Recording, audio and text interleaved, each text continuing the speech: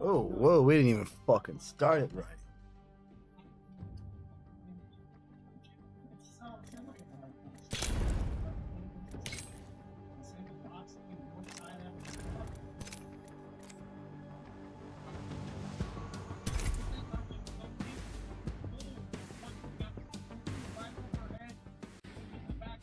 Yeah, Reed's probably gonna get fucked up here, sorry to say.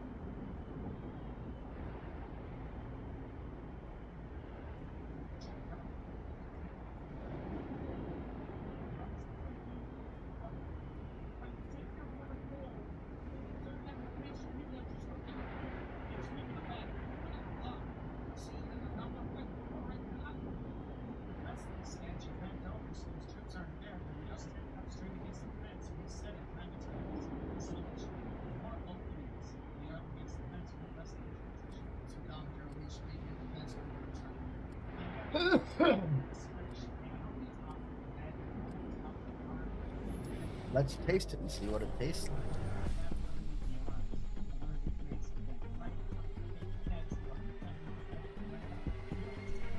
The winner's out there looking for you. Breaking bones, Mango, not breaking bad. hearts, Find you if 5 you let it. decades runner.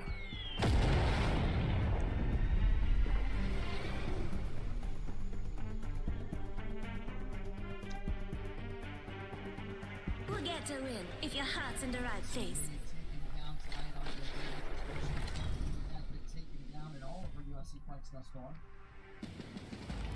Introducing your champion.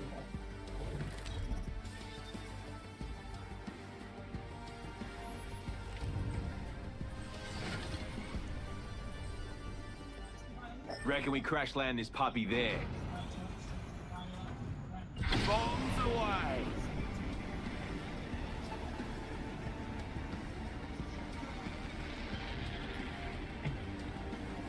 Okay.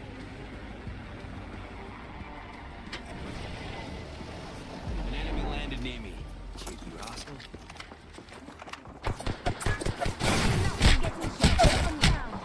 Who dropped here?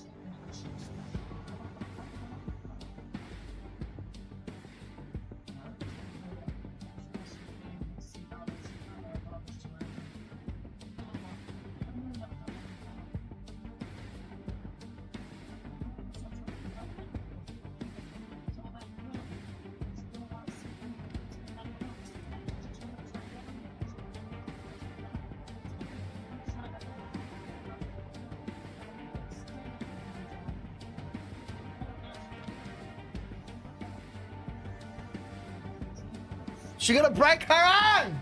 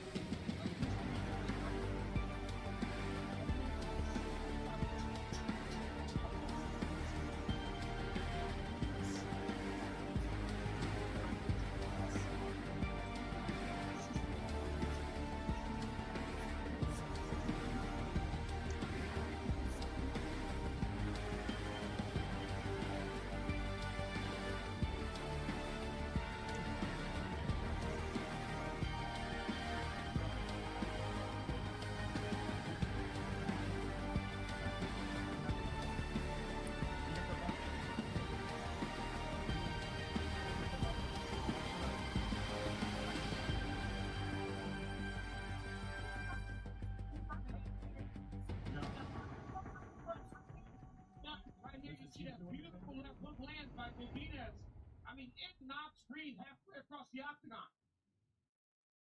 Oh my goodness. That was a beautiful left hook for Michael Vito. In the submission tip, a beautiful training to the armbar. With at least 3 down the ankle. Did a great job. Hey, look at his face as we saw his knockdown.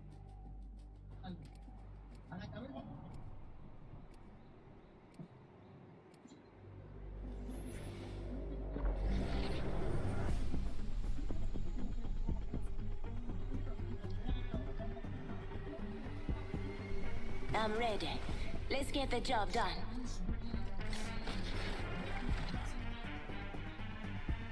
Pick me, pick me, pick me. I'm so bored.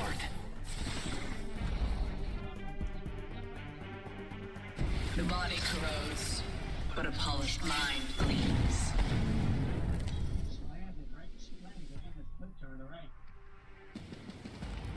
This is your champion.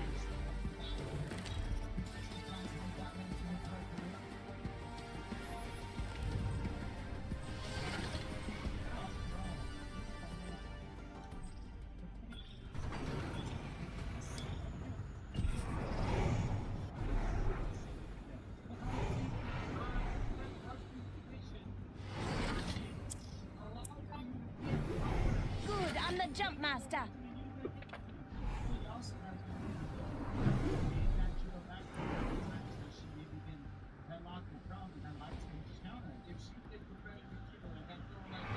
Eeny, meeny, miny. How about there? That spot's back. Oops. Looks fun over there.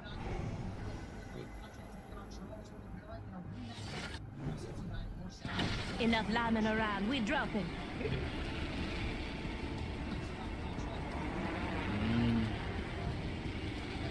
I'm going there. It would be wise to follow.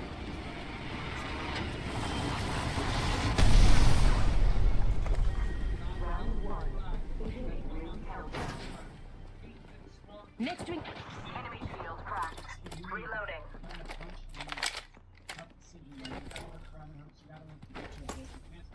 1 minute. These bonds aren't even pitiful, allowing themselves to be caught. Reloading. Evo shield here. Leather 2. Taking fire. First blood. Let us begin. Recharging shield. We've got 45 seconds. If you don't got robotic legs, you need to move. Reloading. Taking fire. Eliminate the enemy.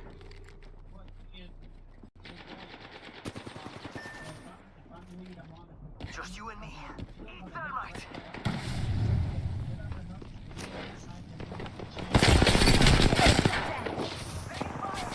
Yo, cracked an enemy shield. Fast with that sugar. Got the banner. Good hit. New kill leader. Go on, watch out. I'm down. I actually got hit. Just giving my shields a recharge. Listen up, the ring's moving. Got trouble here. What happens to you happens to you. Not good for you.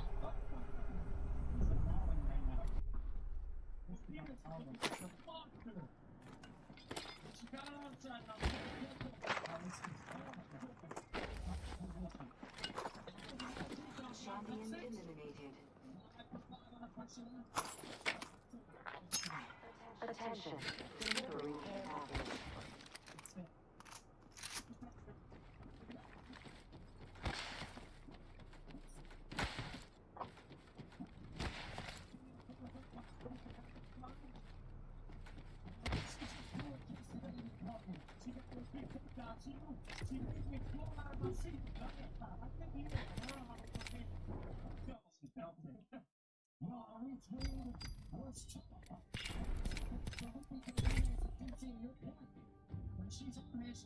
You fucking hop, top that.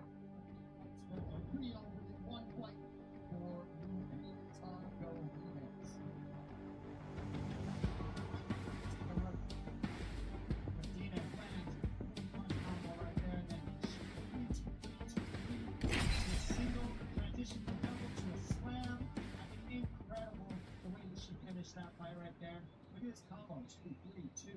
Single. Lift. This is DC 101 to a double. Transition to a double. That's what we've seen Cormier do so many times in fights. And we see Martinez. What an exclamation right by taking the back and finishing the fight. Outstanding masterclass again. Right there. Being stranded in space for a spell certainly brings out the fight in a lassie. Breathe easy. Watch your I side and cannot never wait to win this match, friend.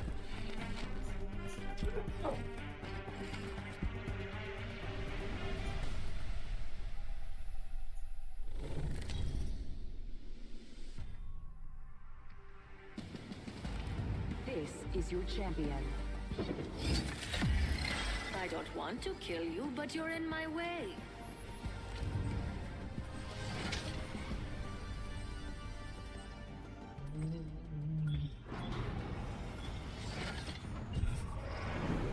I'm the jump master. I don't want to be a jump master.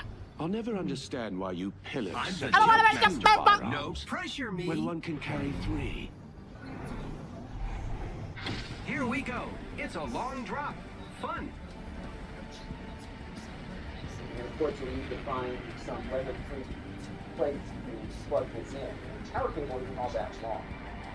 I'm not questioning that whole. Where you taking me? Also, I got to read the instructions for this switch, but you've got basically your uplink port here. This is gigabit, and then you have 10100 or gigabit PoE ports on this side. And while I plug this in and figure it out, I'm going to get out a couple of PoE devices.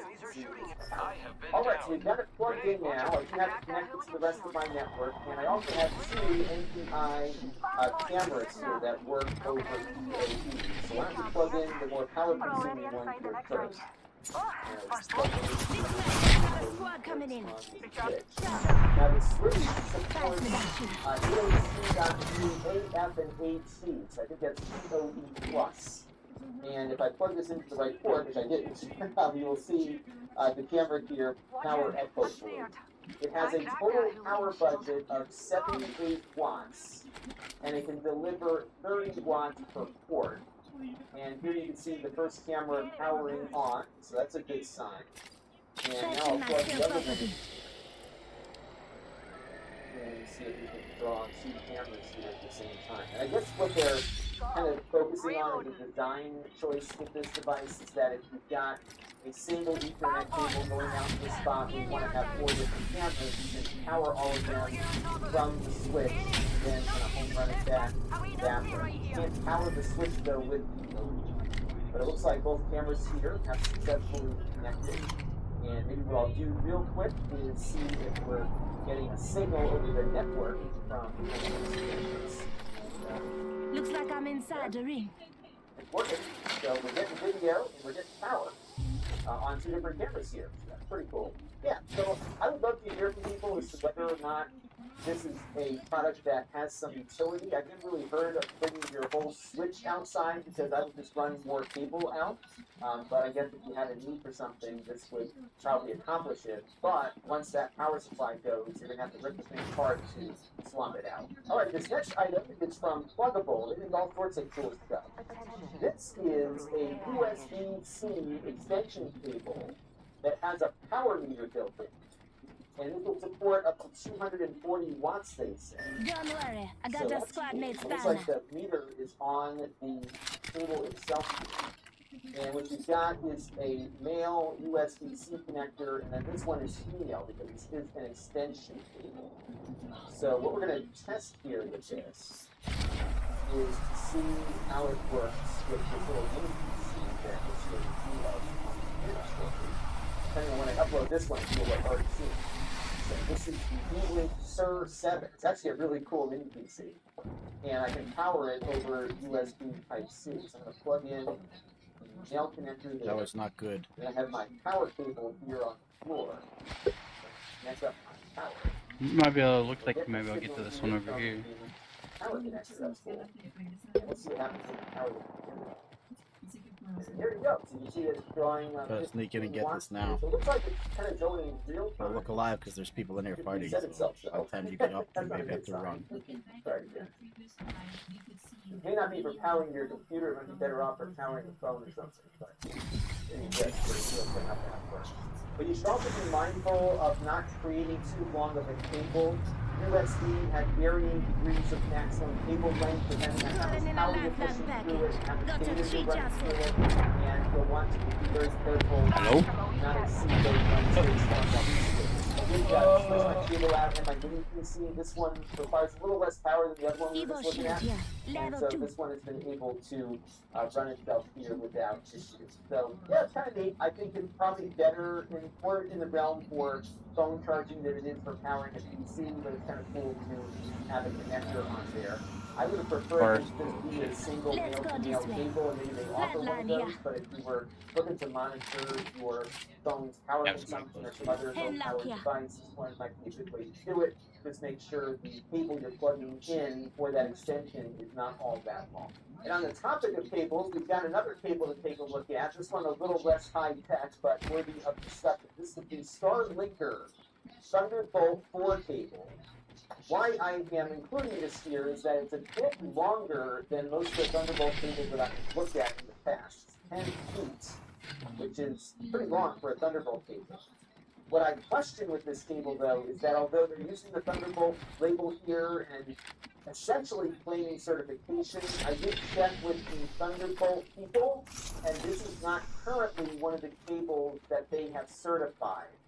One of the things they said is that sometimes manufacturers jump the gun and start selling things before the certification is completed.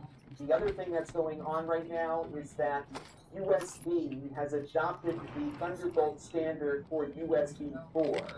So you're going to start seeing a lot more cables like this one that either flat out call themselves a Thunderbolt cable but are not approved to call themselves that. Or you're going to have a cable that says they're a USB 4.0 40 gigabit cable, which will work on Thunderbolt devices but not go through the certification process. Whole team there. Of some of the nuances of Thunderbolt cables and how those relate to USB. Sit here and wait for the third party. But I did want to see, though, because this is certainly the longest Thunderbolt cable, it is the real one, that I have ever tested before. And I've got my Thunderbolt. In fact, when we get up there, that's where we want to go. I wanted to do a quick test just to see if this cable We can make our way around. delivers proper data speeds after we get it hooked up. Alright, so there we go. We've got the cable now plugged into the Samsung drive. Drones acquired, trying to hit them. Given it free of charge through the Amazon Vine program a little while back. It's designed by Porsche, and it has automotive paint on it. It looks pretty cool. We don't get this anymore, but it's super fast. And this is only going to work with a Thunderbolt compatible computer and cable. So that's why I chose this for the demo. So let's pull up my Blackmagic disk speed test. It did find the drive when I plugged it in. So that's a good sign. And here we go. We're getting pretty much the speeds that I would expect out of this drive. We're pulling about 2.5 gigabytes per second on the reads, 2.3 to be exact. So it looks like maybe just slightly slower than what I typically see with this, but it could just be some variation. That's where I heard a loop marker. So for all intents and purposes, it is working at the advertised speed. It is a long cable here, 3 meters or 10 feet. Listen up, the ring be closing in 1 minute. The proper data rate here for the driver. Helmet here. Level There you 2. go. It does work, and how it works over the long term, I will let you know. On to the next one. All right, this next one is for iPhone. Let's take this zip line up top if we can. iPhone with the magnet You ready? connector. This is on the Once I get on it, they're gonna know we're here. stand for your phone. I'm coming. I was hoping it would be a little bit more compact and compatible for traveling. So I'm always looking for something to take on the plane. So we can probably meet them up the hill unless Nicely constructed. It's got some metal here for that part. You can see that this thing just came off, and I'll show you why in a second. But it has some nice construction.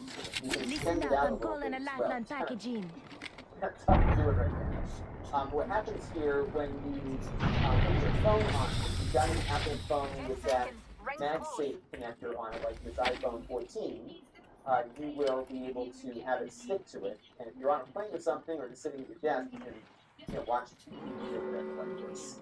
The other thing it doesn't charge your phone, but it should be still. is that when you pull this component off, apparently you can have it rest on your MacBook's display, so you can use your phone as a webcam. Let's take a look at that. Now, you may not know this, but if you have an iPhone that's paired up with your Mac, it will give you the option when you're selecting a camera in most applications to use the iPhone as the camera. And so we have the thing that we pulled off of the stand a second ago.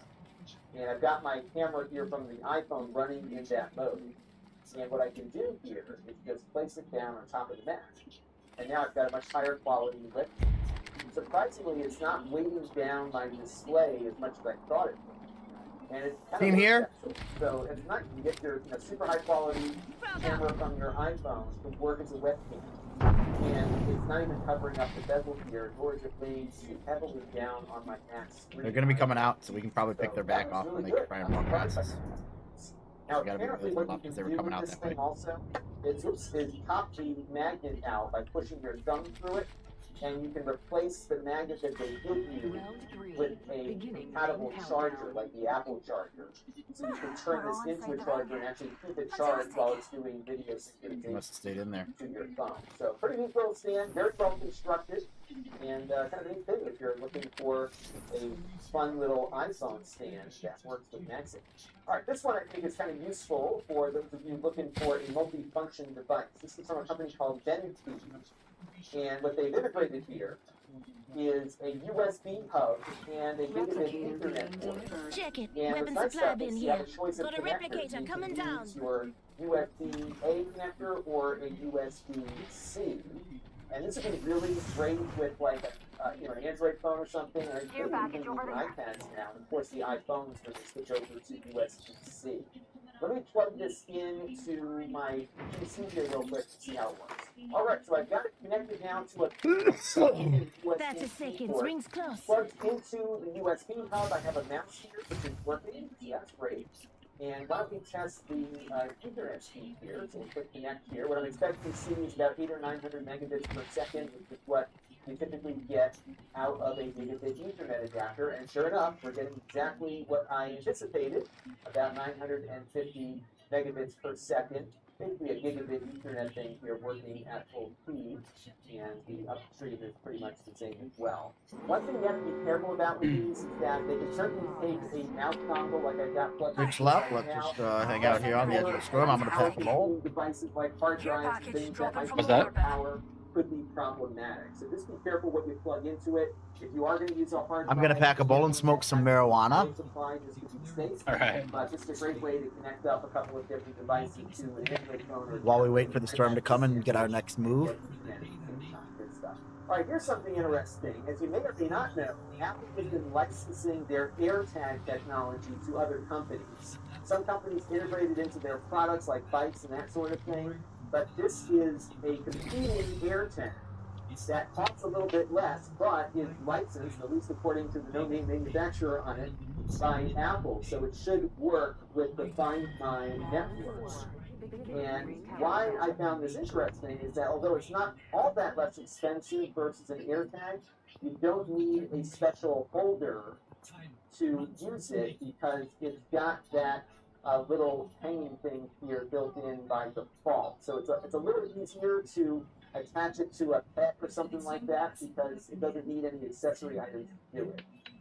And like the Apple AirTag you heard it beat there, Rings it nearby, is 1 powered minute by a to battery close. that is replaceable, so you just have to pry it open and swap out the battery every couple of months. It gives you a little splitter here actually to do that. And then you also get a little strap that you can use to hang it around something. So I thought that was kind of nice. It's a lot smaller than a picture looks. When I saw the picture on Amazon, I thought it was this big, huge tag, but it's actually quite Okay. small. I might have actually And drop this, we can get whatever, and then we can go. It's pretty cool. So let me get this here up with my phone. Let's see if it works. Like here. Not far All right, I got this phone up with my phone. I'm calling this one dog. Maybe I'll capture my dog a little bit later. And when you put this up, what's Your important battery? here is that you have to select The helmet? other item option, not the AirTag. You can have it. because this You want the is not shields? an AirTag. It is an other item that's been licensed. Rings And around the big corner. 10 difference left. here between this and an AirTag is that when you want to try to find the device when you're looking for it in the house somewhere, Try to stay on the edge of this system.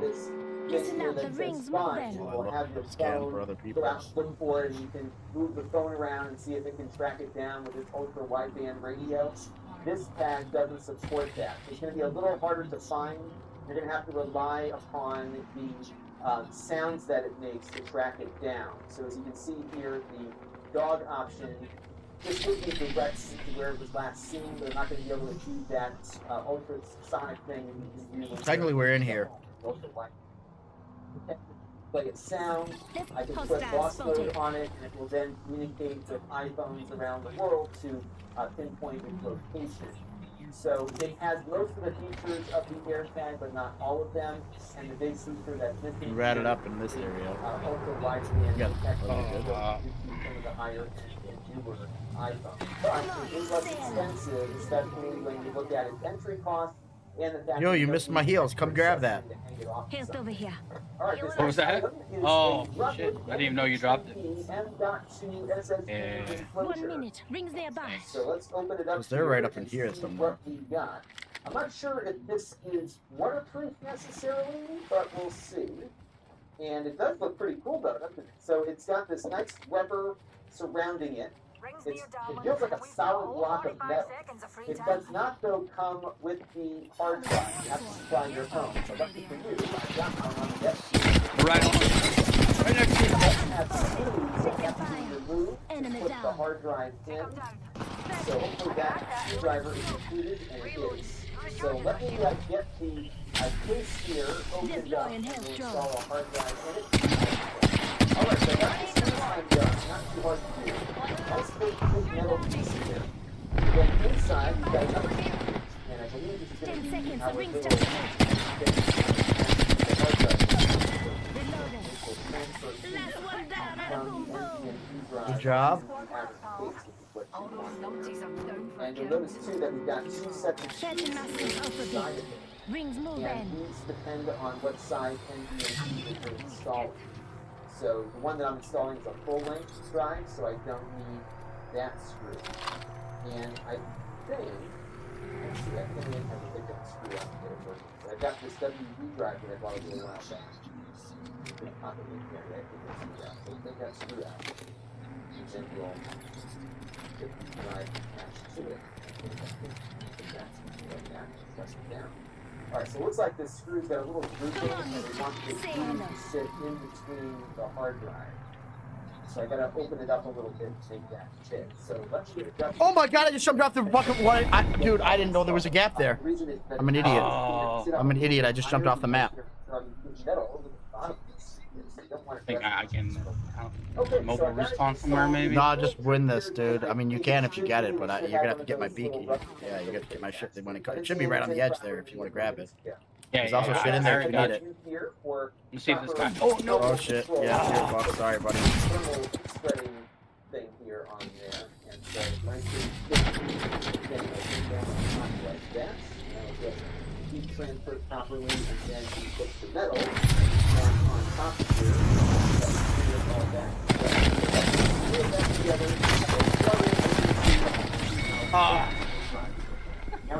Scrap DP says, sorry.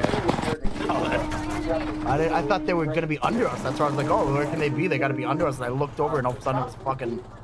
I jumped on the edge and fucking went down to my death. GG. I thought that little ramp thing was looking over the top of something. This cable is not the way to do it, but points for cleverness there. So what I'm going to do here is just connect this up to USB Type-C port on this Windows PC here. And once that gets mounted and I get the drive formatted, I'm going to run this speed test. So stay tuned, let's see how it does when I run that test. Alright, I've got the drive connected now via USB-C to this Windows PC.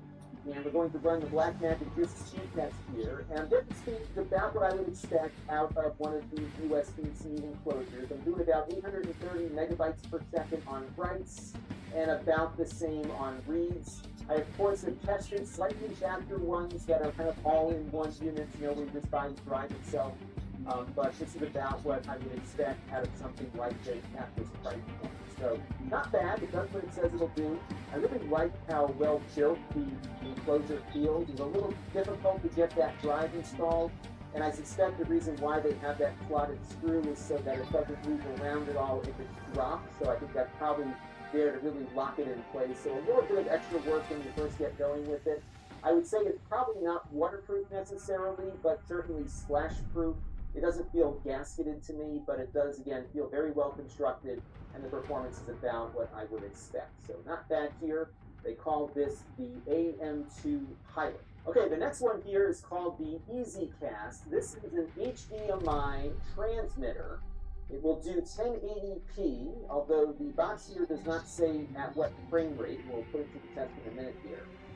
And what I like about this one is that this is a great way if you've got like a projector in the ceiling or something. You can have the receiver unit here with this HDMI plug up in the ceiling. And then this will actually work without any kind of adapter necessary on the computer side because it has a USB-C for the output side. So this is going to require a laptop that can output video via its USB-C port. So if you have to go back to get their dongle, you can receive this thing instead. It looks as though the receiving unit does need to get power over USB-C. They do include a USB cable for that purpose, but I don't see a power supply here in the box. And you have to pair them up initially when you first get going. So I am going to use it with this computer here, and what we're going to look for is how well it works, what kind of latency we might experience with it, and what the image quality looks like. So let me get this hooked up and see what happens. Alright, so I've got the receiver plugged into this 1080p monitor. I've got my Mac app here.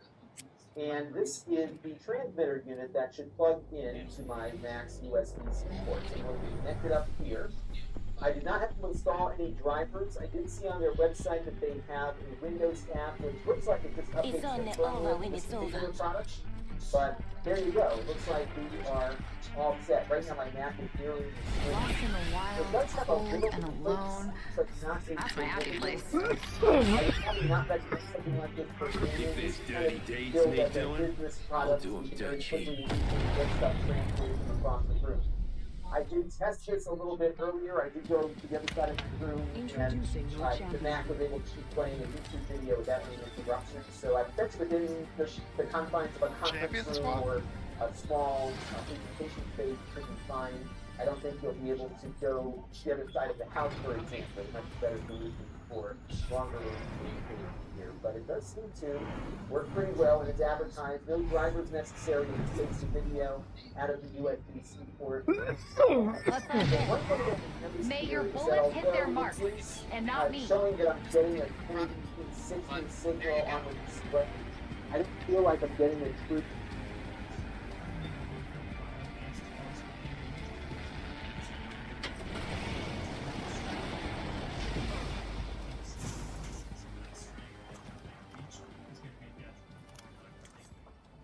Esta pelea esta noche, lo que necesito hacer es capitalizar en mi presión, capitalizar en todo mi técnica. Yo sé que yo sé que soy el mejor peleador que Kyle, yo sé que lo puedo terminar y pues nomás queda ir a demostrarlo.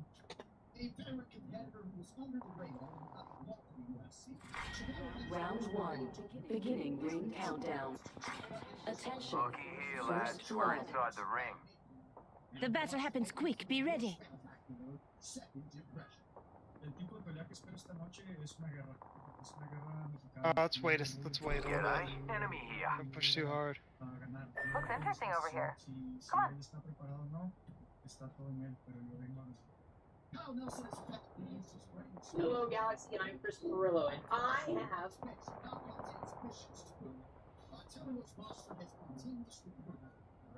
Joker over there. Firing. Getting shot at. Firing. Reloading. Throwing thermite. Throwing thermite. Cracked an enemy shield. Recharging shield. Kill leader Enemy appointed. down. New kill leader. Go on, watch out. Another squad's joining the fight. Deploying me Jeffrey's bar recently accused Trisha Paytas of being a liar and went off on her. People are accusing him of desperately trying to repeat history. So what happened was Trisha had Terry Joe on her podcast, and during the interview Jeffrey was mentioned, and Trisha kind of just laughed off the drama she had with him back in the day, saying she didn't even really remember what had happened. People weren't that bothered about this because Trisha wasn't exactly dragging Jeffrey, but just briefly bringing up the past. Trisha has changed a lot since having her daughter. She doesn't get into any drama unless it's serious, like her recently calling out Colleen Ballinger. But other than that, she's pretty quiet and doesn't get involved in dramas anymore like she used to. Ah, fuck. Damn it! Well, I can craft you. So anyway, Jeffrey ended up saying this clip on the podcast. I don't really want to I'm gonna drop down here, but... He was furious, but Oh, she you're didn't alive like still? Trisha. Yeah, if you're alive, I'll fucking come get you. Yeah, I'm alive. I'm in like a corner over here. If you can like kind of sneak over here, but... Are you on the bottom? Yeah, I'm at the bottom. Yeah, I'll get you, bro. I got this. Alright, yeah, I mean, I usually stay anyway, like, I don't just Let's leave when you, I mean, let's jump the fuck out of here once I get you. Yeah, let's get out of here if you can get me. Now she's healed. No, she's awful. But there are people like right up crazy. here. She don't remember. But they're fighting other people. I think we're good. Alright, we can just bounce. Let me heal up real quick. If you can, yeah, drop that. Recharging my shield.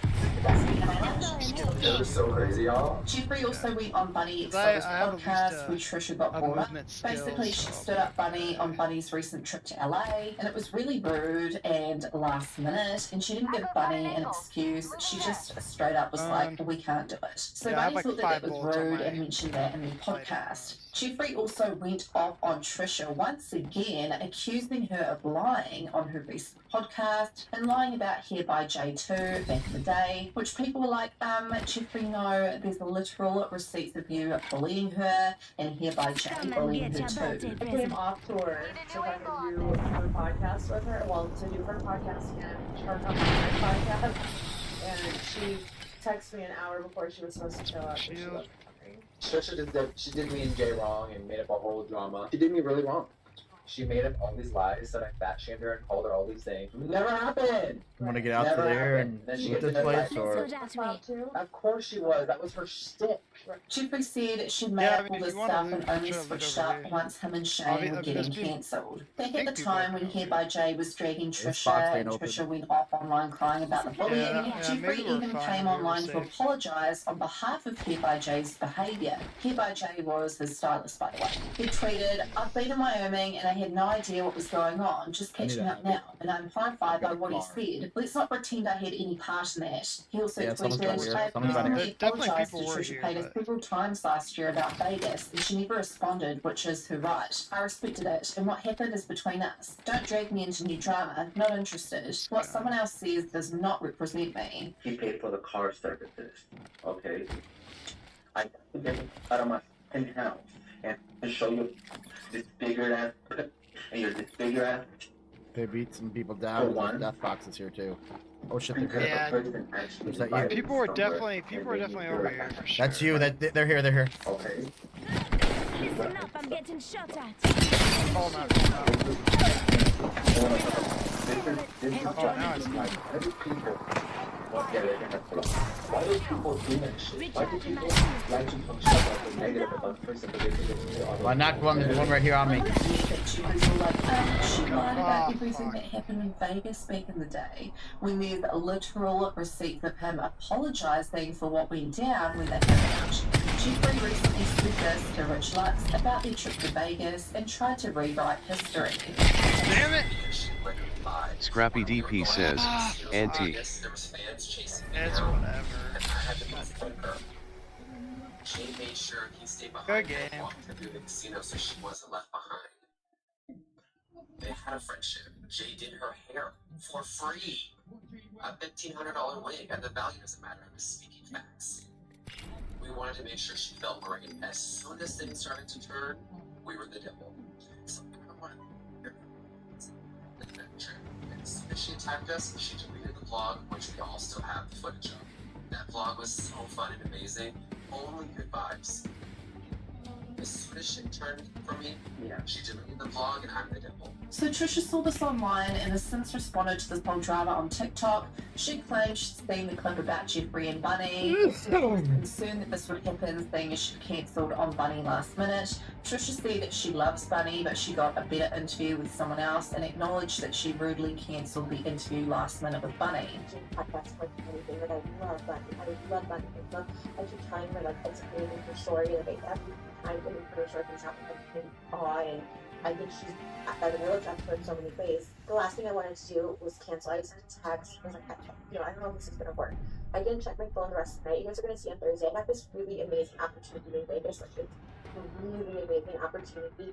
And it was supposed to be for the next day, and then we got something that night, and we just kept having it so close. It was like picking up the boots, how to go to this event, like check my mom and maybe and stuff.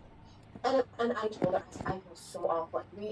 I had a guest cancel on me like 2 weeks ago, and I told her that too. I was like, I was so mad. Trisha additionally said Bunny talking about her with Jeffree, and Jeffree lying about her and about all the things that had happened in the past is now affecting her emotionally, and she started crying. But bringing it up on a podcast with Jeffree Star, There's a woman out there waiting for us. Hates me and continues to just hate me.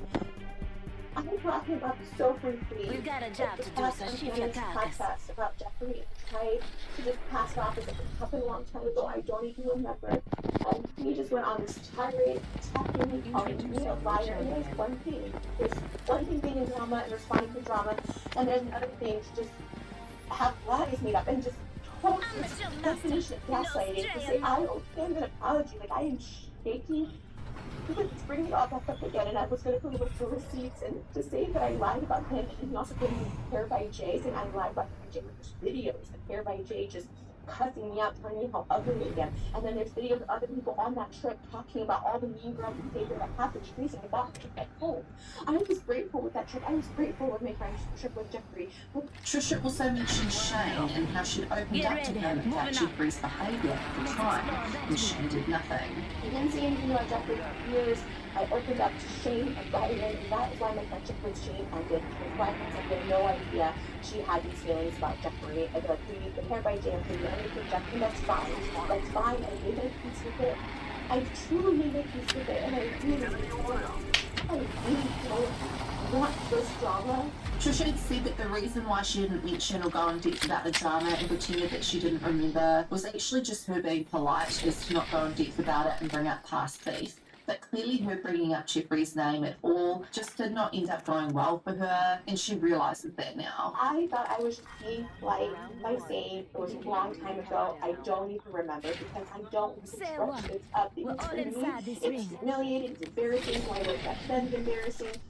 I thought when we were back then was embarrassing. I thought Jeffree could agree on that. And seeing all this, and then seeing Bunny bring it up on this episode where Jeffree just despises me, knowing that he's gonna go off on me and say I'm a liar and all this stuff like that. Say I wanted it, like, looking for clout when I didn't say anything for years. Yeah, it was because you blew that bitch off. I don't know. It felt a little bit of an attack. It felt a little bit mean girl behavior because I get it. I get it. What I did was so disrespectful to Bunny. Like I should not have canceled last minute. I shouldn't have. I shouldn't have even made plans to begin with. I was just so flustered. This trip, this event that was happening is like one of the biggest things that have ever happened in my entire life. I was so focused on that. Trisha said that she wishes that she could make it up to Bunny for cancelling last minute, but she does not wish to make any sort of apology to Jeffree Star. So what did Bunny have to say about all this? Well, after her podcast and after all this drama went down, she spoke now on TikTok about how much she loves Trisha and how she basically keeps out of drama, and says that she never once disrespected Trisha on that podcast with Jeffree, just that she was let down at Trisha cancelled at last minute. When I did this podcast, if you guys listened to the podcast, if you've listened to it already, you know that in the podcast it's nothing but talking about Trisha. And I'm just matter-of-factly stating what happened between Trisha and I. I'm not talking shit. I'm just telling the truth. You guys that follow me know that I always keep it 100. Maybe you listen to the podcast. I just keeping it 100. 100. Keeping it 100. I'm keeping it 100. I'm 100. It's so crazy that Jeffrey is trying to rewrite history with Trisha, especially with all those people apologizing for the past. It isn't obviously hit a deep wound with Trisha because she was calling on TikTok about how Jeffrey treated her and is still treating her to this day. Let me know your thoughts on all this drama in the comments, and don't forget to subscribe for more juicy tea. Here's your birthday present. I briefly mentioned the situation with Unity a few days ago, just as a tiny little blurb. Basically a cameo appearance in a Marvel movie, and just kind of went over like the very basics of everything going wrong with Unity. But things have only gotten worse since then, so I just want to make a whole video here going over the entire situation and kind of dancing on Unity's grave. What do you want to do? You guys want to move somewhere? You want to stay here? You want to move out? Yet, but they are doing everything in their power to put themselves in danger. They are bent on self-destruction, and nothing will stop them. Hold it down somewhere, you know, I don't know, like pushing. With Jack Bauer interrogating a terrorist, and they're doing everything they can to take the cyanide pill to end it all. That's Unity as a business right now.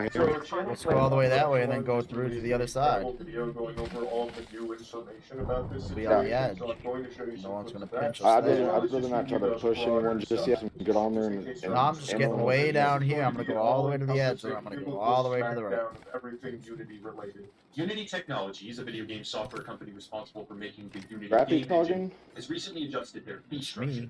On top of a flat subscription service, they will now charge me my man Steve Rowland. We're kicking a flow, and it goes a little something like this. Tag team back again. Check it, wreck it, let's begin. Party on party. People let me hear some noise. DC's in the house. Jump the joints. There's a party over here. A party over there with your hands in the air. Shake it there. These three words when you're getting busy. Whoop, there it is. Hit me. You reach a certain level of success with their product. They will then start dipping their greedy, grubby little paws into your pockets and take a little piece for themselves out. So, if you're using Unity Personal and Unity Plus, you're eligible for this fee once you reach 200K in revenue over the last 12 months and like I heard you have say 200K lifetime installs. And that number increases to 1 million in 12 months and 1 million installs when you're using Pro and Prime. So basically, they will start taking money. Echo! Dictated how much. Play my messages! No messages from today. For earlier ones, go to the Alexa app. You also have one new notification. From Amazon Shopping. Your recent orders including Super Mario t-shirt and Philips LED light bulb could not be completed. Yeah, I just changed those fucking things. What are you talking about? I don't understand why PayPal is now not fucking funding my shit with my bank account. Let's go over there.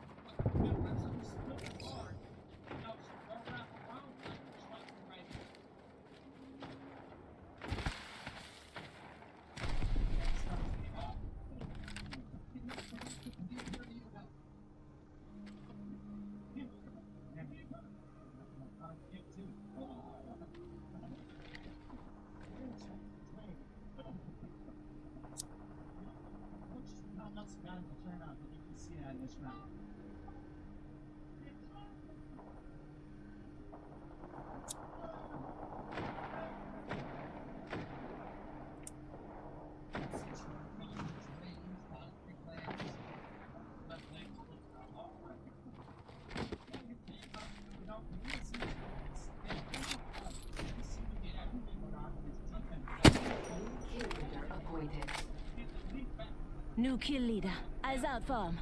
New kill leader. Go on, watch out. Round 2. Beginning ring countdown. Enemy over there. Shooting.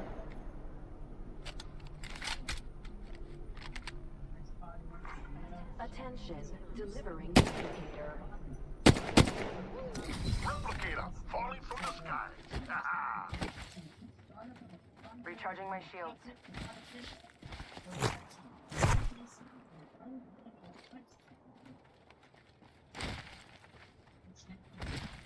Trying to get back to you guys. I fucking hurt those teams. Put the drop down, put the drop down, put the drop down. Don't shield out. Why? Why would I do that? Why are you trying to do that, dude? Tell me off into it. Are you talking to me? Evo shield here. Level 2. I hate. The ring's closing in 1. We're not very close. You need to move. I wouldn't be sticking there. I would just keep moving out.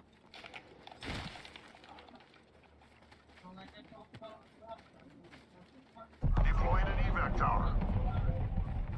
Fall ring, 25 seconds.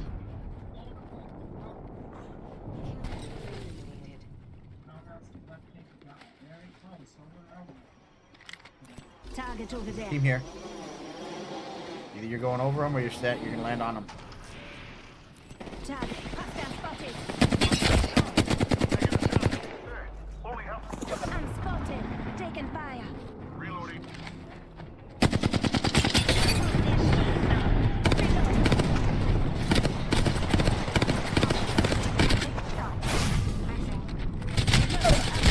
Are you fucking kidding me? Reload. I downed an enemy. Don't even finish. Just come pick me up. Listen, let's move here. Contact with task. That one's circling on you. He's going. 1 second, we got this. Oh, I'm hit.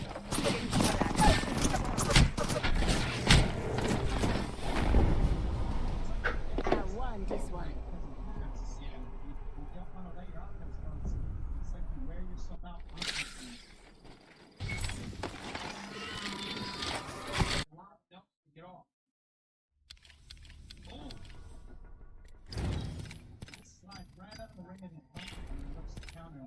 Stayed in the pocket. Now looking at you out of the way, you must stand in the pocket to counter Nelson and never find you. See, a lot of times you see guys jump out. He just doesn't jump out. He doesn't even stay right there, and he tries to return and he touches it. Well placed inside lane kick for Video. Nelson has landed nearly 60% of his strike attempts thus far.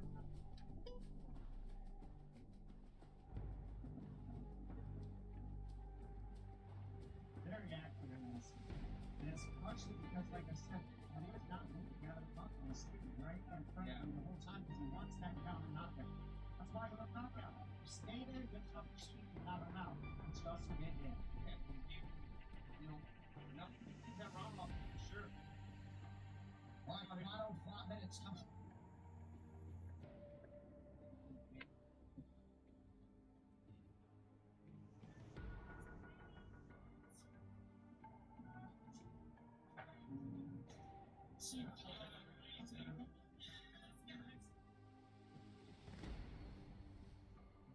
Your first homes is a lot of firsts. Your first loves, it's your first steps. The home to you find the confidence. Create the first place you call your home. Built how to just get more done. All eyes are on the WNBA this postseason. Pay attention. The stakes have never been bigger. Superstars from super teams elevate to new heights. And new contenders make their mark on the biggest stage. The moment is here. Who's gonna meet it? We're all about the WNBA playoffs.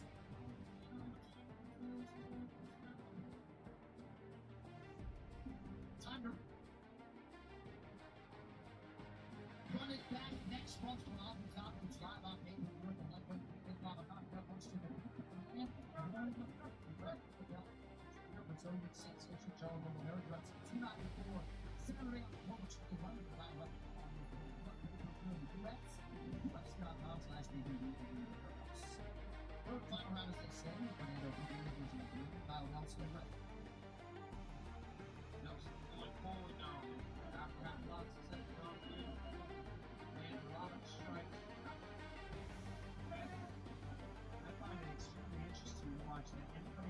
Nelson fight and take, he slows it down at his pace. If you want to run the pace on it, you keep that defense up and wear yourself out. You can't get out and you can too late. But right now, he's just keeping the pace slow. And he was having a hard time landing a big shot and he's not a problem. Nelson has done a great job finding his spots, not overthinking and staying within himself. He's fought at a good pace to where the manage would be pretty good, honestly. Right, we had it all night with landed for Nelson. I mean, anytime you see a land something, Nelson returns to. Nelson throwing the big shot. They're more neutral. Dia did hit their thing, but I could not be. This question, we got a cut on Nelson. Does that count for damage on the scorecard? Yeah, damage, right? Damage. It's smart. It's 5 rounds. Right? So, does it damage everything? Yeah. First criteria is right. It can't be damaged round 1. It makes you win round 3. I think that's my understanding right now. Damage is an extremely important word. Since it ain't the only one here that I know Kyle Nelson. Listen, and we're not going to be able to put it out. They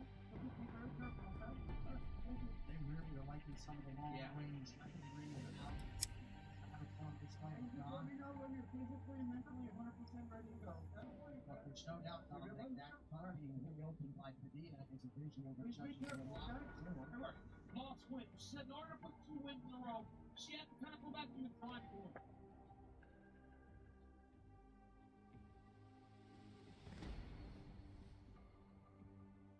That's the difference in the approach tonight. Padilla is mainly boxing and doing that. You have to put up nothing doing everything. Throwing his hands and landing a lot of kicks.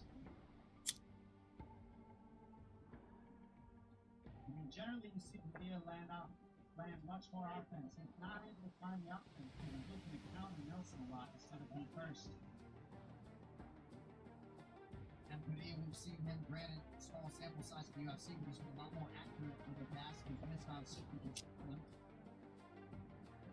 One of those, they're very encouraged about what they're seeing right now. If I couldn't give the opportunity, if I got it, stand up. It's defensive match. They don't like when you go like Nelson trying to wrestle offensively.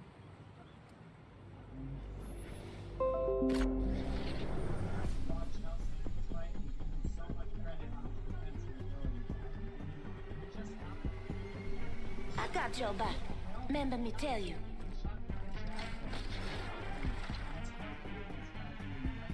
Hold on to me, Coldy. This won't take a second.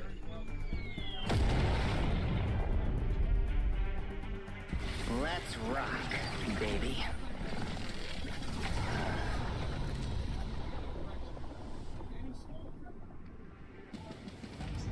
This is your champion. Taking orders for after the game, fellas. We talking what? 60 steaks?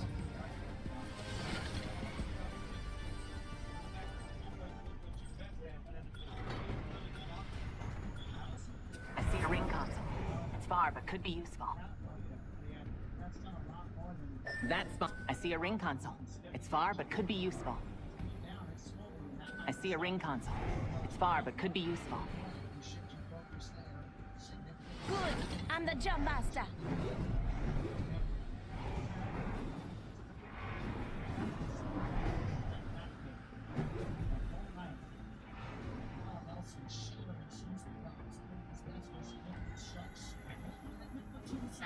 Get ready. Moving up.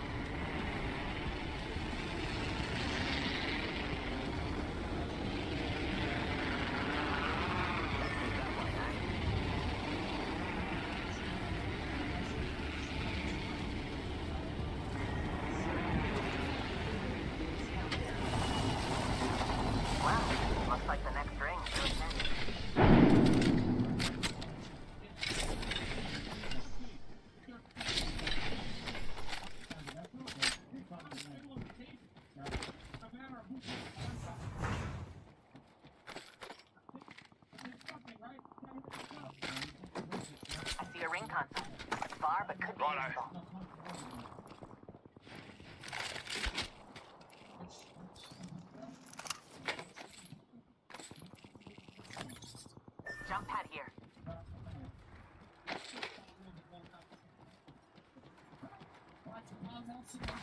Exploding there.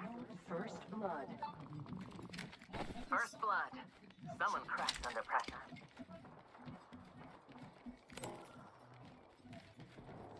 Gotta clown that away. Yes.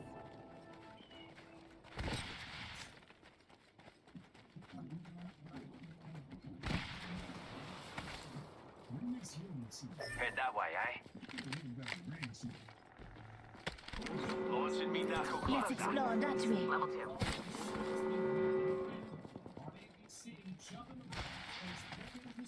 There is a team fighting there. New kill leader appointed. New kill leader. Go on, watch out.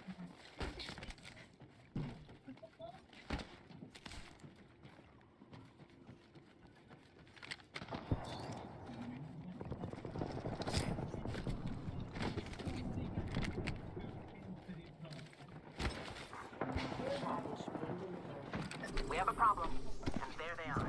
Got a secure package coming in.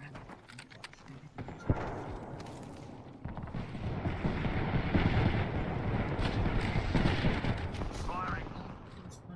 They're shooting at me. Cracked an enemy shield. Clown, take it down. Reloaded. Reloading. Dropped an enemy. Pierced through the mundane. Enemy in my face. Now it's time for the official decision brought to you by PADs and American veterans on promise to Americans. Sheila, give me a sec. Casting a thermite. Another squad is on us. Round out.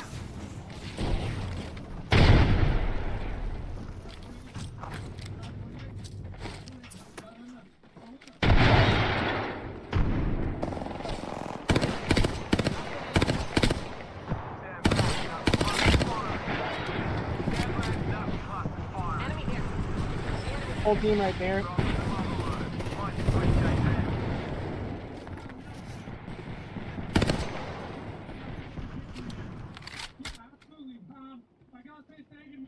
Right going long. I'll give them a piercing or two. Firing a frag. Enemy killed.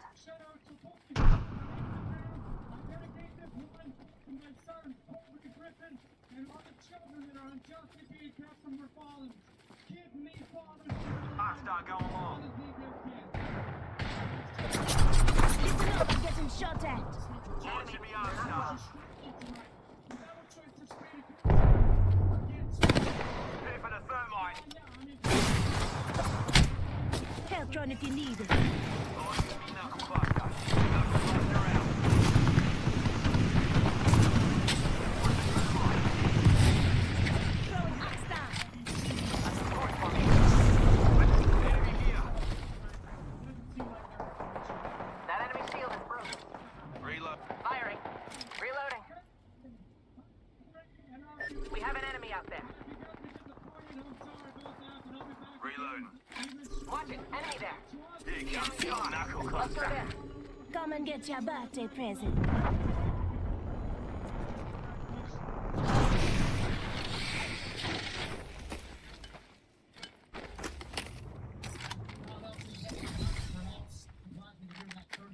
I wanted to judge the scorecards, but broadcast group Head that way, eh? and got the nod tonight. Here's win for Kyle Nelson, who won the split up. Keith Bryce Mitchell playing in Colorado next Saturday live here on the A number 4 Charlotte Intercontinental Bars for the night. Wingman here. I like this spot's energy. Let's go. A console here. To divine the next ring. Massive shotgun here.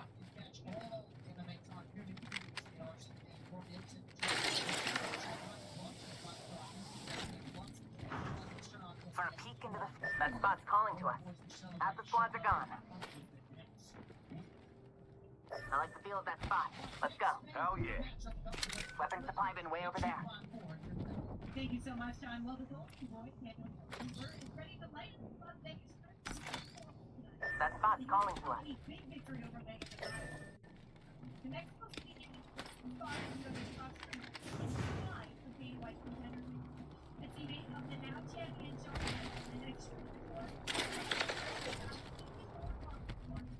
Listen up, we're spread out a bit. Watch your maps. Round 2. Beginning ring countdown. Enemy there.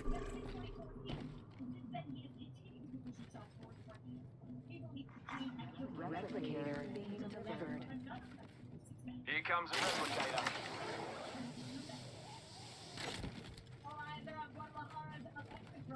head that way.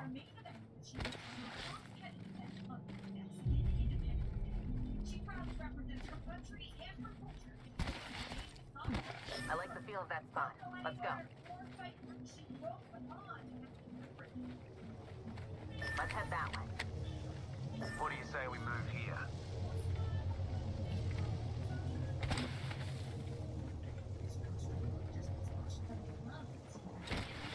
I like the feel of that spot. Let's go.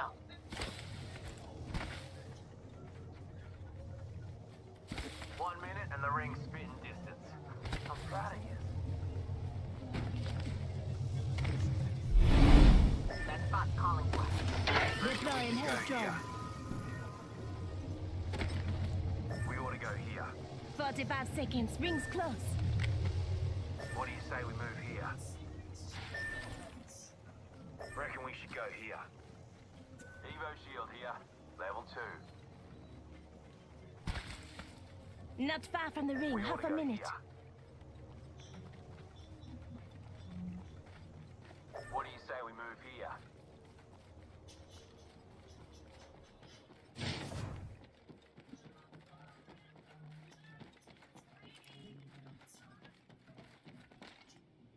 Ten seconds. The ring's just ahead.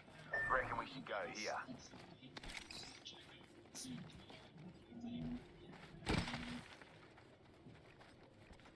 Warning. Movement in progress. Oi! Extra supplies here. Rings moving.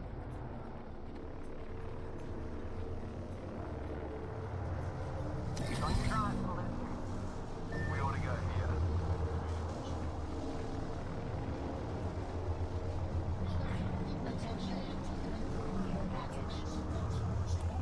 Looks like a care package is coming in. Big dings in that. Got some Hey, we've got a materials closed here. door here. It's fortified. Calling it a lifeline package.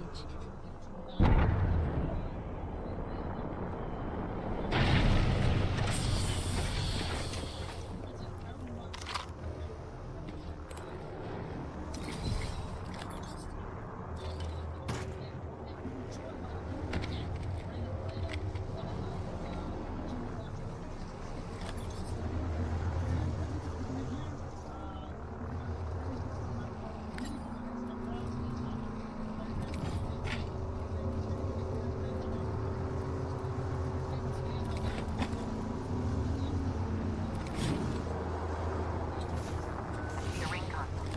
Far, but could be. Let's head that way. Another squad's been here. I'm just taking the piss, eh? Enemy over there. Yeah. Clown there. Lucky me. Knuckle cluster out. Here comes the mother load. Deploying me knuckle cluster.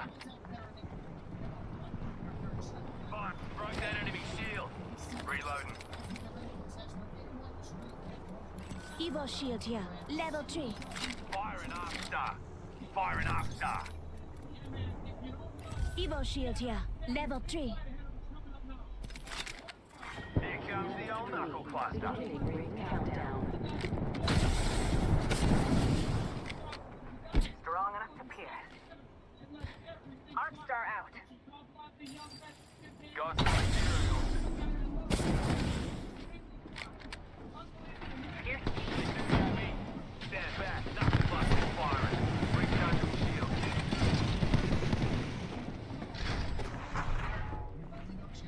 We're close to the ring with a minute to spare. Attention. Got some crop in the dirt. Replicate. Focusing on me. Recharging shields. Ring's close. 45 seconds on the clock. Today's coming up aces. Deploying me knuckle cluster. As they're buying, that spot's calling for us. 30 seconds. Rings close. Getting shot. Opening fire. Deploying me knuckle cluster.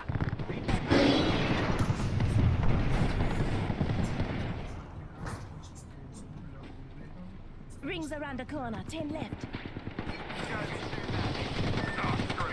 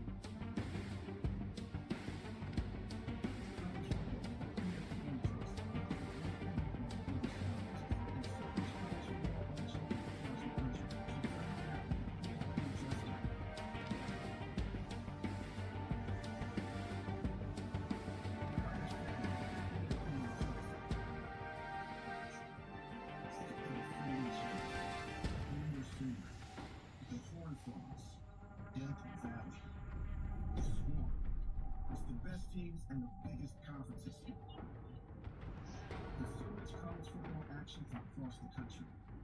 So sign up now.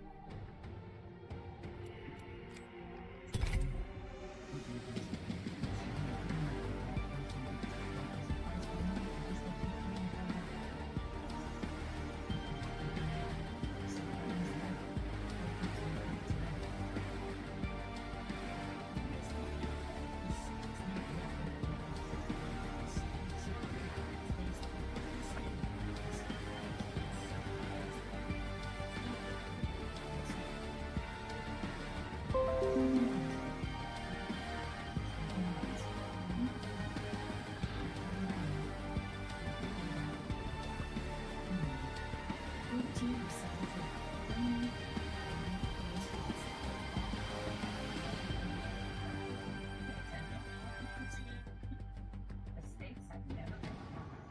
Superstars from super teams elevate to new heights. And new contenders make their mark on the W's biggest stage. The moment is here. Who's gonna meet it? We're all about the WNBA playoffs.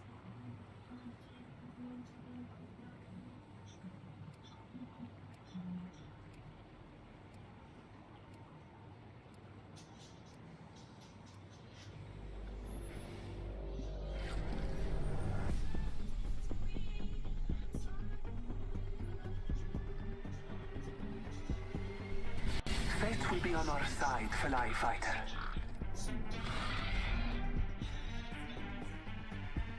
Gold goes so well with a diamond like me. Now romp with me. I'm ready for a match.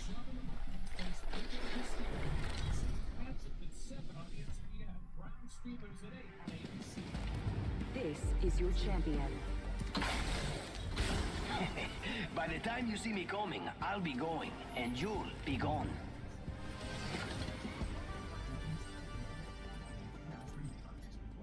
I'm the jump master. No straying, no.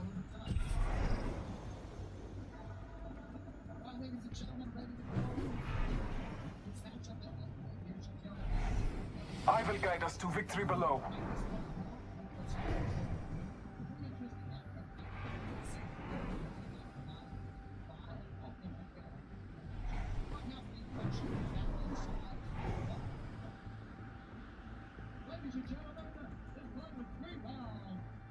Prepare for battle.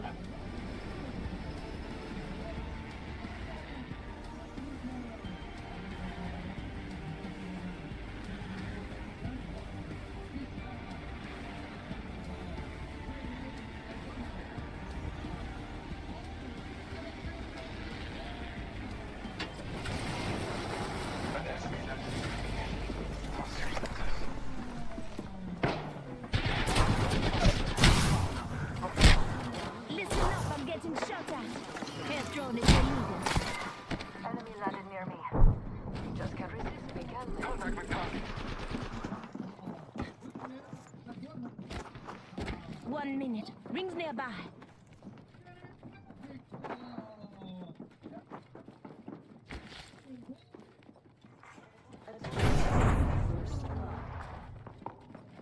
First blood already. That's what happens when you get too excited. 45 seconds. Rings close. Come on, I still need you.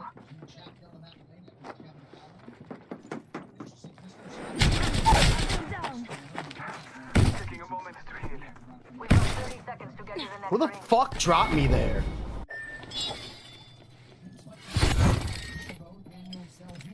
God, I wish I could leave this fucking map. You guys suck. Let's go back to whatever.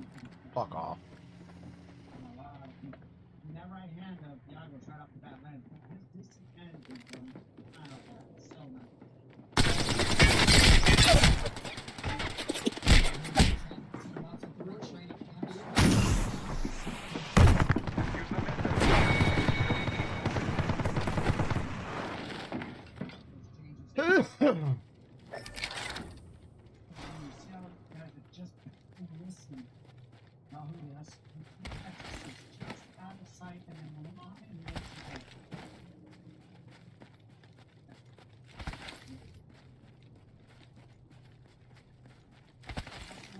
say, Dominic. I mean, that's how thanks to his nether passing down invisible walls. Attention, delivering care package.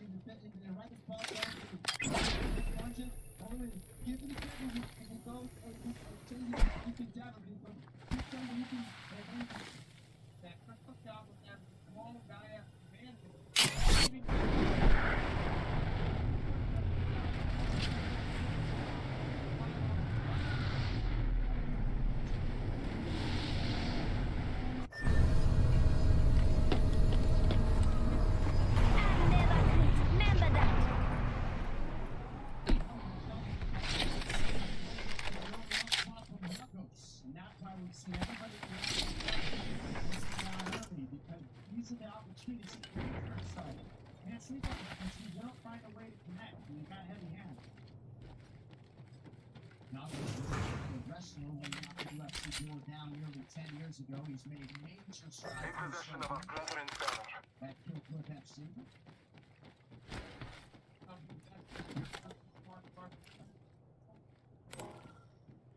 A big team. They have a big team and a strong team. Everybody's special.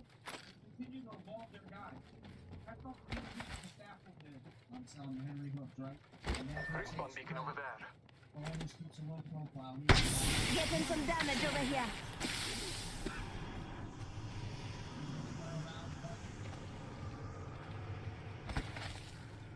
Gone now, say hello.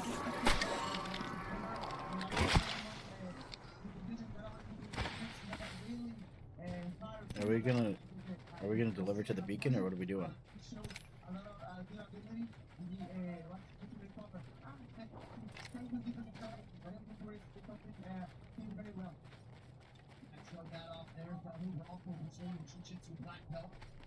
All Father, give me sight. You know, that's part of what makes Hoover so tough is takedown defense of that range. It's that shot you far away, and you can space you need to stop the takedown. It's just an extra ball that helps you trap the adversary down at the same time for this ball. Yagos had a close bonus. How do you know to take this fight? The distance between us is vast. Focus on your maps. Oh, you're getting him up there. My bad. Okay, alright. I see you. Okay.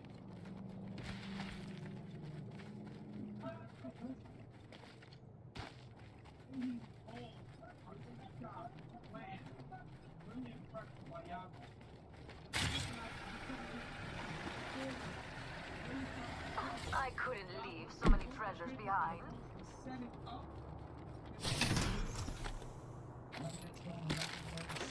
The shot. I love what you said, DC, about how that was about and that's why you see when we look at the upper flex, because we put the attempt that's also by Yanis and the other units.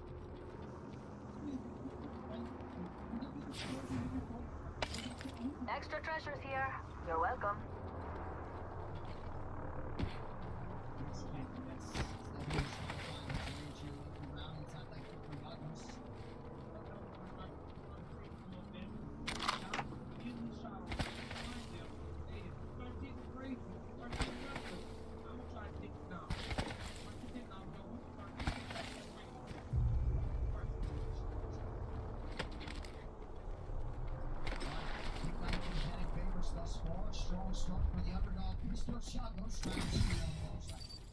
Found some materials.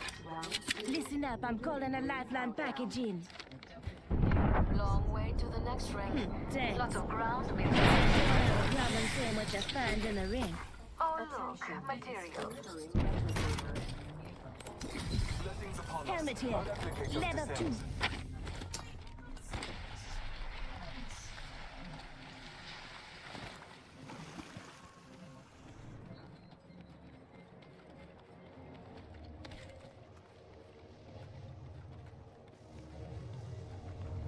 Jump drive activated.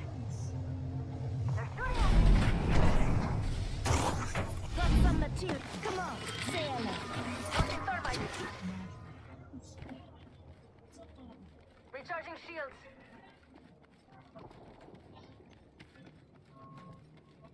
I see a zip rail there. We've got a long way to go and a minute to do it. Let's go. Dynamite's Contender Series is heating up your summer with the best prospects from around the world. Jump drive set. 45 seconds. Ring's just up ahead.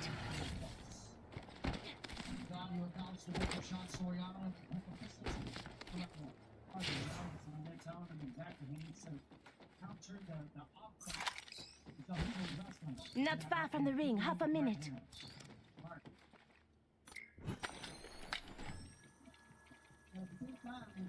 I found a little something extra. Half the squad's left.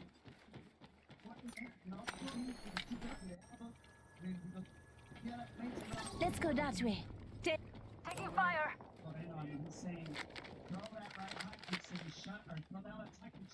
Jump drive in position.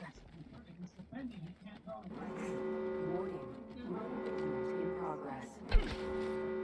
Rings moving. Recharging my shields. There's an enemy near me.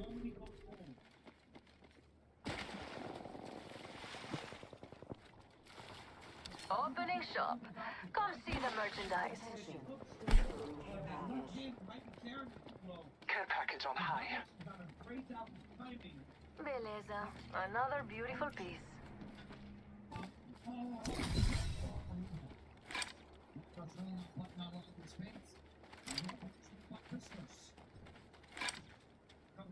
Come and get your birthday present.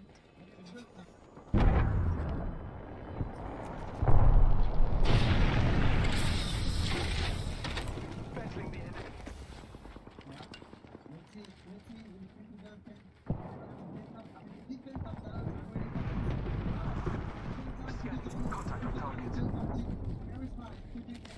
Frag grenade set. Frag grenade set. Frag grenade set.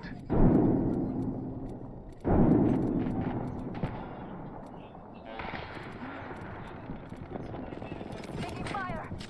Grenade, move. Enemy close. There's another squad on us. Taking damage. Firing. Broken enemy shield. Damn it, that hurt.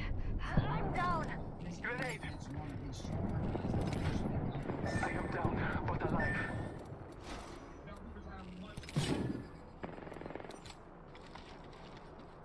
Contact with hostile. Hostile close.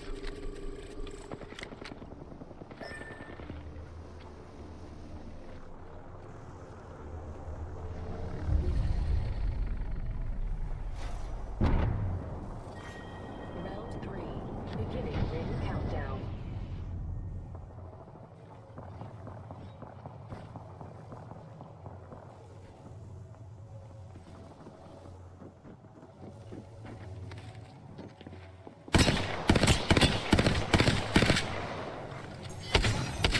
Delivering replicator. Go to replicator. Come on down. Break that shield now. Knock down the whole squad. Touch me up, jump. Just giving my shields a recharge.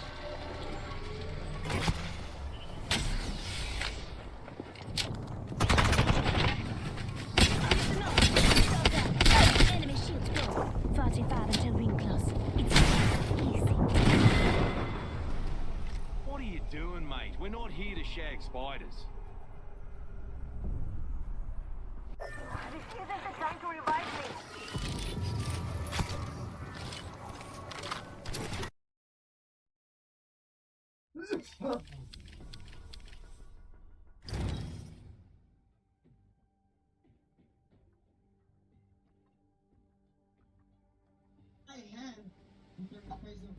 Cristo, claro, a different vision in the gap, trying to reset, going with the right hand, then Cristo just going backwards. With the panic shoot in the gap, miss. Arms, and in the gap again, the anaconda choke. You know, many people, any dogs, Brazilian jiu-jitsu, black belt, Daniel Ted, screen and wall.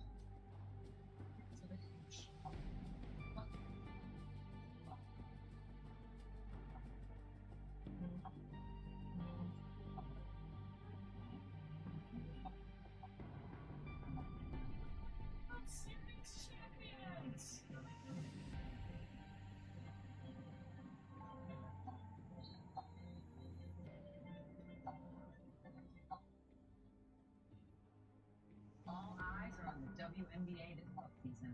Pay attention. The stakes have never been higher. Superstars from super teams elevate to new heights. And new contenders make their mark on the league's biggest stage. The moment is here. Who's gonna meet it? We're all about the WNBA playoffs. Football is back. Got your new fantasy team name? Check. Brill? Check. Fancy Bro? Check. Troy and Joe? Check. Bro and Bro? Check. All the emotions? All season long? Check, baby. Well, it is almost time to run the next button.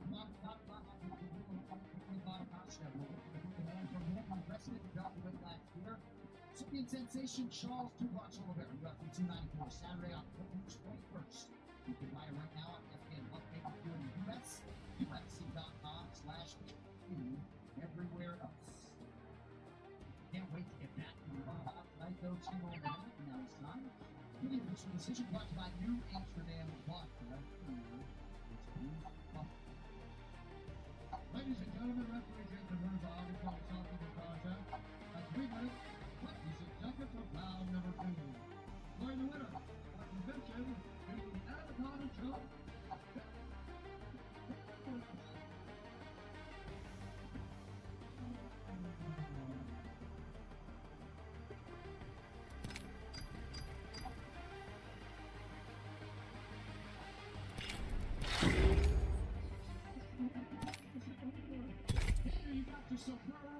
Woo! Level per install of a game once it reaches this threshold. Now there is no faith in this company left, like it's nothing but bad will, so no one really has any faith that they have any means of detecting fraudulent downloads. A lot of people were very quick to point out that you could absolutely fuck someone in the face by just constantly reinstalling these games on like virtual machines or pirated copies, but Unity's like, no, we've solved everything.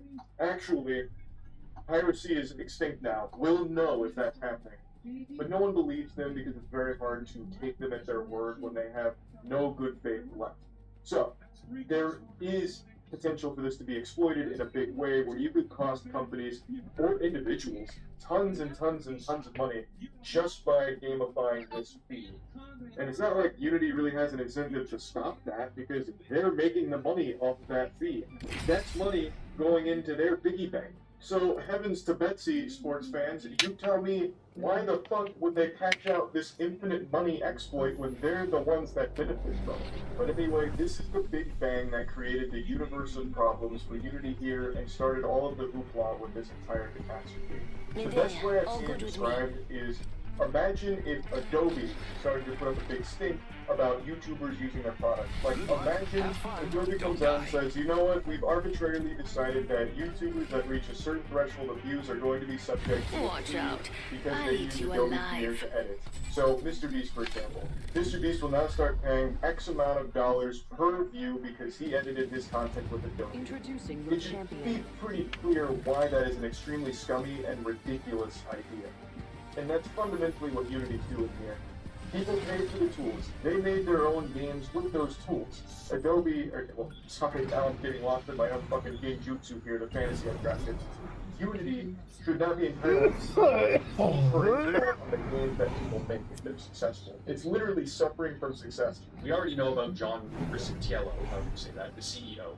He sold a bit of his stock right before this all happened. He was the former CEO of EA Games. John Riccitiello, more like John Sissitiello, because he's a little bitch. Man, what a humdinger. If Unity wasn't dead before this video, they're definitely dead. Was an absolute heathen. So anyway, their CEO is John Riccitiello. I bet that. I also don't know. Upper Echelon is about to use the need of the new discoveries, but I want to continue laying the foundation for all of the prerequisite knowledge that you should have coming into the new stuff. So, their CEO is a very important component for this entire controversy. The battle happens He is quick. a Be former ready. EA employee, former EA CEO, who was too greedy for EA. Let that sink in for a moment, marinate on those juices, let that percolate in your noodles for a moment. someone was too greedy for EA, and it's this cartoon villain here.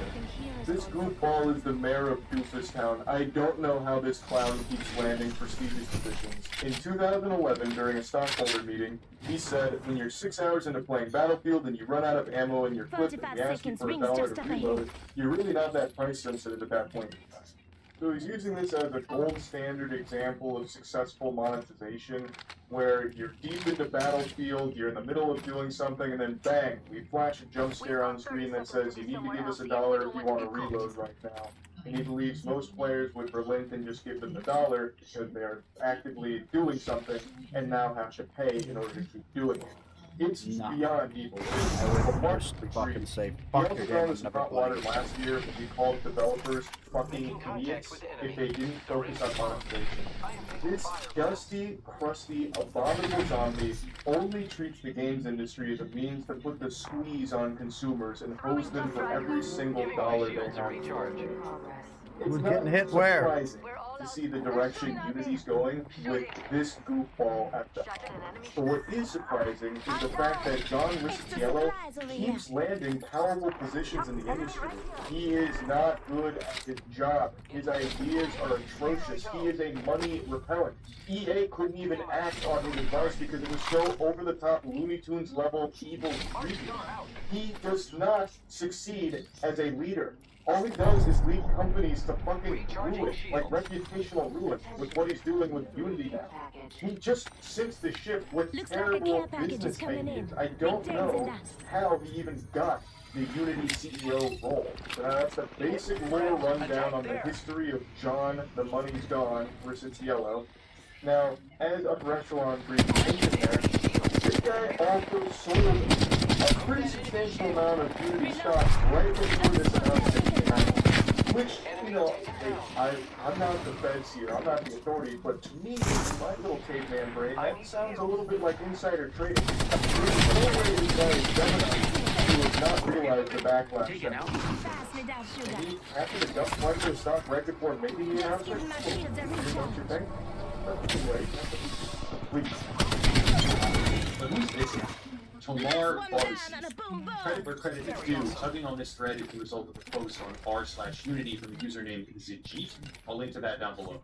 Tomar Barzi is on the board of directors at Unity, but he is also the CEO of a company called ironSource. ironSource is a company that merged with Unity to the tune of $4.4 billion. ironSource is a business that fundamentally focuses on monetizing developers' apps.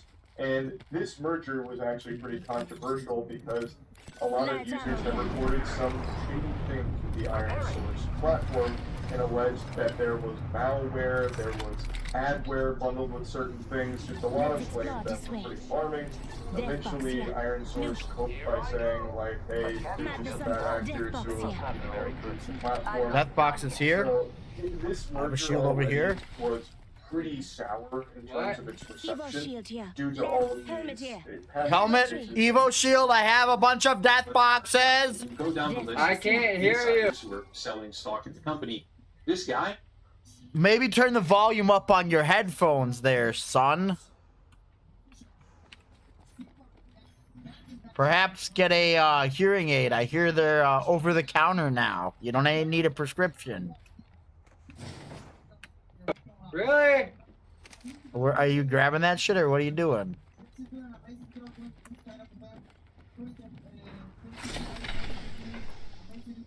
Sniper optics here. Close range.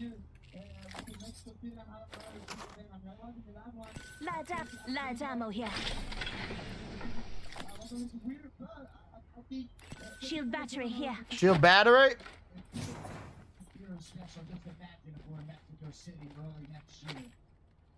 I'm looking for heavy ammo.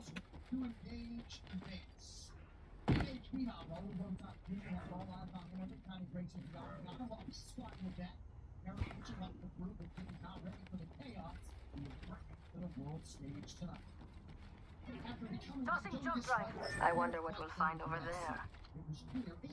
Where's that little robot dude? Let's steer clear of this spot, you hear? You hear him?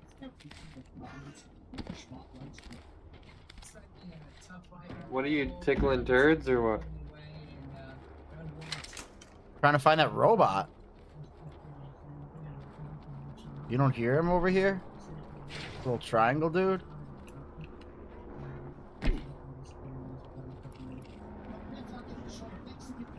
Using grapple. I have no idea where he's at. Get ready, it's zipline time.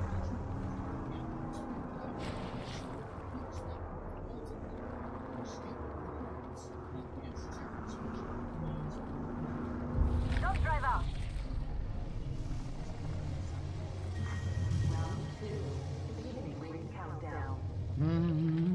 Pay attention, some of us aren't inside the ring. Shop's open for business. Attention. Delivering replicator. Come and get your birthday present. Replicator on its way down.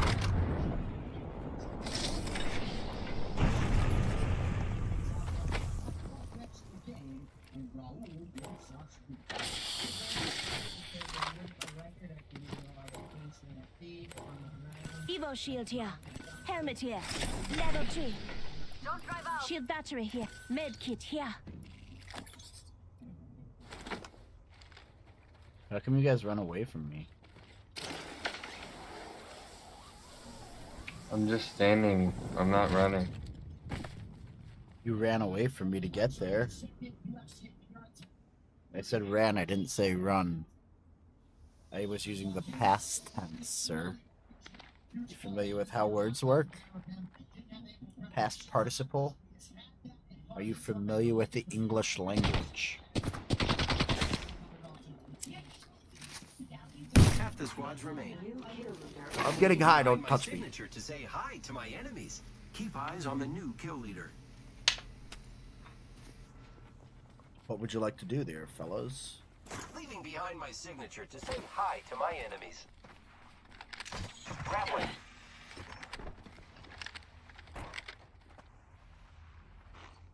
Leaving my signature behind so everyone knows I'm really cool.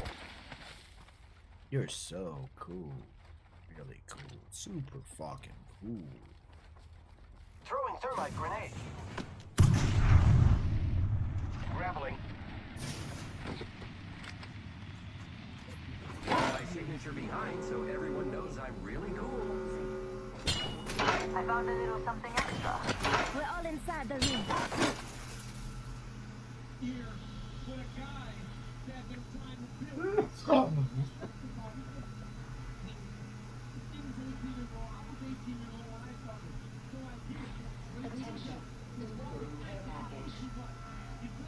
Incoming care package. I love loot.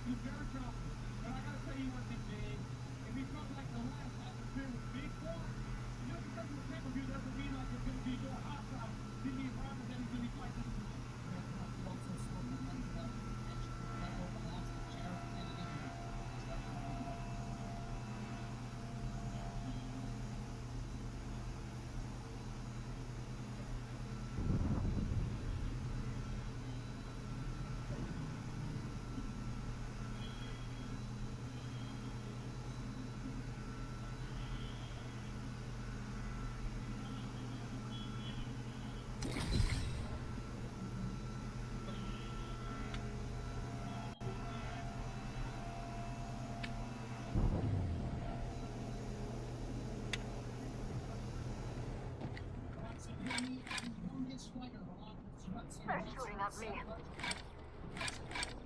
Shooting. Damn it, that hurt. I'm down. Here's your birthday present.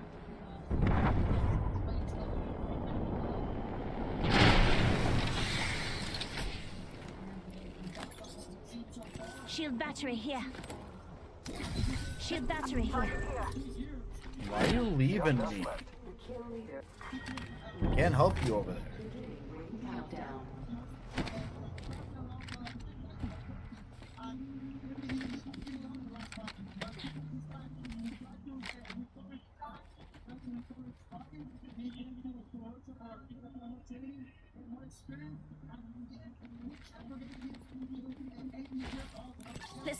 Gotta go this way, buddy.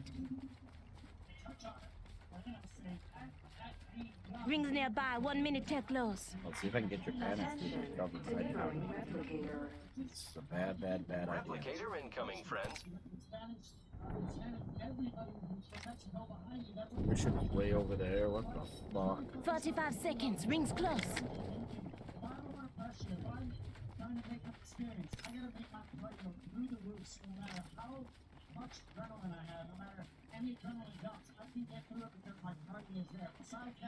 Only 30 seconds left on the clock. Are there people there? Close.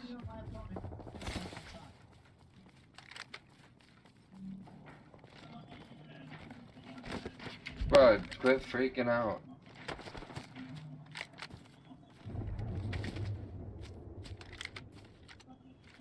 Well, you seeing what's Rings going on around the over there corner. right now? 10 left.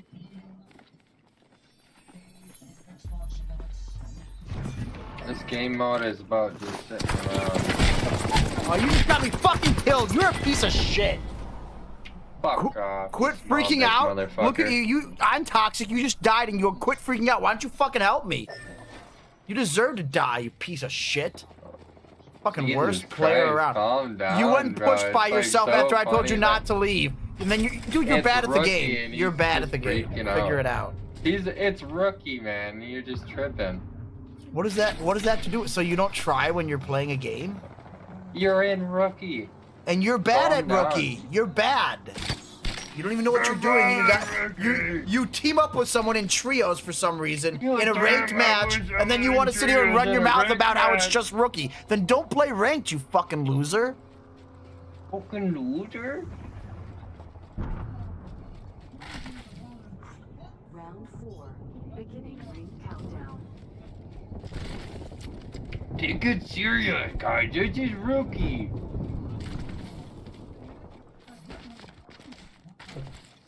Lily, you have nothing. You don't care about your life at all, do you?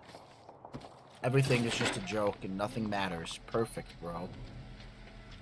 I'm sure you're a real successful person with the attitude you have in life.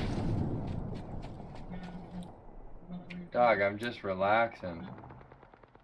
I'm sure you're doing that all the time in life. That's what you say about everything, I'll which get is you why some you're a points. peasant. Just Why you're a relax. poor peasant, Watch. buddy. You have no competition in your heart.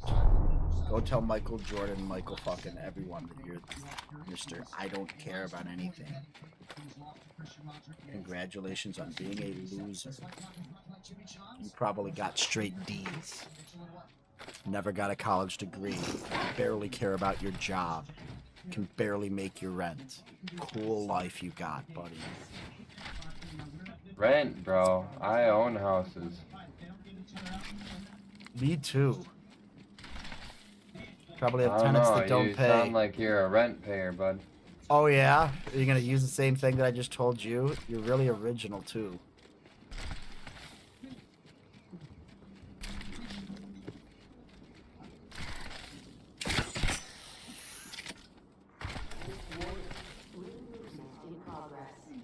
I mean, if you're miserable, that's okay, but don't. Nah, try I'm to watching a push it fight. on Shut the me, fuck bud. up. It's about to be over, dude. Junior's about to do him. He's got the legs in. He's covering up. It's over. It's over. He stopped it. He shouldn't have. That's an early stoppage, though. That's fucking bullshit.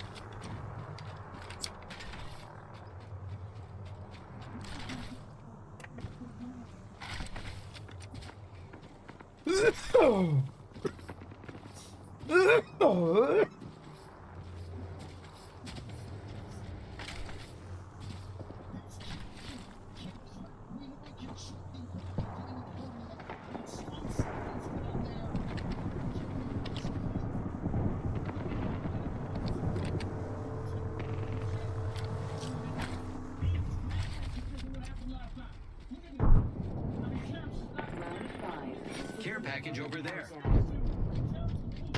My ultimate is ready. Woo-hoo.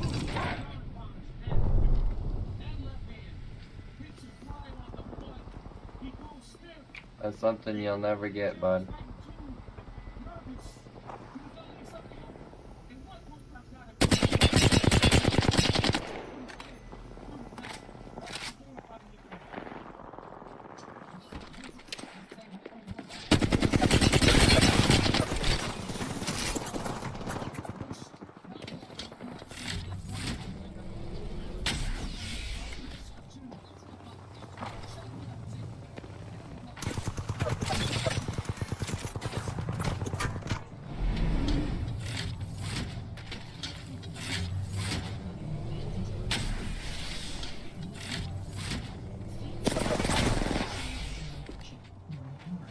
Shoot up to the left.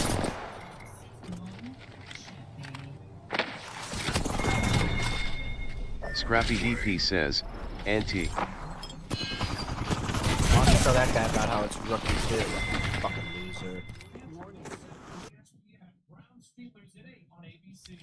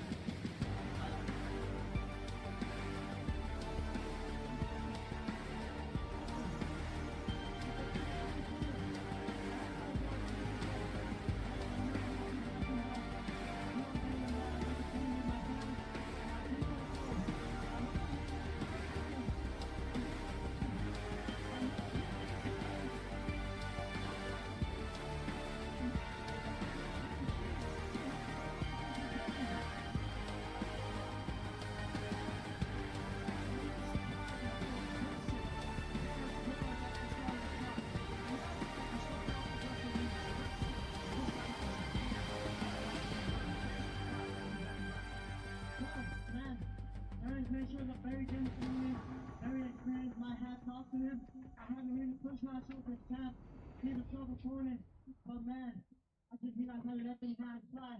So I did. Michael, let's take a look at your work. You guys were throwing. You landed a nasty left hand. That just stiffed him. Look at this right here. You put him down. What were you thinking when he went to the ground like that? Man, visualized it all time, so it was just, and I was in the play in reality, so. Is by far the most aggressive. Over the past year alone, according to Fintel, it appears selling stock in the company, this guy is by far the most aggressive.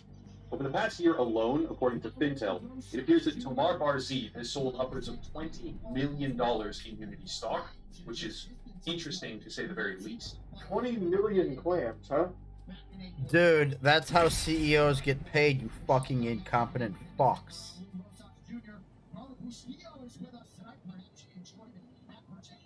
Stock in the company. This guy.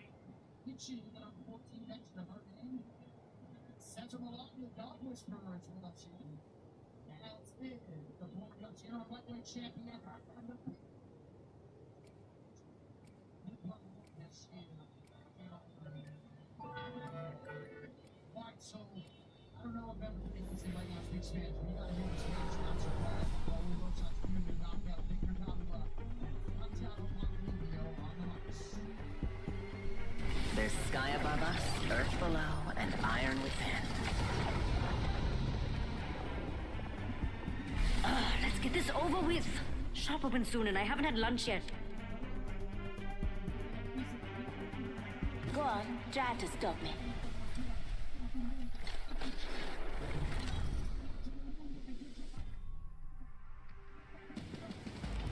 This is your champion. It's not even like an escape the event horizon. How do you think you'll escape me?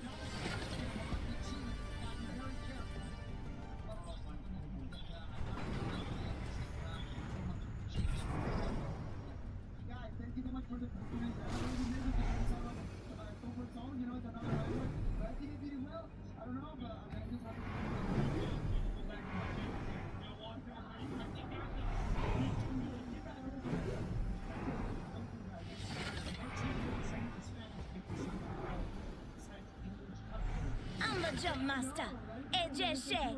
That is very interesting, I'd say. Now, of course, this isn't like the most unheard of thing ever. Insiders selling stock, right? But the volume that he's selling, especially in comparison to the others, the frequency, and just his position within the company, all makes this a very interesting case of selling. The frequency is what makes it not interesting. First, at the same time this $4.4 billion deal merger was taking place, a company called AppLovin made a competing offer to buy out Unity completely for $20 billion. But Unity rejected this deal, citing that the deal, quote, would not reasonably be expected to result in a superior proposal. Upper Echelon goes on to say that he finds it odd that they rejected that, considering the $20 billion offer is pretty significantly above the market cap at the time. But he did say that with the AppLovin deal, Unity would have dropped 9%, so there is complications to it. This is an important piece of the puzzle here with everything going on, because Upper Echelon expanded it further into the merger with Iron Source, which was significantly less than they would have got if it was AppLovin. So there is a bit of a head scratcher to it, but Upper Echelon is Skywalker says, NVM. all the breadcrumbs to get to the truth. During the deal with Iron Source, two investment companies, Sequoia Capital and Silver Lake, pledged to come on board with $1 billion invested in the deal itself. Two more people, one from each of those companies, joined Unity's board of directors. Egon Durbin and Roland Volta. Starting with Egon Durbin, he is a founding principal and managing director at Silver Lake, which it now appears, shit you not, has sold the entirety of their directly held remaining stock in Unity Technologies, disclosed as of yesterday. Casually sliding in that Bees Nuts moment was spectacular. Really appreciated. So, important takeaways here is after the Iron Source merger with Unity, two new people get added to the board, and they're both some pretty shady individuals as well. One of them, Aegon, actually dumps all of his held Unity stock, which was disclosed yesterday, apparently. And it's at this point Upper Echelon drags us kicking and screaming into the light. We're able to take a look at this septic tank for what it really is, full of shit. So these two characters come on board, and Upper Echelon examined their connections. And Aegon, in particular, had a notable past where he was pretty tight with Tesla, especially during that whole boogeyman moment where Tesla might go private, that whole thing that floated around a few years ago.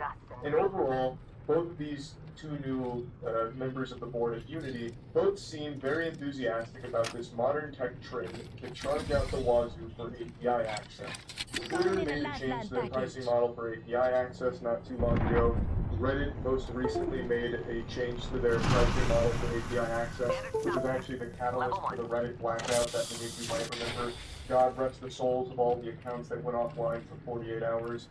Basically, the new tech trend is these massive corporations charging a lot of money for API access, and Upper Echelon draws this parallel with the way Unity's pricing model reflects the API pricing model for Twitter and Reddit. And given the connections of the two new members that joined the board, Botha and Durbin, it isn't far-fetched to assume that this is the direction Unity wants to go, to follow in line with those models, which is bad. That is bad for everybody's communities. The API changes on Twitter and Reddit were wildly detrimental to a lot of different things. And the Unity changes are also extremely detrimental to a lot of different things. It is a bad thing. But it actually gets worse. Here's a much better visualization of what's actually happening from the username Sososki on Twitter. The yellow indicates the portion of developers who will now lose between 10 and 25% of their revenue with Unity's new terms of service. The orange, they stand to lose between 25 and 50% of their revenue.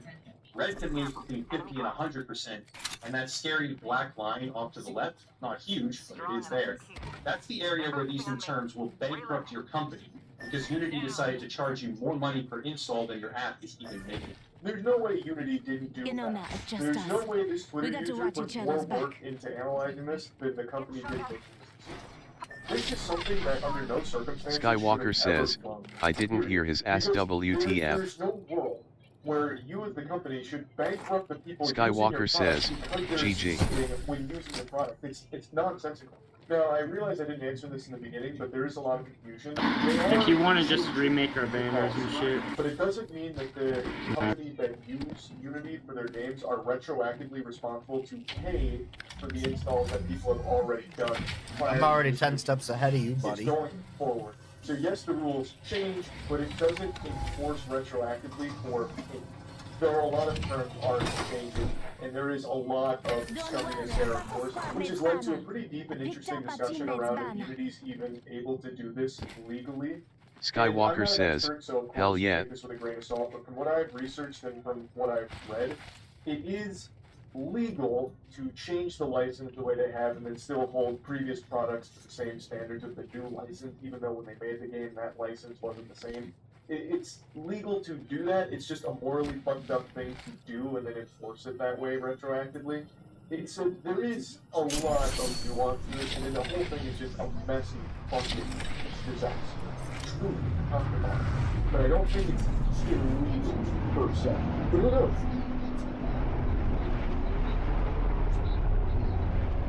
I'm back.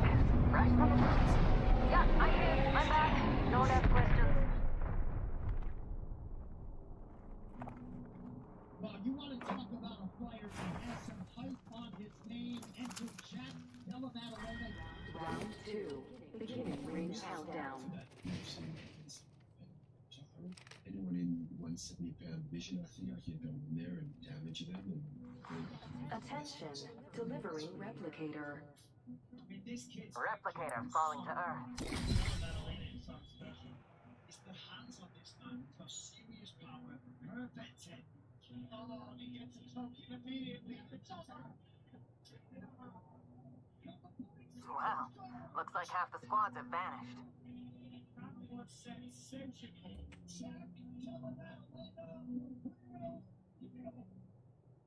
Jackson ranked them up. That's all Andy. Ain't for nobody like me. I gotta go out there and prove that. It got knocked out. All right, now, boys and girls, we've got another story for you. We want to introduce to you another friend of the Map month. show was spread out to be much.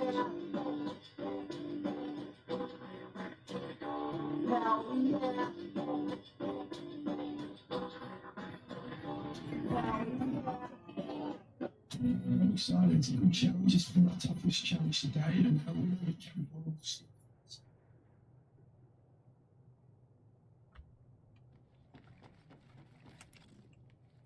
Did you like your theme song, buddy? Come and get your birthday present.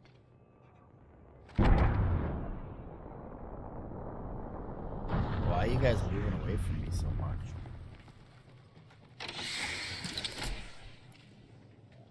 Evo shield here. Level 2. Backpack here. Level 2. How'd that work out for you last time when you left me? I was just looking, man. Say one. We're all inside this ring. Is it just 2 of us now? What in the fuck? This guy's chasing. This guy's over here. What are we doing? Attention. We're gonna delivering care lose. package. Well then, we have a care Isn't this package on the way.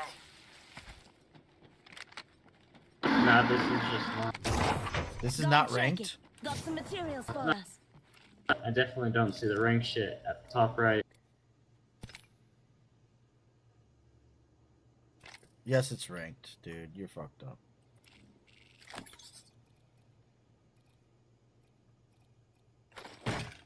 So now I can't trust you for anything.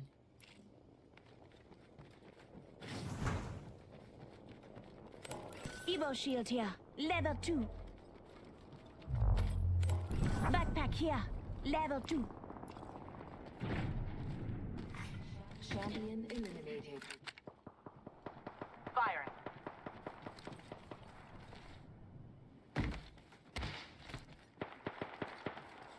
The enemy's far off. The dark pierces through.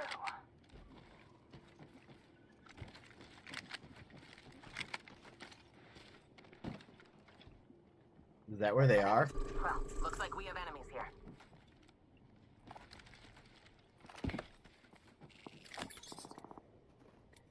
Skywalker says, all of them are in there.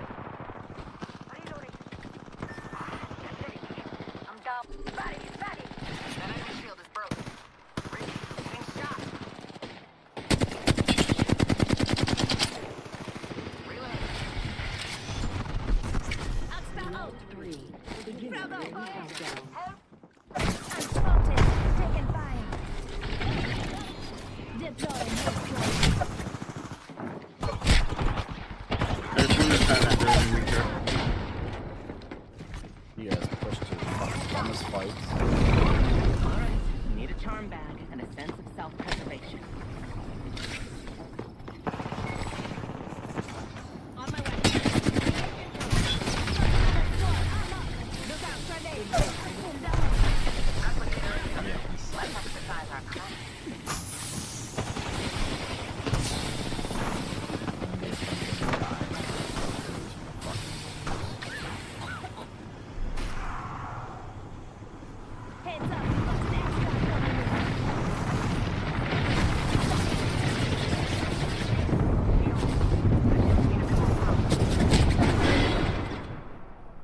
Training dummies move faster than you.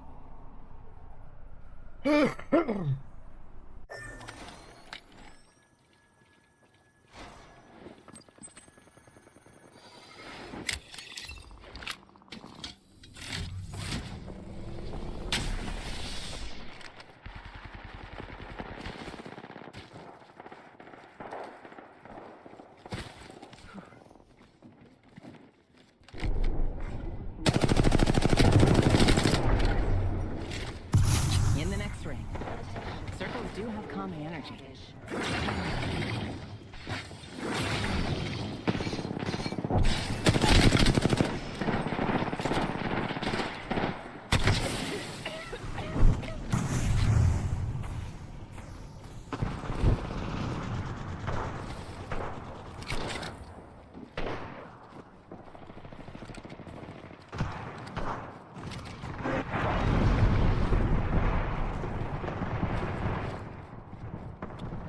Go up on that box and over the top.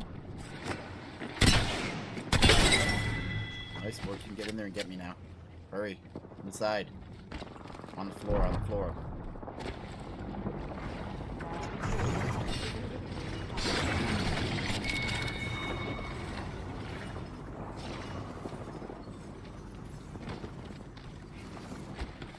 Up and over.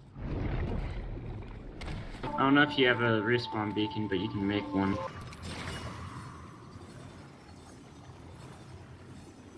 Only if there's a mobile respawn beacon in one of them death boxes or something.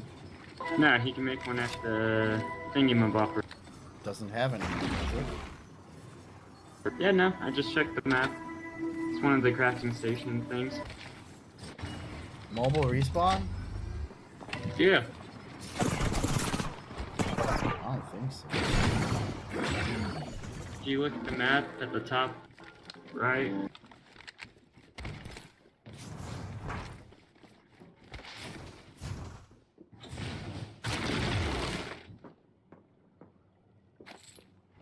Pretty sure there's a room.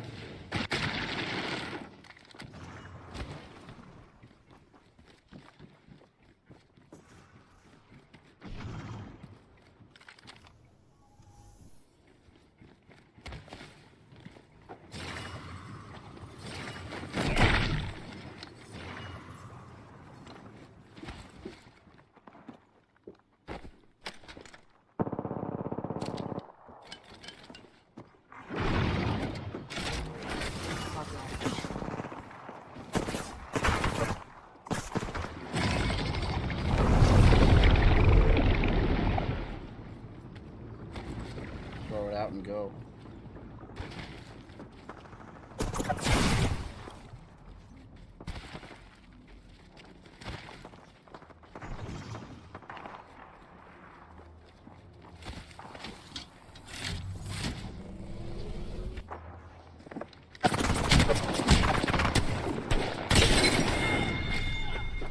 Scrappy DP says, Auntie. Damn, I suck ass.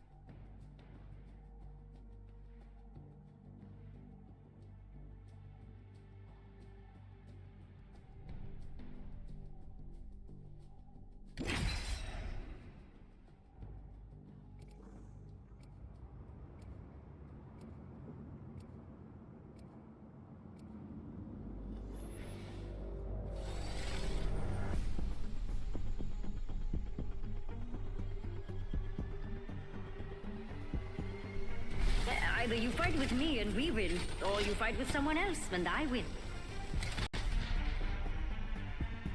I don't push the envelope, I shred it.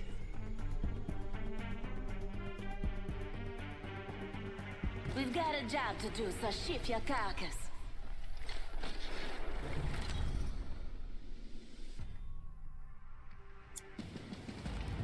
This is your champion. Come get some. Move it or die. I'm the jump master.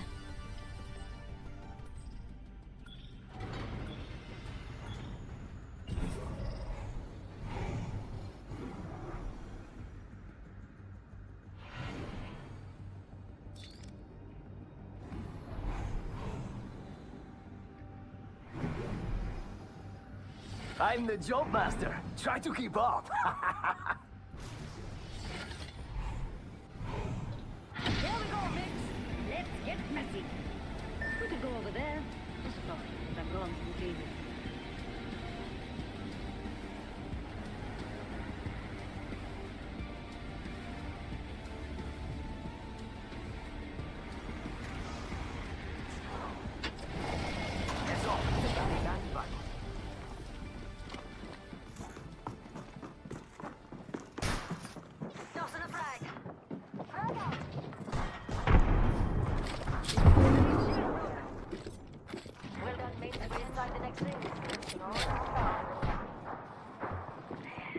Crack the bad dude's shield.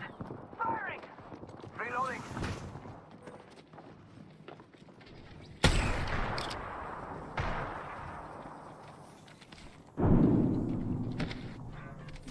Getting shot at. It's go time! Reloading. Using meds. Come on, come on, come on. I'm down. Oh, I actually got hit. Enemy shields broke. Enemy taken down. Don't you worry, Silva. Shane's here. I cracked an enemy shield. I'm out of energy ammo. Deploying health drone. We took down an enemy. That one not for the count. There's an enemy here. Buddy. He's rezzing. There's a formation. I love you. Come on, compadre, get up. Come on, come on, come on. In progress. We're already in the ring.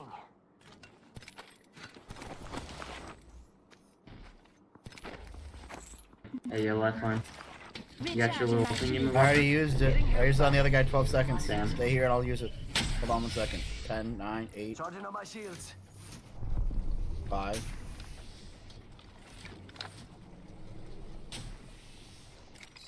Deploying health drone.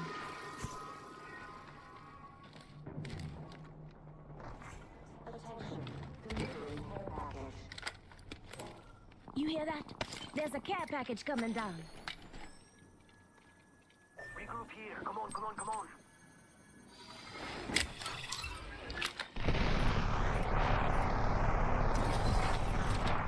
Here's your birthday present.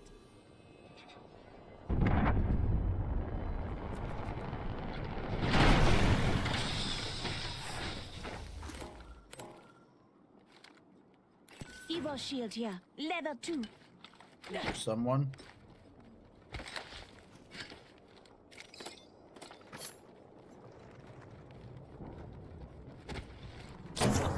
Check it. Got some materials for us.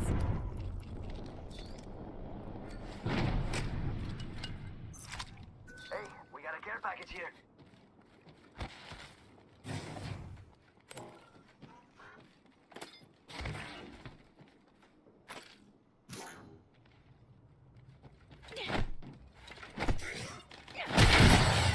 Got a full OD. Taking fire.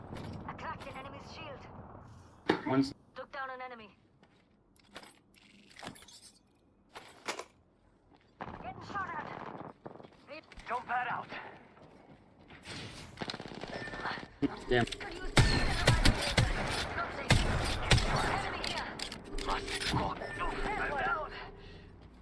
All you left. Got an enemy reviving here, mate.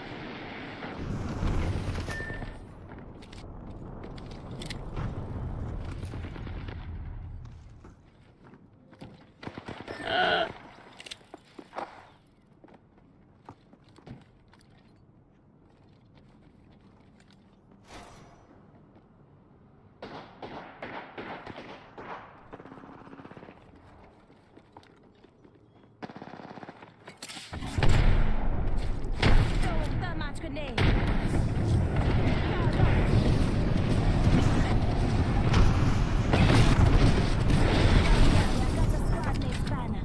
Don't worry, I got a squad mate spanner. Listen up, I'm getting shot at.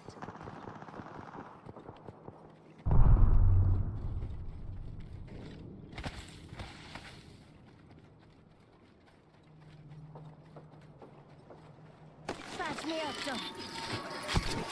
Just giving my shields a recharge.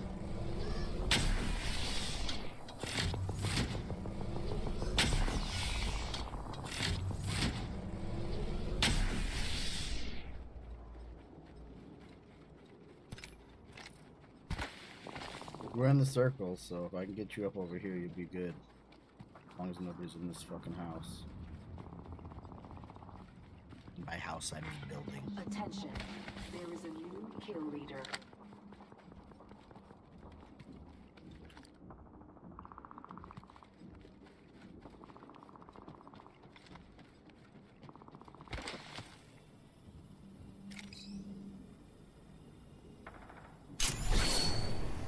What do you want to do now, fellas? You guys want to try to get some shit right here, or what? Yeah, they're fighting over where we died originally.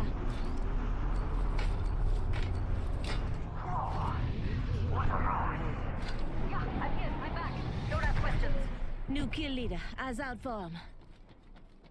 Got some shotgun ammo here. There ain't really much here. You're gonna have to go somewhere else, I think, to find some shit. So where would you like to go? Around the edge here? Down the other way? Which way? We're already inside the ring? Calling in a lifeline package. This way sound good?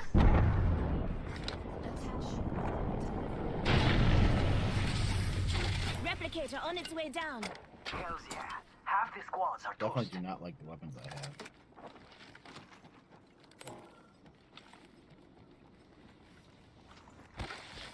Because let's go down this edge and go to the left. Over here. Gotta look for something to save our lives.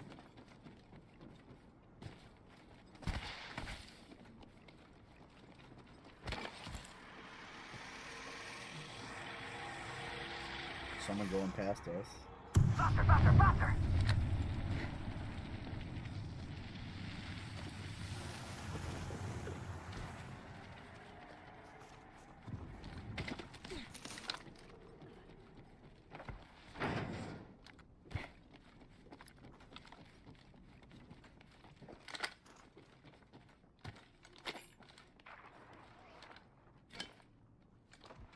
Vault SMG here.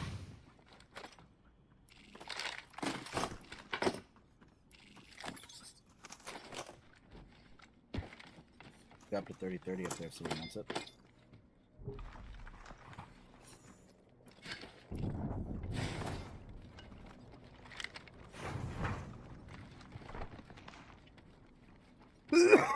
Triforce, didn't I just play with you? I don't know, did you? Yep.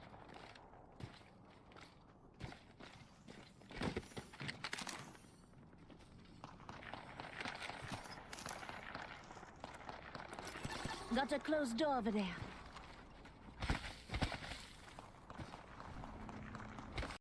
Oh, that's got a kick!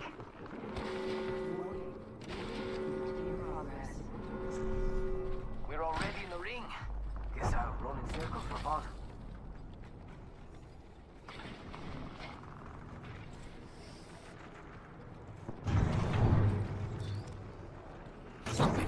Check it. Got some materials for us.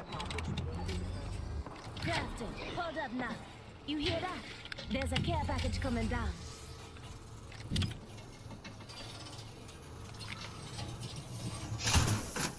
Hostile right here. Is that you aiming or them with the red dot? That's me. Just spotted someone out there.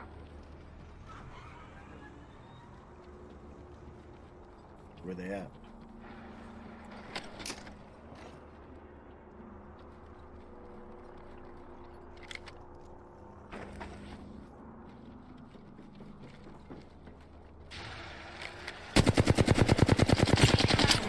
He's hurt. Go time.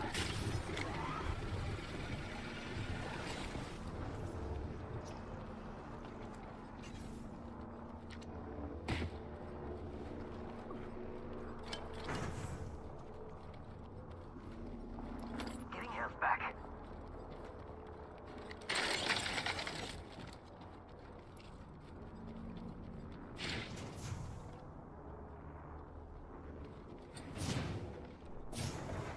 How come you guys didn't put one shot on that guy? I didn't see him after he flew over my head. Now I'm going back to where he was going. There's a robot in there? Check it. Got some materials for us. Backpack here. Sniper stock here. Leather too. Inside the next ring. Get ready for the blast. Listen up, I'm calling a lifeline package in. Got a supply bin here.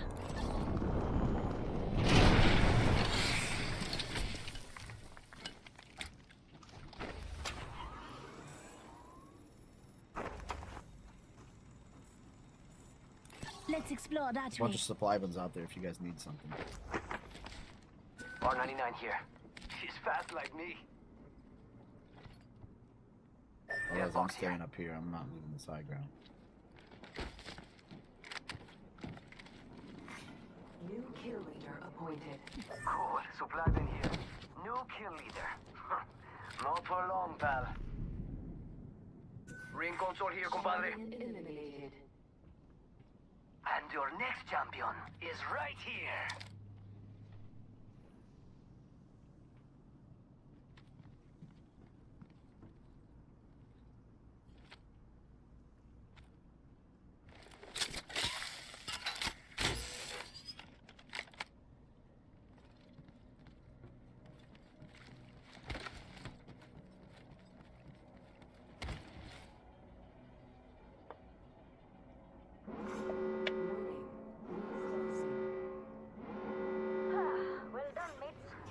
The next ring. It can all calm down a bit. Either a care package is coming in or the guy's just happy to see me.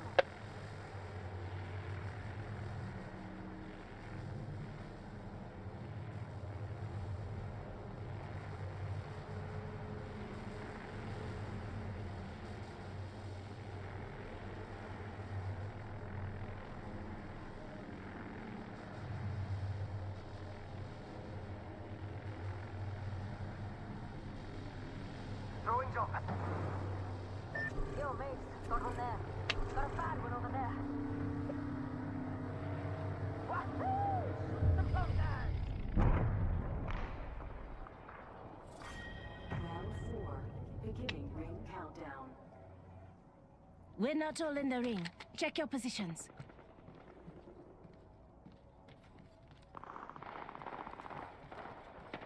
Let's go go that way. Target spotted.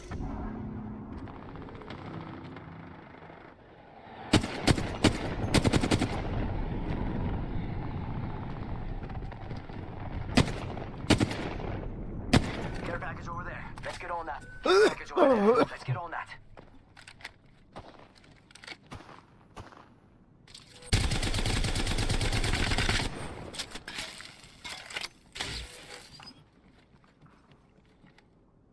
Hostile. Let's explore that way.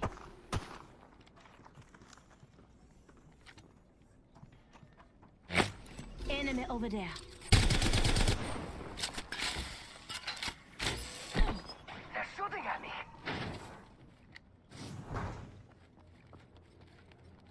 Charging on my shields.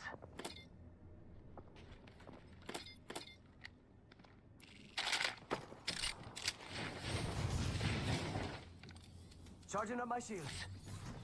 Tossing up some amps cover. Ready to fly, compadres?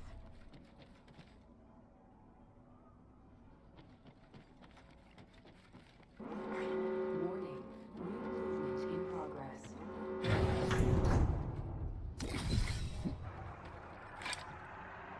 Come and get your birthday present. People are going right on top of us. Putting up some amps cover. Another squad is attacking us. Must go faster. Fighting. Get it. Get it. Get it. Healing.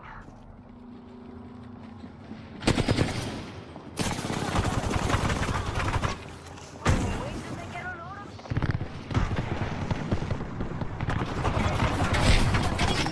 Crack the band. Down that one. Taking fire. Hit the ejector seat. Must go faster. I'm hurting. Got to use the Phoenix kit. Come on, Victor. Say hello. Round 5. Beginning ring countdown. Sergeant Shield.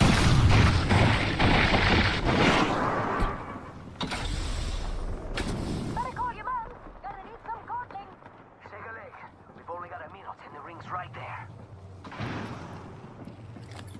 Reloading.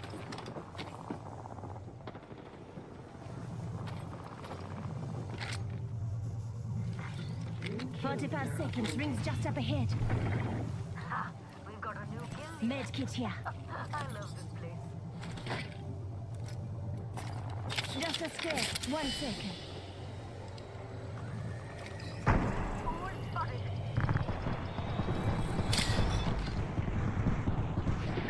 Over here. Fast come, fast dead. I'm spotted. Taking fire. Shoot me some flunkers. Help run if you need it. Recharging my shields.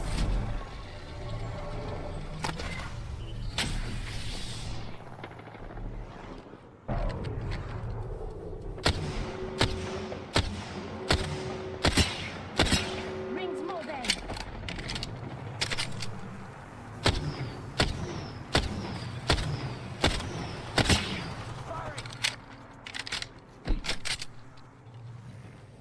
Hit the... Attacked by another squad. Yeah. We're doing great. Only 2 enemy squads remain. And then there were 2. Faster, faster, faster. Keep up with me, compadre.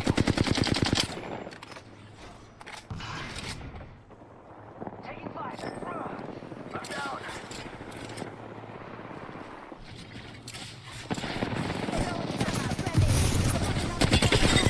Enemy shields. Go on now. Say hello.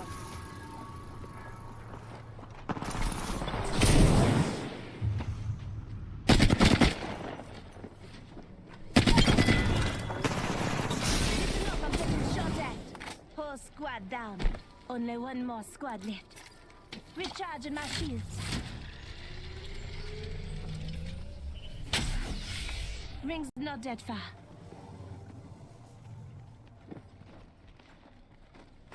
I'm taking fire.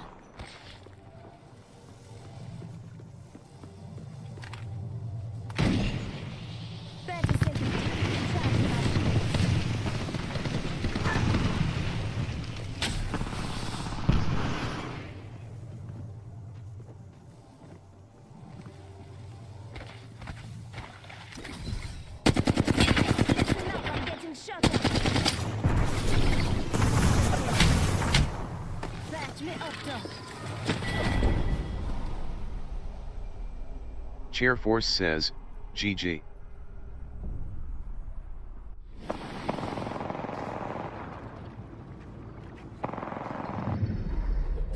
have our Apex champions.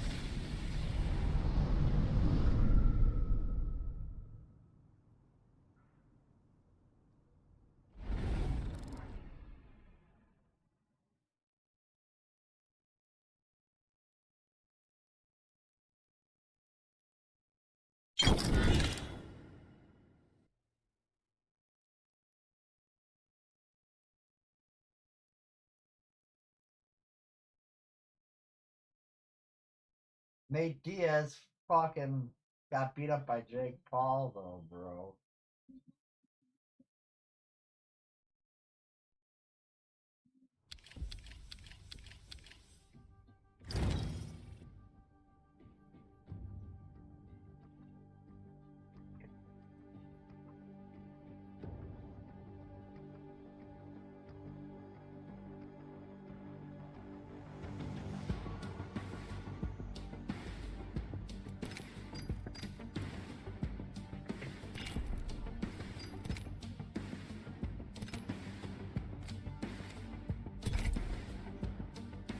Man, I feel like I did really good there. Wait, let's cancel this out. Let's go. What we got?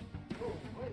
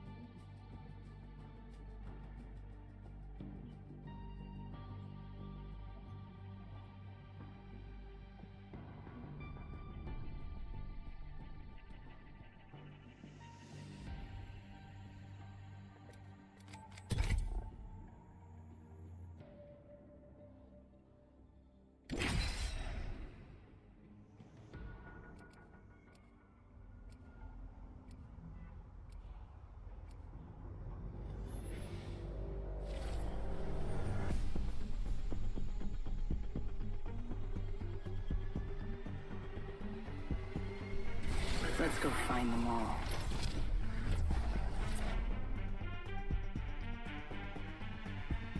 Lock and load, rinse, repeat. It's that simple. Come on, we've got work to do.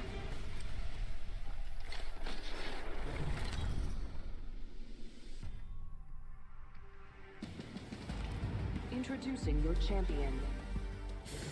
Oh, could get messy, I'm afraid.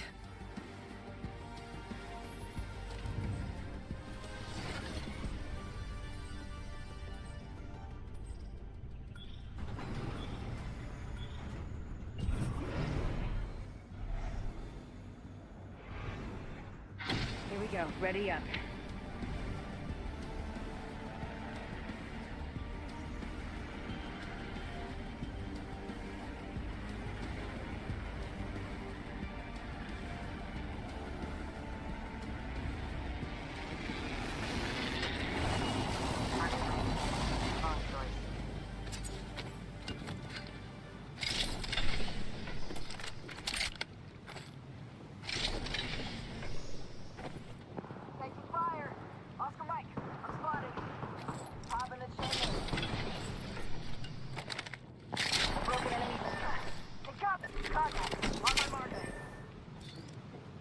You know it just us.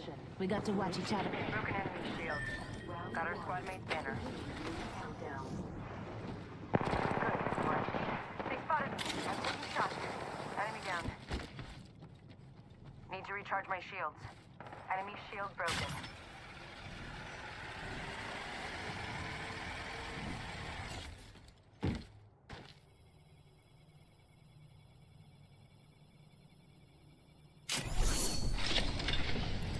Hostile close. Shield cell here. R99 here.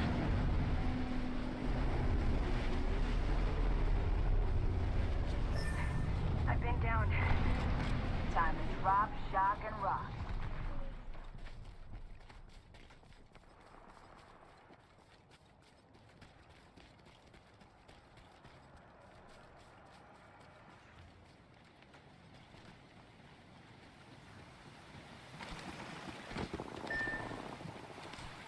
Just us now. Gotta watch each other's back.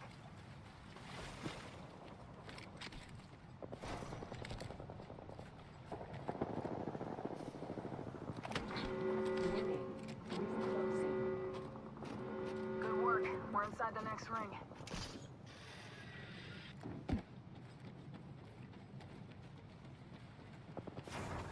Don't worry, I got a squad mate's banner. Don't go to that fight again.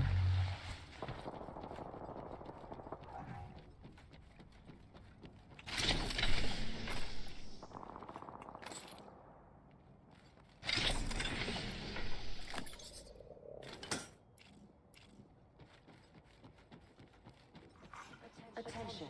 Delivery package. Looks like a care package is coming in. Big things in that.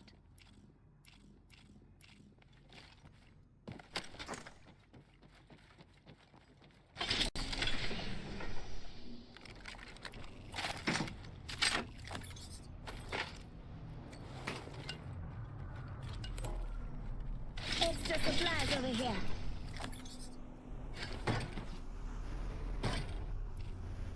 This time will be different.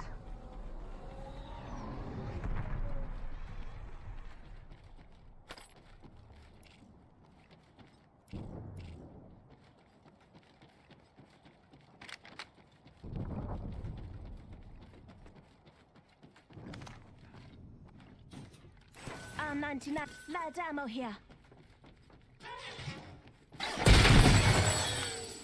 Med kit here.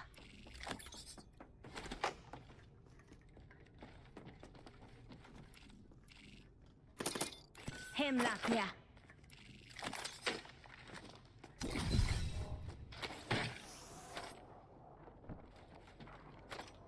Longbow here. Car SMG here. Heavy ammo here. Eva 8 here. Rampage here. New kill leader appointed. New kill leader. Eyes out for him.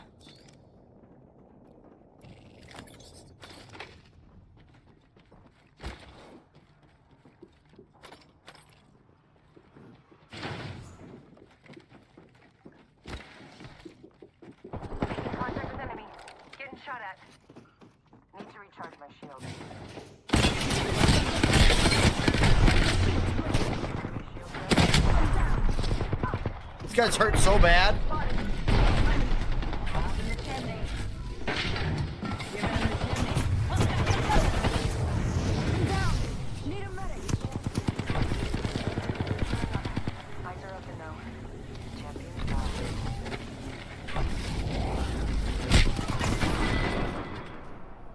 I'll never forget this match. It's in my memory files.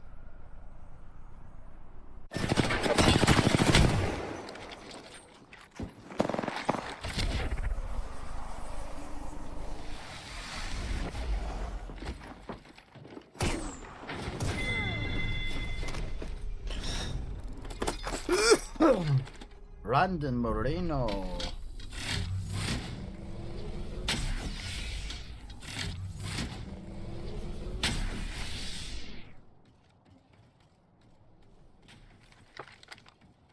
She does not look like a fighter, but why does this girl go? Shotgun bolt here. Shotgun ammo here.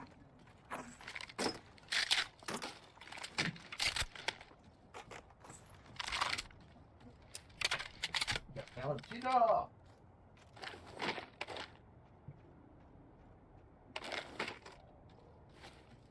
Extended heavy mag here. Level 3.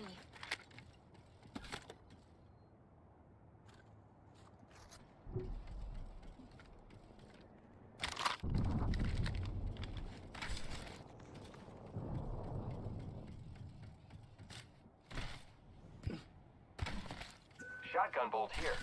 Contact with target. Dibs.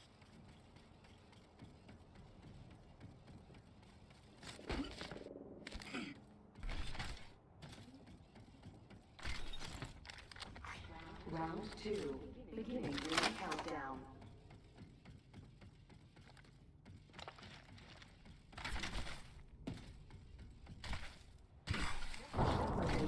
Delivered.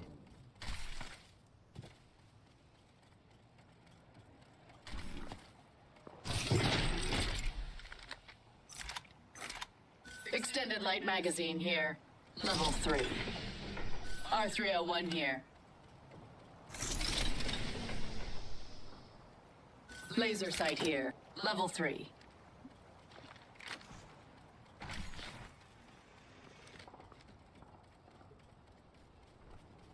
We'll be well positioned there. Again, of course. Of course I fucked it up by writing over that stupid ass shit. I gotta run that fucking test again. Just run it again.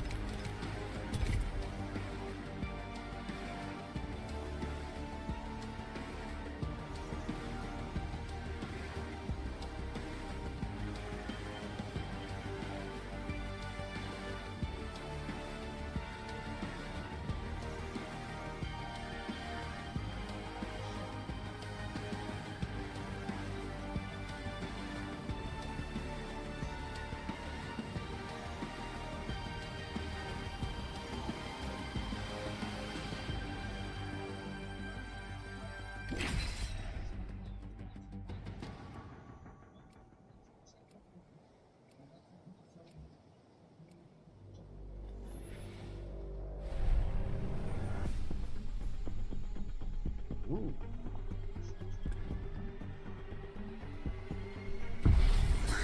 I'm ready. Let's get the job done. Argue with programming.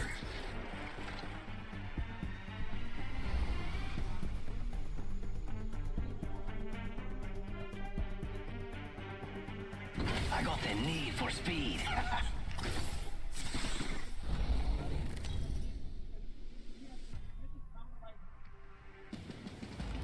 Introducing your champion.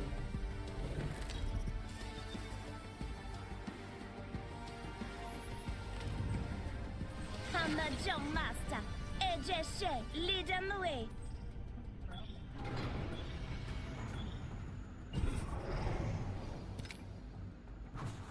Valkyrie's got you in the I say pipe, we 5 by land here. 5.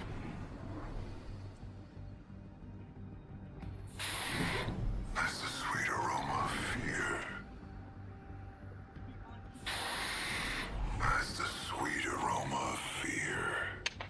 I'm the diamond, you're the rock. Get ready, moving on.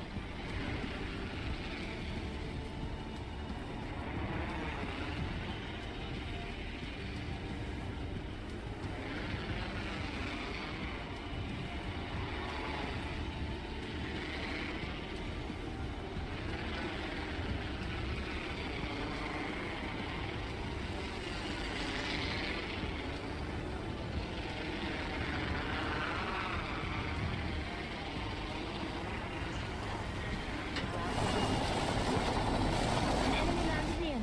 Watch yourself. Shields, bro.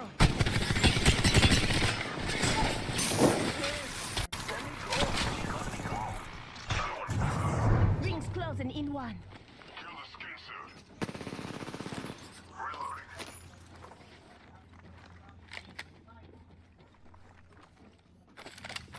We've got 45 seconds. If you don't got robotic legs, you need to move.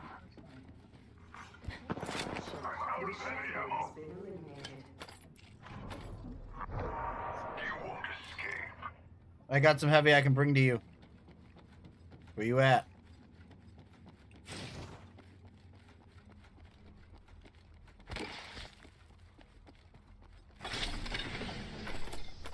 Where you at?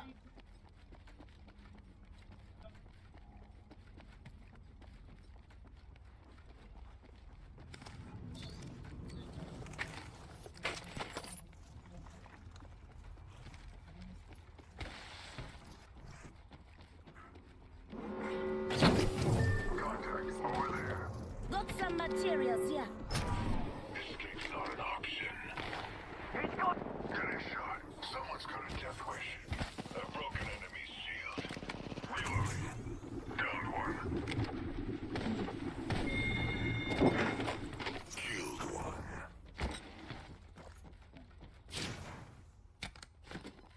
Heavy ammo here. Hey, compadres, heavy ammo here.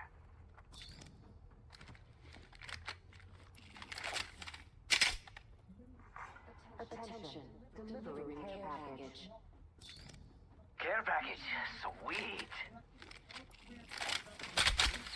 Rápido, rápido. R99 here. Siren Song R99 if anyone wants it.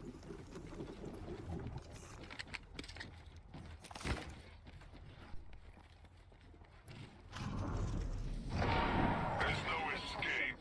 There is a new kill leader. Uh-oh. New She's kill got her leader. back. Go on, watch her. She's got her. She's got her. Bad wrestling? Nope. She's got great wrestling. Fantastic wrestling. You will not hold her down.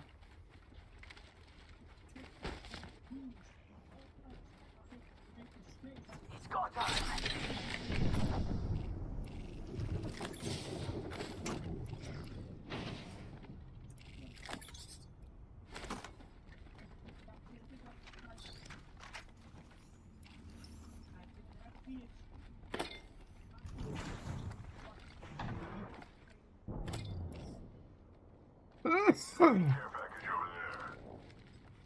What's happening?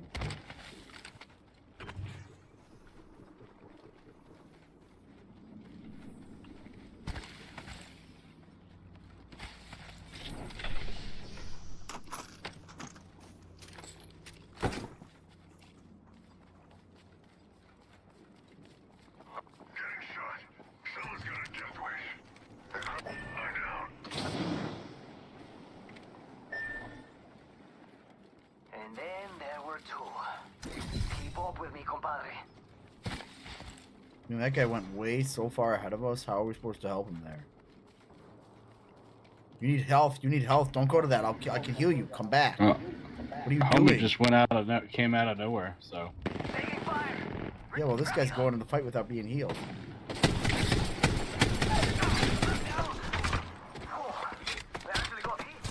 I'm spotted. Taking fire. Crowd up. And then you get all of us back. Fucking stupid.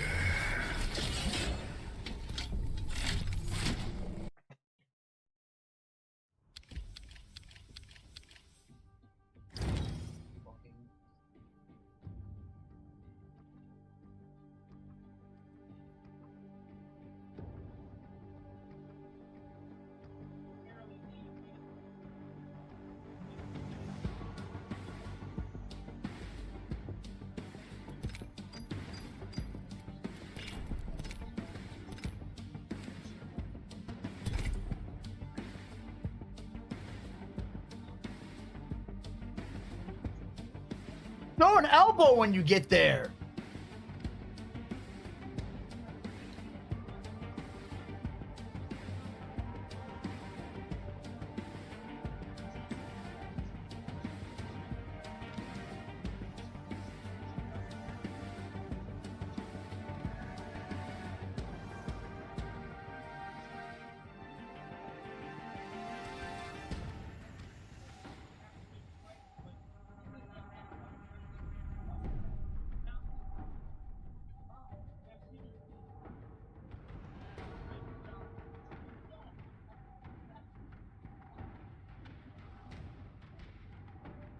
Nice. Get back. You get your hips back. Now she's in the fence. Wow, what a fucking... Valentina recovered so well from getting stiffed like that. Dig your arm in. Get an underhook. She's trying to whiz her, but no, go to the underhook and then you can just drop her. Oh, there we go. Knees, face, elbow. There's the elbows. There's the uppercuts. There's the uppercuts. She might got her. She might get her. She might get her. She might get her. Keep going. Don't let up. Don't let up when you have her there. Spend your energy to win the fight right then. You just got double-legged. You just got extreme double-legged there. Because you weren't ready to defend. You wanted to let her stand there instead of keeping the aggression on her. Now who's the aggressor? Now you got taken down because you didn't be aggressive. So stupid. So stupid. Survival is about more than living. It's about living free.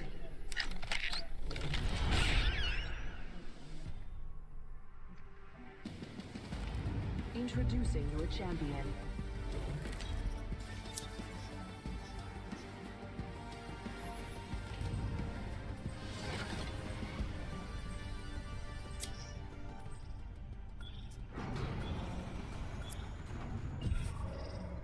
Excited to see you all in the ring.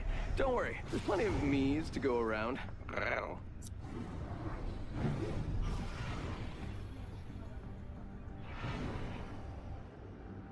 We're all having a good time, especially me. I'm the jump master. Follow me.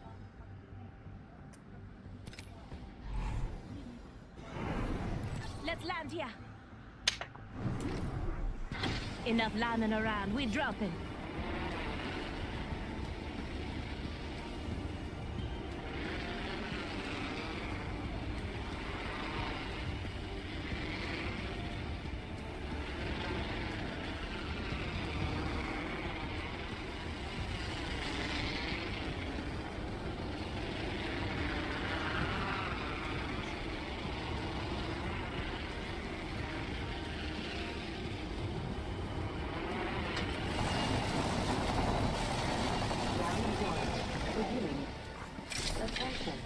First blood.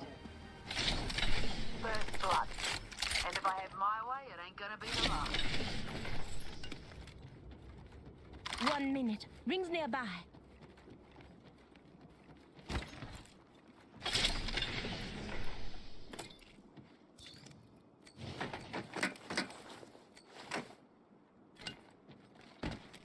Ring's nearby and it closes in 45. Why wait? Let's go. Launching to a new angle.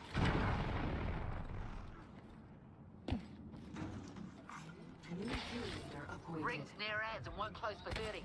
I picked up the enemy scent. Mark them on your map. That way.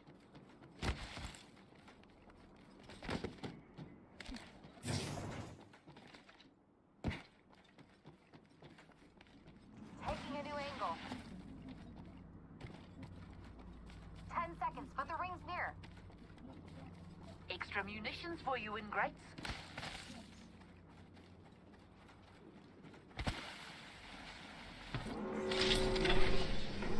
In progress. Ring's moving, and we don't seem to be in it. Move! Look, pray there with level 2 shield. Look, pray there with level 2 shield.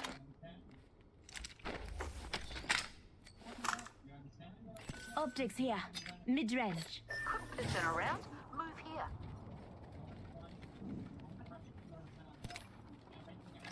Extended sniper mag here. Level 3. Getting a fresh angle. Attention. Delivering care package. Hey, Haro. Care package dropping in for dinner.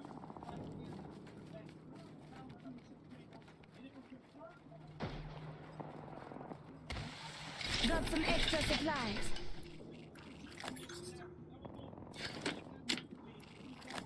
Let's go there. Pray over there. Don't spook them. Thermite grenade out.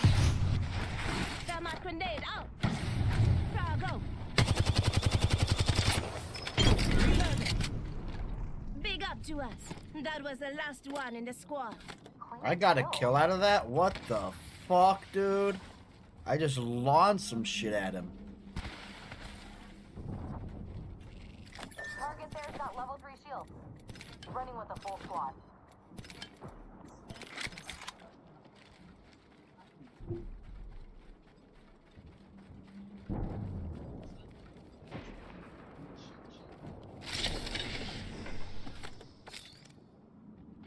Pray over there. Don't spook them.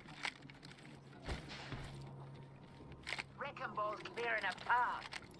Moving to Echo for a better angle.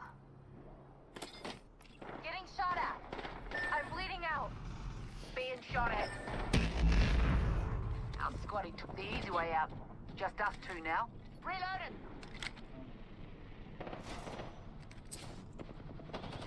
Gun! I'm down. Throwing Oxstar.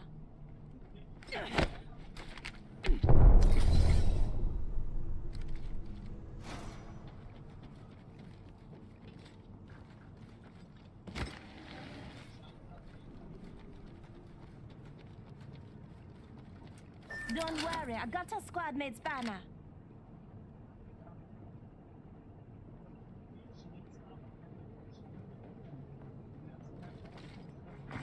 Attention. There is a new kill leader.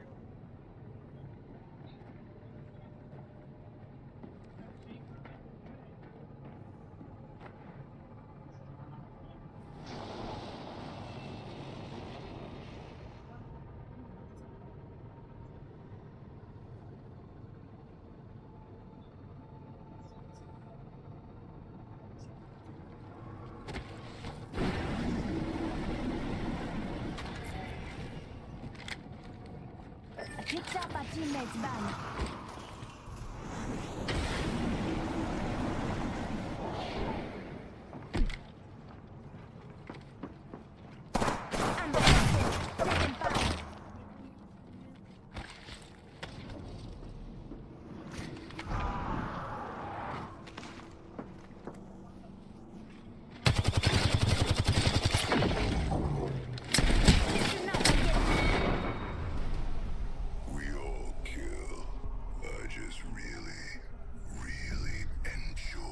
Now it's over. Why did you let her get to those positions? See, I told you. Told you to fuck her up when you had the chance. You had her so fucking hurt, and now you're sitting there in her. You look. Yep, you look very, very distraught there.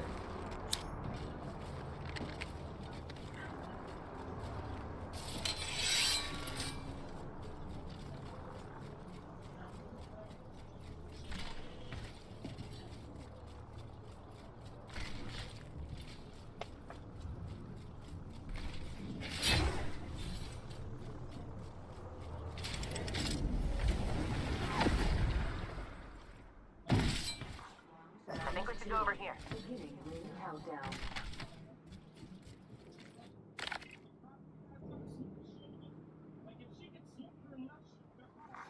Attention, delivering replicator.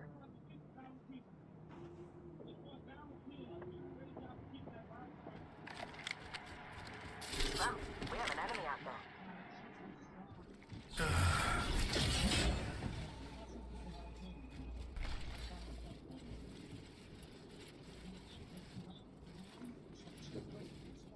Follow me. Defend here.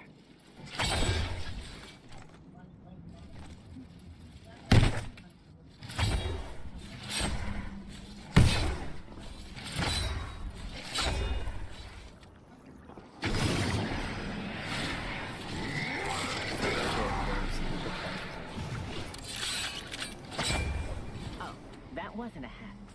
You're just not very good. He's gonna break her elbow. Yeah, go ahead. Just fucking punch her in the fucking arm. Punch her in the arm, so then she can't throw punches. Blow her fucking bicep out. It ain't the greatest strategy, but it'll work if that's what you got right now. Take what you're given. She's turning her. She's turning her. Now she's gonna get the. Now she's about to. This girl's trying to go for an arm bar, or a triangle choke. Yep. Now she's got to roll up and stack. Now, oh, what a punch right there.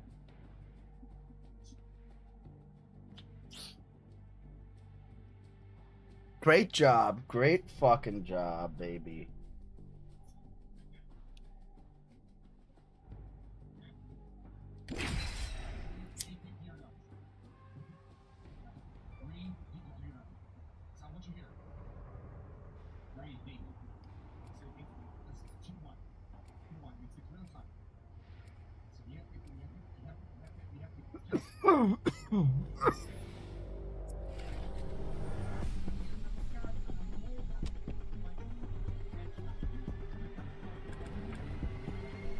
Ready and excited.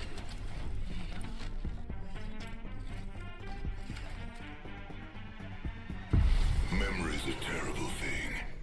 Don't worry. I'll be the last thing you remember. Pay attention.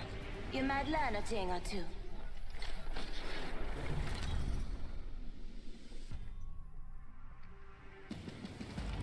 Introducing your champion.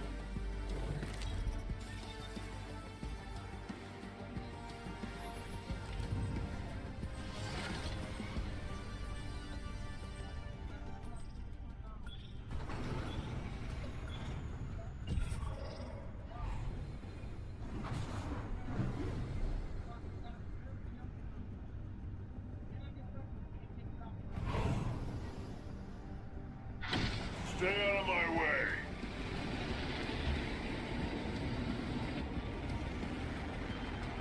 Where are you taking us?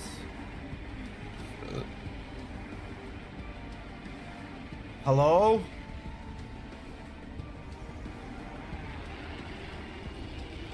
It's 2023. We do not know.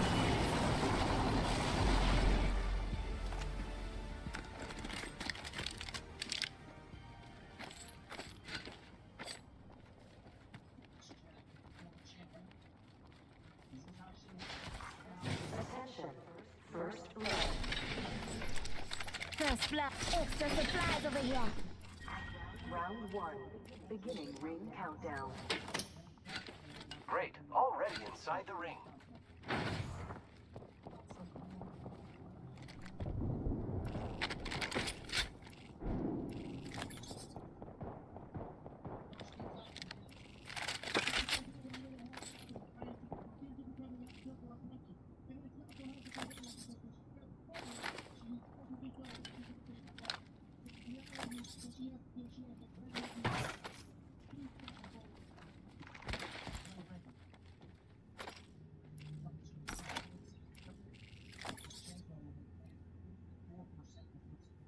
Extended light mag here.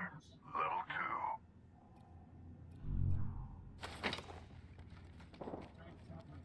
Firing on. Taking fire.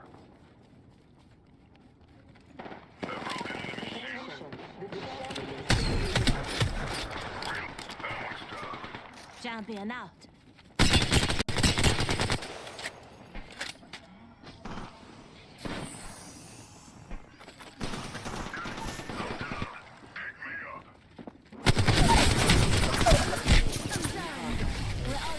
ring. Good. Enemy down. How did you not finish that guy? And how did you go to that fight for no reason?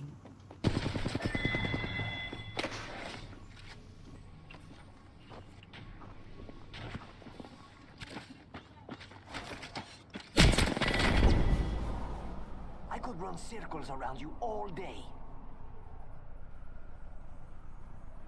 What a get up. What a get up. And she threw a punch as she goes.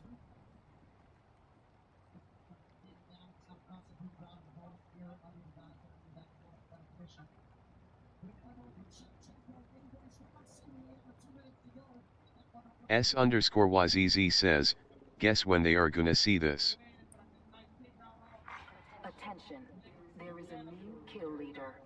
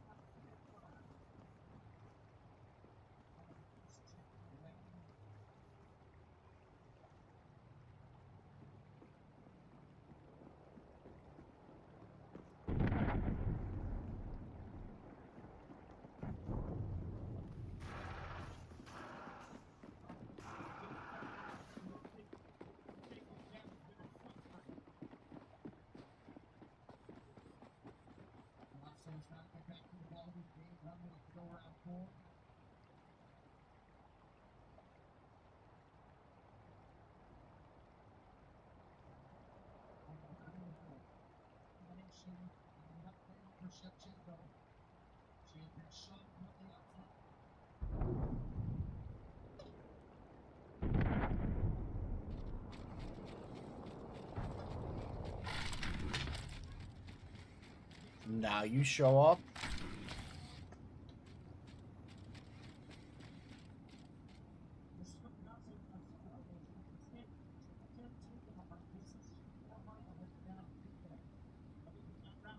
Twan2 Old says, dude total froze. Could you just exit and let us get out of this game so we can go play another game? Leader appointed.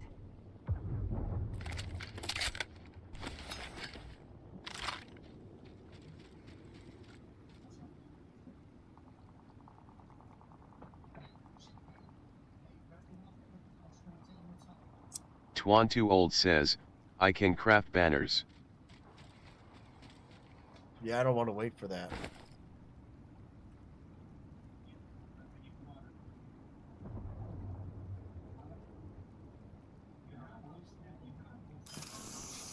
Twan2 Old says, you can leave. It's fine. I can't leave or I get a 10-minute penalty, bro. It's already a penalty having you on my team. Twan2 Old says, sorry.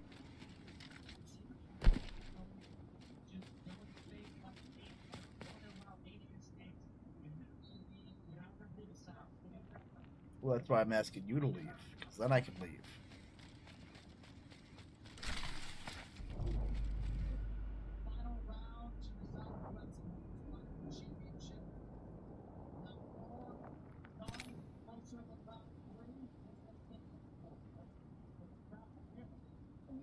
Twan2 Old says, good grief.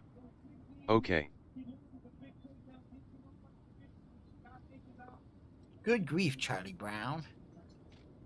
Go ahead. I'll watch the end of this fight while you get me crafted, buddy. I want to see how that works out. See if you can get to a crafting before you die.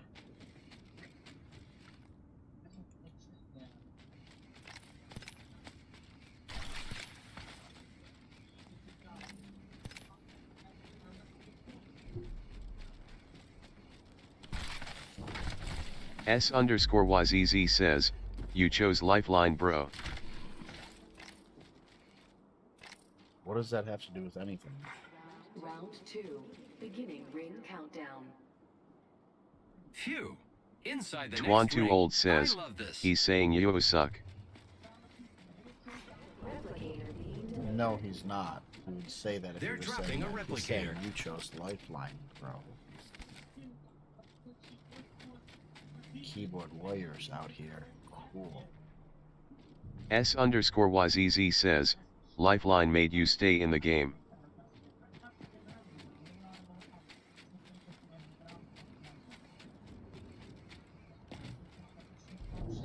Are you just not gonna craft us now?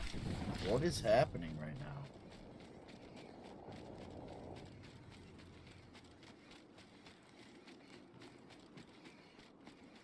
This is what's going on? S_YZZ says, it's a game happening. Oh really? I'm watching a fight though, but yeah, okay. It's a game happening. You mean the guy that's not playing the game correctly?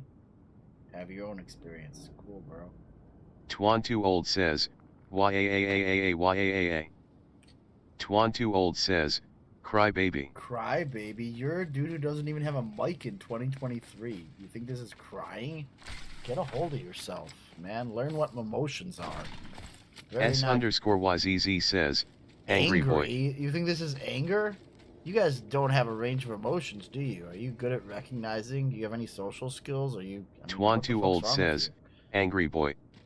Yeah, S_YZZ says, LOL. Watching two girls kick each other's ass. How angry could I be? With a smile on my face.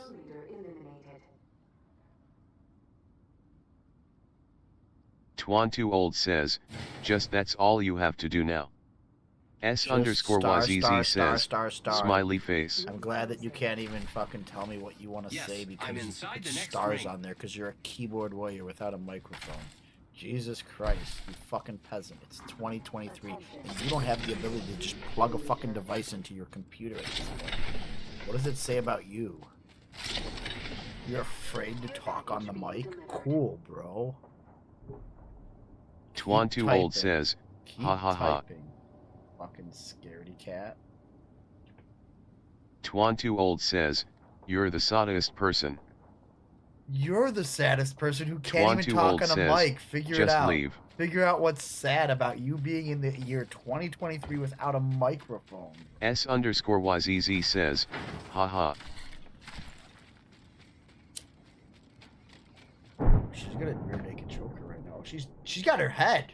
Look at her. She's hammer throwing. Oh, this is gonna be over. Twan Too Old says, someone has daddy issues. I have daddy issues, yeah. Only I'm a 40-year-old man, dude. What are you talking about? How out of town stupid are you? Twan Too Old says, ha ha ha ha.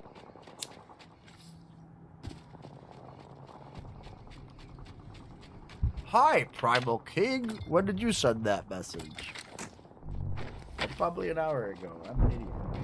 Look at her. She's gonna get this, but they're not gonna give me any volume on this. Unmute. Twan Too Old says, 40-year-old man?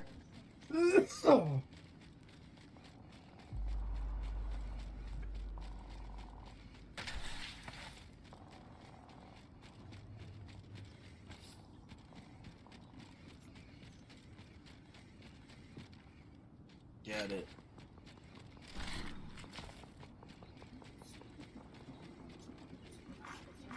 Round 3, beginning ring countdown.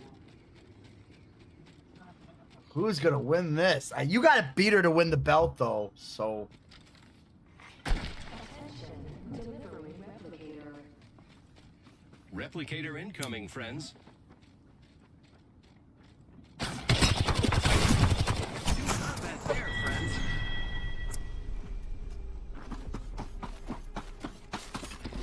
Let's do this. Wow, you're so good at the game. Twan Too Old says, thank God it's over.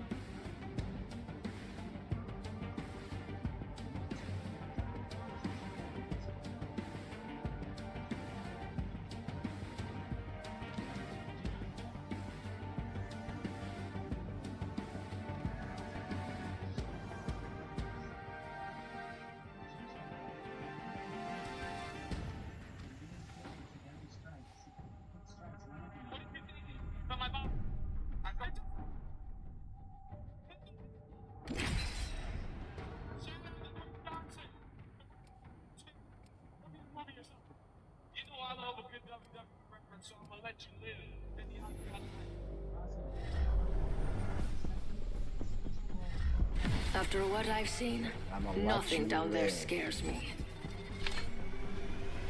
The gust of wind calls our victory.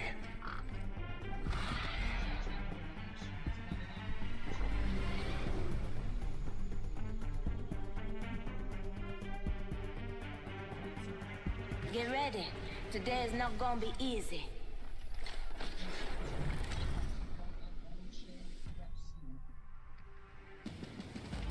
Introducing your champion.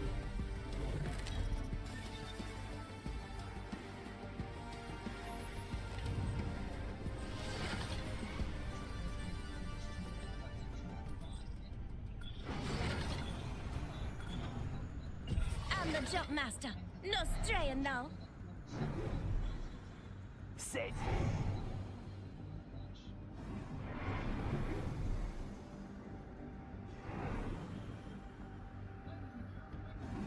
This is only the beginning. 끝나면 알 거야. You should be careful. 세상은 허무한 것이야.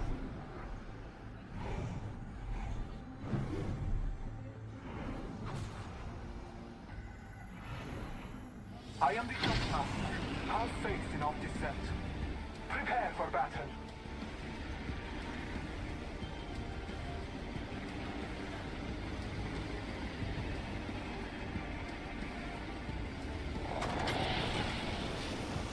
Enemy landing ground. Just can't resist me, can they?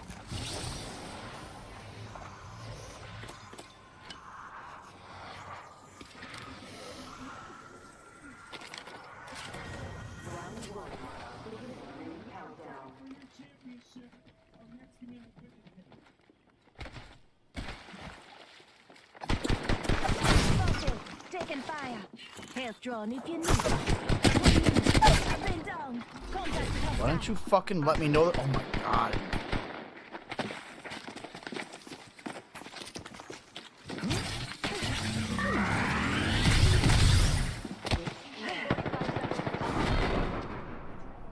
Oh no, did that hurt, darling?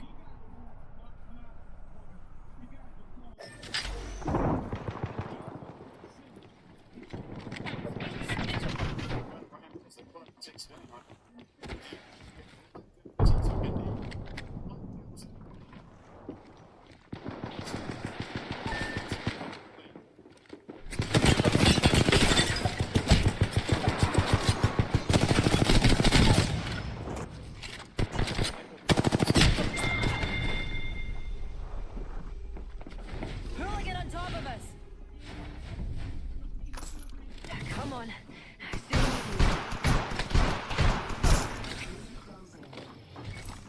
Right here. Enemy right here. Valentina Shevchenko. Valentina, another very. Did you feel like you had done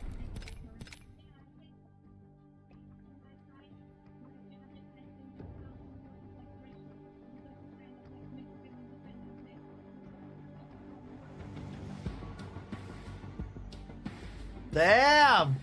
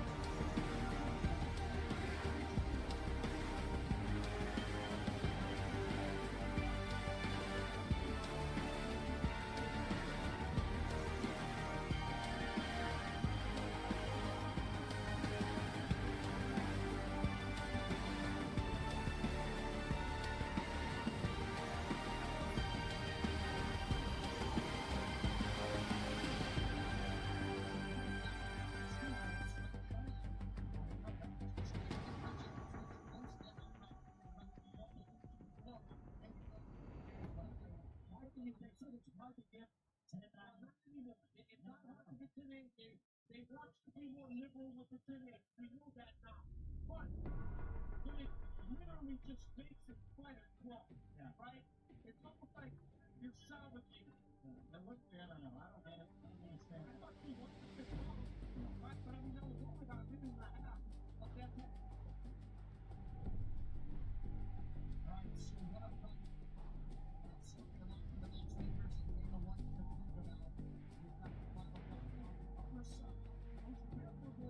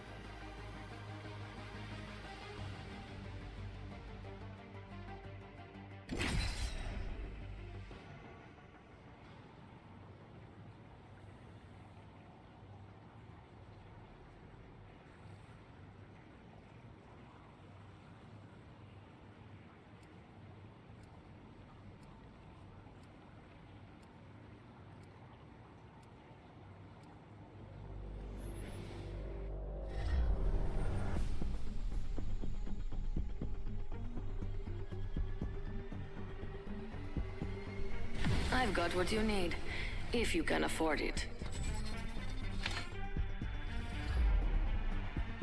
The old phase and the new. I will use both to guide us.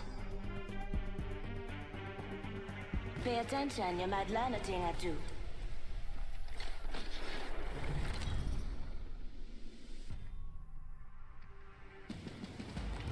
Introducing your champion. I never say die. I fight until it hurts. I'm the jump master. AJ Shea leading the way.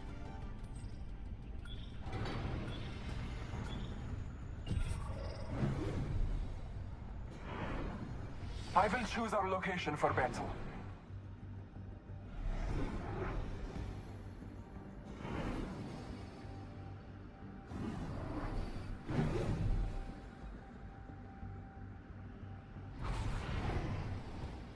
另外一段视频拍一个完整的西瓜，西瓜摄像机捕捉不到。 Let's land here. Battle lies below.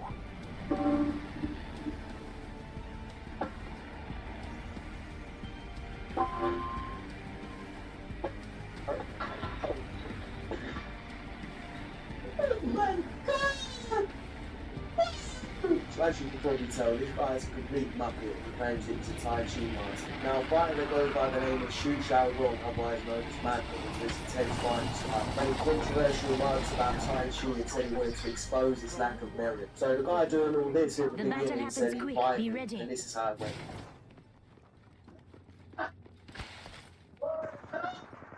Battling the enemy.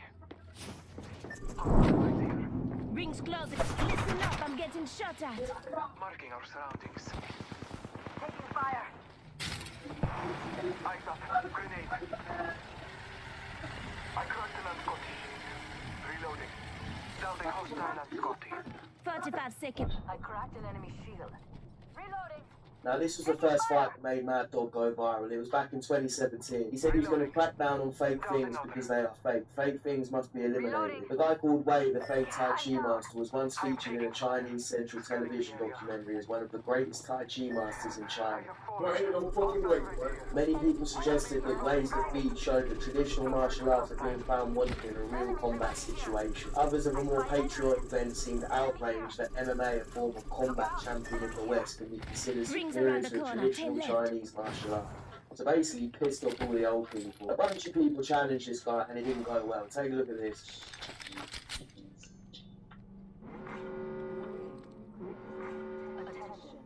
Listen up, the ring's moving.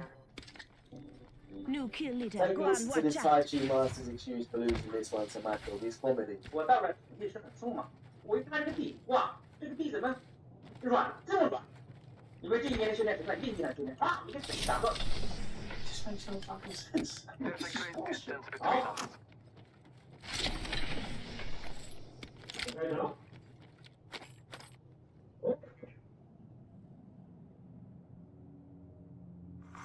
Care package being delivered.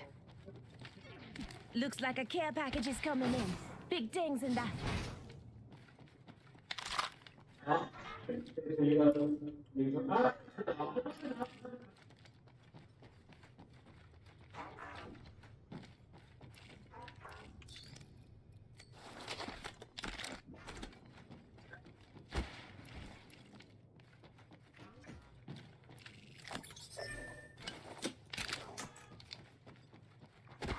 Attention, there is a new kill leader. So that was Mad Dog again against some supposed Wing Chun master, and as you can see, he easily destroyed him. And the craziest thing about this is the fight that can tell you everything you need to know. You don't find that suspicious? This guy's gotten in a lot of trouble with the Chinese government for exposing these masters. He's even had his social credit lowered to the point that he couldn't rent or own a property or even stay at some hotels. Despite this and obvious bullshittery by the judges in the video here calling the fight a draw, he's continued challenging these masters to out them as frauds. The thing is, a lot of these guys are scam artists. There's even some of them that claim that they can beat men without even touching them.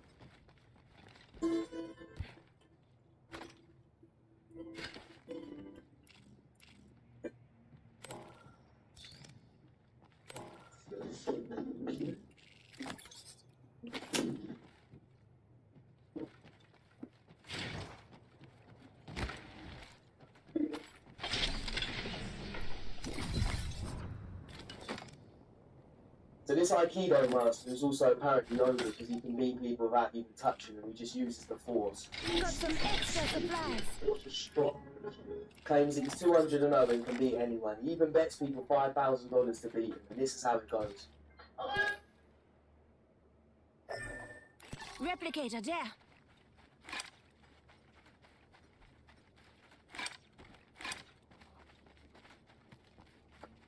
Falling in a lifeline package. Got to cheat myself.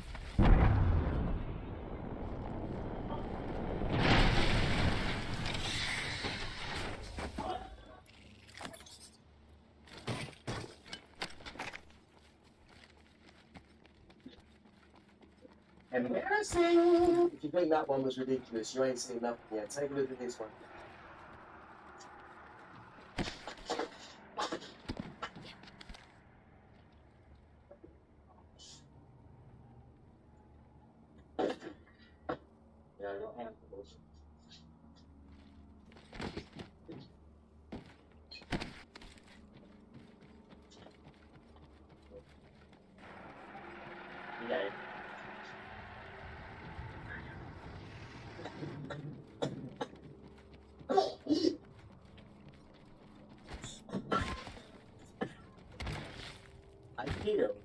is better than Brazilian Jiu-Jitsu.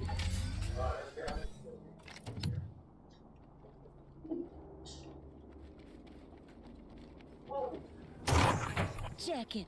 Got some materials for us. Aikido teaches you to neutralize the threat as quickly as possible, to reduce damage, to stay off the ground.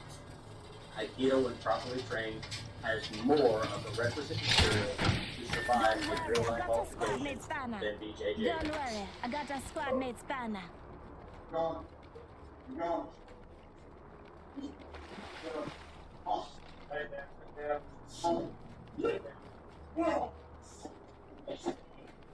Alright.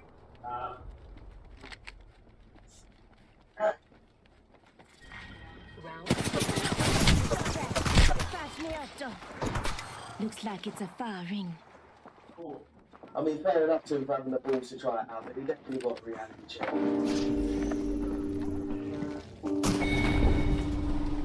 Well, I'm not trying to say you weren't a challenge, but this one time I kind of bested a black hole, so...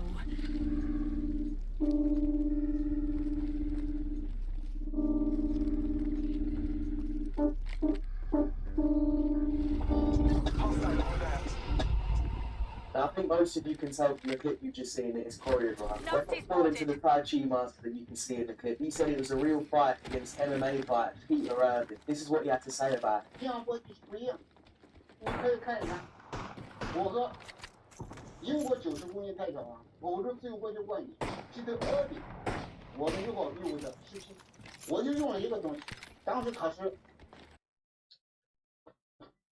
封的时间，你看他一封，我就得封他的，我也把他手封死，没有招，他碰不得无地土地，这个皮特高的，后来为了面，他说这是开店。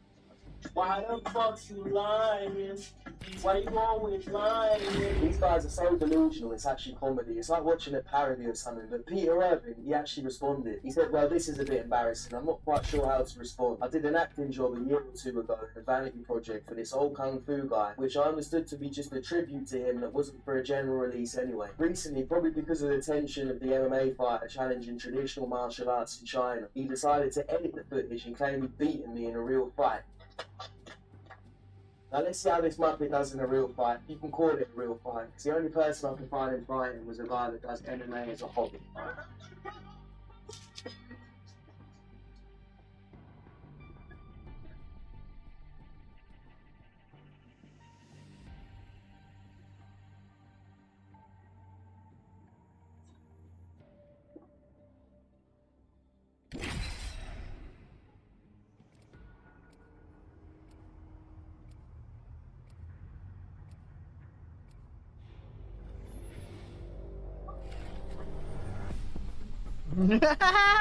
How cold? In this match, Mar Balgoon took about 3 minutes to wake up and I think they needed 3 months. He was taken to the hospital while getting an IV during the hospital stay. Mar explained he thought this match was supposed to be more like a film fight, because that's how traditional Chinese martial arts matches fall. When interviewed a year later about the match, she came up with this excuse. This win is ours. 这样他怎么满足我们一个得罪的他？为什么？我想不通。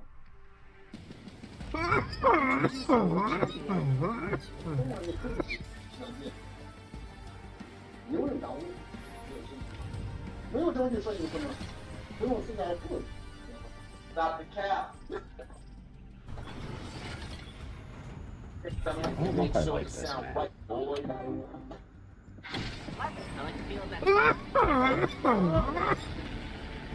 Hey, they get bust, man. Got buildings, This video is titled Aikido Master the Big MMA Fight, and it says old General Short after 20 years of life on Earth versus Aikido Master 46 years old from deep Russia. Like this comment says, if he's an Aikido Master, then so am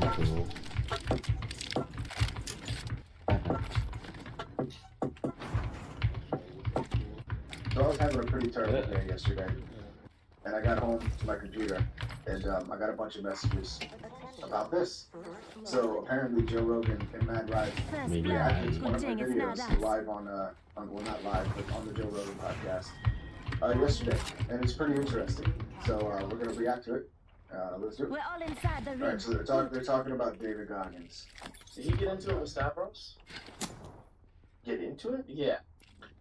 It seems like Matt might have seen my video with Goggins and Stavros. He might have thought it was real. Now, that's funny. One already? I wonder if he's trolling or if he really thought it was real. Let me know if you find alternative, please.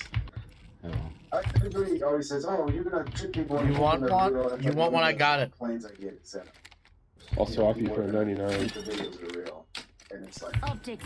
Alternator here. it takes like Well, 2 seconds baby. of research. What you doing? You know, I mean, just watching the video alone, you should know it's not real because most of my stuff is so over the top. But apparently Matt got fooled. What do you mean? Like, were they upset with each other? Stavros the comic? All the attachments. No, really? Level 2. I saw a weird cut-up video that I didn't know it was a real video. That's talking about that paint trip video. It was very funny. Yeah. It was very Paint trip, shot the paint trip. This is dude paint trip who takes. It was impressive. Me and Duncan Truss will be in love with each other. It's like a ton of fire. Joe always I think that's Joe's favorite video is the one where him and Duncan. That's an old one too. I think that's from like 2019 or 2020. Where Joe's trying to bang him. Which is the premise of a lot of my videos. Joe trying to bang him against. But let's keep going. It's like he's Look for hilarious. Havoc. He does a great job with those. Thank you, Joe. It's always nice to get compliments from Joe. I've had people commenting like, Joe doesn't like you. Joe doesn't. Like, what are you talking about? Joe's brought me up like this is probably the 5th time he's mentioned me on the show. And he's always had very nice things to say. So Energy ammo here. he likes it. Yeah, energy, You hear that? There's a care package coming down. Stavros would say jack shit to David Goggins. Nobody would talk shit to that guy. It's terrifying. His will and resolve is terrifying. It's impressive. Oh, this it's so good. Care package over there. So I've been hoping for this to happen for a long time. For Joe to actually react to one of my Friends, videos. there is an extended energy magazine here. Yeah. Level 2. This is a big day Got for it. the boy. Yeah, this one. On you, people? No, I said my man. Are you okay? Dude, I'm better than okay. I'm the best. At what? Not living. Fucking your mom.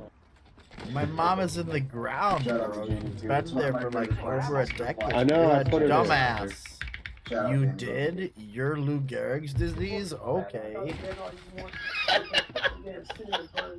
Yeah, I love that. You think that's hilarious? That's solid. Shay? Oh my god, this is so harsh. Yes, come on. Listen up, I'm calling a lifeline package in. Okay, this is too real. Yeah, but it was impressive. Okay, so he made it about 15 seconds into the video before he gave up. But yeah, it is kind of harsh. I mean, I think it's funny. I think Stavros had an issue. He's going down. Somebody told me he talked about it on his podcast.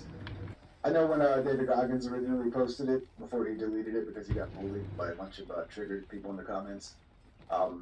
They were both cool with it, but if you really keep playing it, it does get better for Stavros. He does kind of turn things around on David by the end. But yeah, man, this is funny to see his reaction. Like, oh my god, this is harsh. No, but for real, my And the other thing condolences. is You're like strange from he's the playing I the really don't know original about video you. because the original cut of that video is still up on Instagram. And it's funny because Instagram didn't age restrict it or do any bullshit like that to it, like YouTube did. YouTube completely age restricted that video, and they said it was sexual content and nudity. Which, yeah, well, I don't know what you're doing, YouTube. I don't know. I think they just didn't like the video, so they found the reason they could to kill it, which is very frustrating for me because Really? when I put that video out at the beginning of the year, that was going to be my biggest video ever. It was blowing up tremendously. And then YouTube came in and just age restricted it and killed it. What's funny is even though they age restricted it, it still almost got to 1 million views just from search. Because it wasn't from recommended. They stopped recommending. They stopped recommending. Basically all of my videos after they age restricted that one. They basically killed my whole channel after that. But it still almost got 1 million views from just from people searching for that video. So yeah, shout out to YouTube. Thank you for killing that video and killing my channel in the process. But yeah, it's still up on Instagram. Instagram, I guess, understands comedy more than YouTube does. Genuinely concerned. Stavros is one of those guys who's so funny, I don't care if it's fat.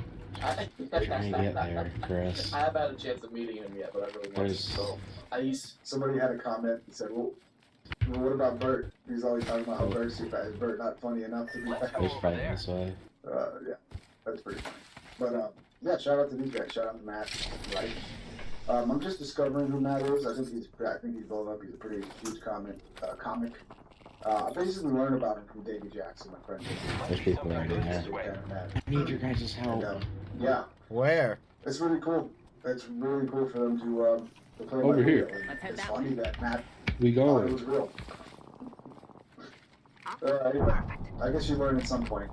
You know, you can only think it's real. What do you need our help with? Somebody sets you straight. But yeah, that was cool. That really made my day yesterday to come home and see that. So yeah, that's it. That's all that happened. Is I'm talking. I wish you would have played the whole video. That's my only thing. Or not the whole video. I wish you would have gave it more of a chance. Rampage. I think he started throwing back for Stavros. But you shouldn't go back for Stavros, man. The guy's a killer. And you know, if you would keep playing it, you would have seen. Yeah, Stavros' fat charisma basically scares the shit out of David Goggins by the end of the video. I don't expect. This is one thing that Stavros had. A lot of charisma. Half the squad's left, no time to be tired. That's what really made the video. That's what made me want to make it, was Stavros being so, like, yeah, love you, that's cool and all this shit. Then like, okay, you gotta pair this up with David up. And yeah, it was gonna come across a little hard. A lot of the shit. Lifeline right here, so my spikes. It's really harsh when you make it look like the same as Stavros. I got you, friend. Literally right outside the door. But yeah, it was just too perfect of a mash. Shout out to Neil. Shout out to I would have thought Matt Wright would be the one to get me to get one of my videos reacted to on Joe Rogan. I may have had one eye closed. I figured it'd be like a Jessie Meguluzo or something like that. She's always bringing me up on Rogan Talk. Aha! Jessie Meg.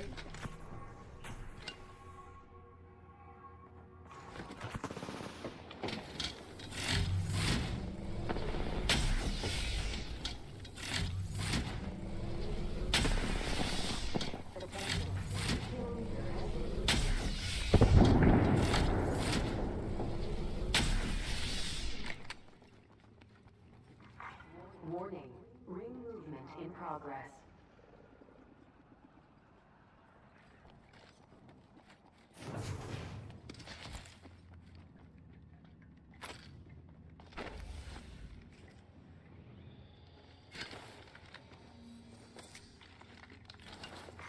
Attention, delivering care package.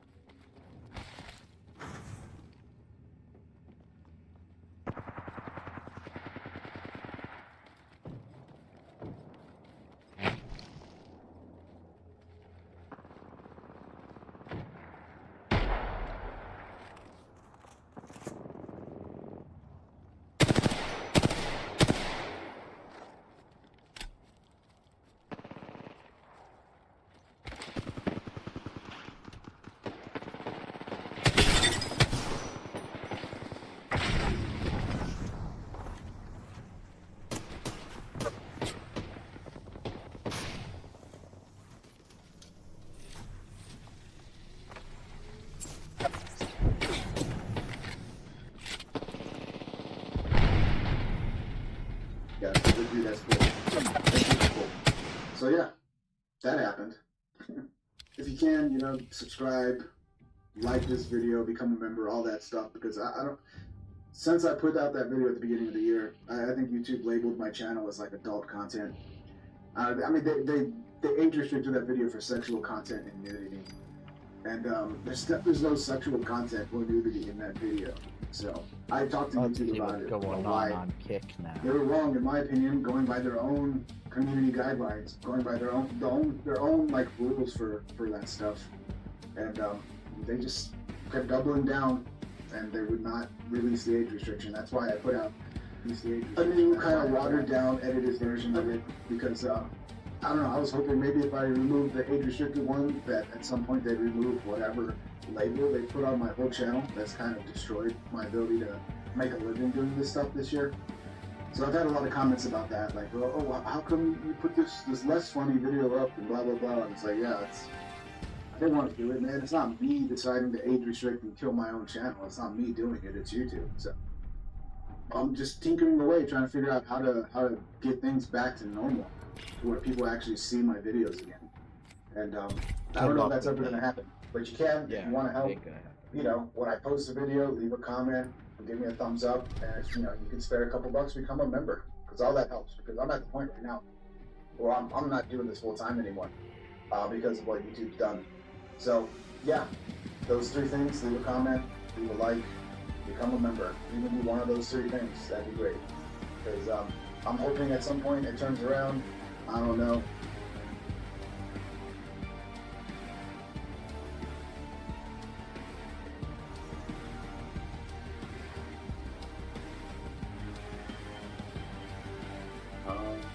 Cool. Well, speaking of, oh yeah, well, let me hit up a little feedback here. I don't know if you've noticed that you got some polarizing feedback. I don't know if you've seen it. You got some people out there. Some of them, dude, dump this guy. Yeah, they're like, fucking yesterday. What did I call it? Still the smiley dude. I was called a mark several times. And listen, I think too, it's like, you know, it was a lot of the Cornet people. And oh, that's right, yeah. Which by the way, you know, I probably will go and watch. I haven't seen the video when he talks about my match with Jack Perry, which is, yeah, some of them think that we were talking about that, and I was only talking about my entrance and him saying that I looked stiff from that, but, you know, stiffer than a porcupine's penis and Penfield a prom night. And, let me see if I can say, like, what, 8 more times. I say kind of. I say, you know, when I watch the match, I'm like, I say, you know, that many times? What the fuck? They don't know. I probably will watch it, but I don't think that you were that negative. I didn't watch what you said about it, but everyone was like, he didn't say anything bad about Irene. I didn't think, and then, you know, and I was just speaking on what you said about he didn't understand my Rolling Thunder. I was just speaking on that. So I don't think I said anything. I know all the roads. Although I did offer they all lead to the that, same you know, place. he thought differently. Because you thought that I was too old and restricted. I know this territory is the back of my hand. Today's not gonna be easy. Or leave out on the table, but yeah. But besides that, I don't think you said anything to that. But I know that you said something about that. He said something about I could qualify for AARP. He mentioned that on the clip, and then he also Introducing your champion. Said something else too that was like, you know, and it wasn't that he didn't criticize like the group chat, nothing to that effect. It was just like I'm the jump master. Follow me. Like nothing. You're gonna get more heat now for saying this. I'm not trying to be that. I should have just left it at that. But It's not your fault. I get it. But this is just the way it goes. It's just a loss. Dead. Enough lambing around. We're dropping. Let's explore that way.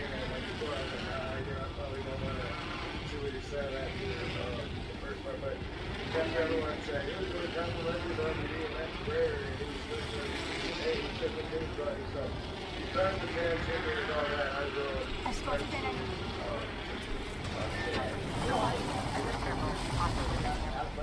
I broke off. I ain't going there now.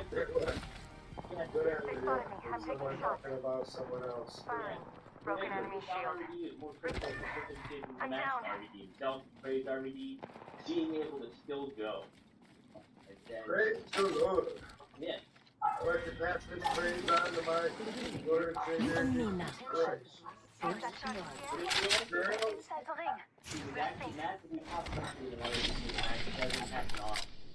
didn't pick up on that, but maybe they saw something or heard something I did. Maybe you had your Maybe you had your dark colored glasses on. Maybe I just don't want to be naked. Maybe. Hey! Keep it down. The trend toward larger and larger phone screens cannot be stopped, and something needs to be done. I mean, it's clear at this point that you all would keep a tablet in your pocket if you could, but you can't. Well, okay, you can't, but there's a wrong way to do that, and there's a right way. I'm going to be talking about my experiences daily driving a folding phone over the last 3 years, because I have a lot to say about it, including some bad stuff. So, with that said, obviously, I can't seem to put these things down. So, I think it's high time that I sat down and gave you all the reasons that I think you just might want to consider a foldable. Even if you consider it, and ultimately do not pull the trigger. But just should pull the trigger on supporting our sponsor, SolidWorks. 3D Experience SolidWorks for Makers delivers professional-grade design tools for your hobbies, personal projects, experimental prototypes you can't let the government discover, and more. Check them out at the link below. Starting with number 1. It's a tablet that fits in your pocket. Actually, no, that's very obvious. So let's move on to something less obvious if you've never used one of these. I do this all the freaking time. And it's useful for more than just a flashlight. How about if you want to take a timed picture, for example? Now, instead of trying to find some random thing to lean your phone up against and then hope it doesn't tip the wrong way and come crashing to the ground, you can just turn the whole device into this instead.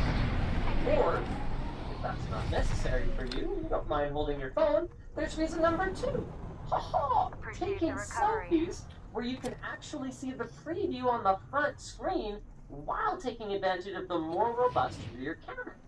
No more trade-off between image quality and making sure that you've got your shot frame right. I mean, don't get me wrong, to keep these things as thin as possible. They don't always have the best cameras around compared to slap phones, but they're solid as long as you just make sure that you don't drop them in the process of taking your picture. A downside of foldables in general is that, especially if you have smaller hands, they can be just a little bit unwieldy. But that's it. For folks with bigger hands, advantage number 3 comes in clutch. The extra width. If you're the kind of person who struggles to type on your phone without turning it sideways, you are going to love having all of this thumb space without losing your chat to the keyboard and needing to scroll back up and reread the last few messages before you finish typing the reply. Everything is just right there. And speaking of chatting, number 4 is that folds are fantastic for messaging apps. You get more of a, I don't know how to describe it other than to say a desktop-like experience where you can both see your current conversation and interact with someone and also your contacts list or your other recent conversations. If you want to search for a phone number to text someone without closing your current chat, no problem. Remember who sent you that funny meme that you want to pass along? Search away, all without going offline to whoever you're actively chatting. Whether it's Teams, WhatsApp, Discord, I mean everything. It's just plain a richer experience on hold. Which I guess kind of goes without saying given how much they cost up front. And that would be the downside, but we'll get into that a little bit later. You know what's free? Doom scrolling social media apps like Reddit, Instagram, or Twitter, which... Oh, sorry, I am apparently legally obligated to call it X now. Anywho, with a foldable you can, number 5, double your doom scrolling power and use split screen to get 2 candy bar size apps going at the same time. It's not perfect. Things can get a little cramped, but it is certainly better than not having the option, and when it works perfectly, it is pretty dang sweet. Kind of like our adorable and compact new stubby LG screwdriver from Store.com. Ooh, another, here's what we didn't think of, is retro content. Man, I get so much use out of this. Whether you want to emulate older games, or watch episodes of your favorite classic TV shows without the visual gags freaking cut off, it's awesome. I mean, 6x5 isn't quite 4x3, but it's at the point where those annoying black bars aren't nearly as annoying. And if you want to watch more modern 16x9 content, the larger screen still helps, whether it fits perfectly or not. Bringing us to our next advantage. The screen, it is huge. And there are a ton of ways that this is useful. This is actually more like 3 or 4 different points. I mean, looking at Google Maps, reading comics or manga, even just for text reading. I kid you not, guys, I legitimately started reading more once I switched to a full. Oh, and the productivity. It is great for spreadsheets and greater work for remote desktop access. Like, Gone checking. like Got my some whole materials for monitor. us. It's awesome. There are certain activities where more screen is more better, full stop. One that comes up very frequently for me is sharing pictures and videos with my elderly relatives. All I gotta do is crank the brightness, whip open my pocket tablet, and they can actually see their grandkid's dance performance instead of like smiling and nodding. Then when I'm done, I slip it into my pocket. Good luck doing that with the tablet. But I don't look ridiculous. We are not alone. Speaking of tablets, while folks whip open my pocket tablet and they can actually see their grandkid's dance performance instead of like, and when it works perfectly, it is pretty dang sweet. Kind of like our adorable and compact new stubby LCD screwdriver. LCDsport.com. Ooh, another, here's what we never think of, is retro content. Man, I get so much use out of this. Whether you want to emulate older games, or watch episodes of your favorite classic TV shows without the visual gags freaking cut off. 1 minute. Ring's not far. Awesome. I mean, 6x5 isn't 4x3, but it got the point where those 1 black bars aren't nearly enough. And if you want to watch more modern, the larger screen still helps, whether it's not. Bringing us to our next adventure. Screen. It is. And there are a ton of ways that this is actually visual gags is retro content. Pretty big visual gags. 1 black bars aren't our next advantage. I mean, looking at Google Maps, reading comics or manga, even just for text reading. I kid you not, guys. I legitimately started reading more once I can have like my whole monitor up. It's awesome. There's whip open my pocket tablet and more screen is more better, full and greater work for remote desktop access. Like, I can have like my whole monitor up. It's awesome. There are certain activities where more screen is more better, full stop. One that comes up very frequently for me is sharing pictures and videos with my elderly relatives. All I gotta do is crank the brightness, whip open my pocket tablet, and they can actually see their grandkid's dance performance instead of like smiling and nodding. Then when I'm done, I slip it into my pocket. Good luck doing that with the tablet. Yes, but I don't look ridiculous. Right. Speaking of tablets, while foldables are notorious for not being perfectly flat, number 8 is still valid. There is plenty of space to draw or take notes on. And being in your pocket means that you are much more likely to have one on hand compared to your full setup if the urge to do strikes you. And it's that versatility that I love so much about these things. Like, how about number 9? I'm not often the kind of parent that turn my kids into devices. During the birth of Bennett, it was a TikTok of him doing absolutely nothing but peeling his bagels. Is there really much he could have done more? I offered to pull it out, but she wouldn't let me. Pull it out. It was a little late for that. No. Set the record straight. People thought that I was being serious in bashing him during labor. It was our 3rd child. Cheers. At that point, he had worked out what works. He knew that he gets hot in the hospital, he brought a fan. If you could hear the audio on the bagel footage, you would hear me saying, but like, tell me how it is. Okay, because I'm living vicariously through you. No, he really, honestly, he's a very well-versed support person at this point. Him holding me up gets that baby out. So I'm here to set the record straight. He did the labor. Being stranded in space for a spell certainly brings out the fight in a lassie. The games are anything but random, if your eyes are open. According to Bobby Keenan, Andre had a It's only over when it's over. There was a spot in the match where Warrior would clothesline Andre and send him into the ropes to be tied up. Apparently, Warrior was stiffing Andre on the clothesline. The Giant told him to ease up. Warrior think you'll make it out of this alive. For pain in the back, continued to stiff him a few more times. One night, Andre had enough and waited for the clothesline spot. When Warrior came running at him like a maniac, Andre simply stuck up his massive fist and caught Warrior right in face, knocking him absolutely senseless. In the matches after this incident, Warrior apparently barely touched Andre on the clothesline spot. Towards the end of Andre's career, he was doing a house show tour with the Ultimate Warrior and doing the job for him.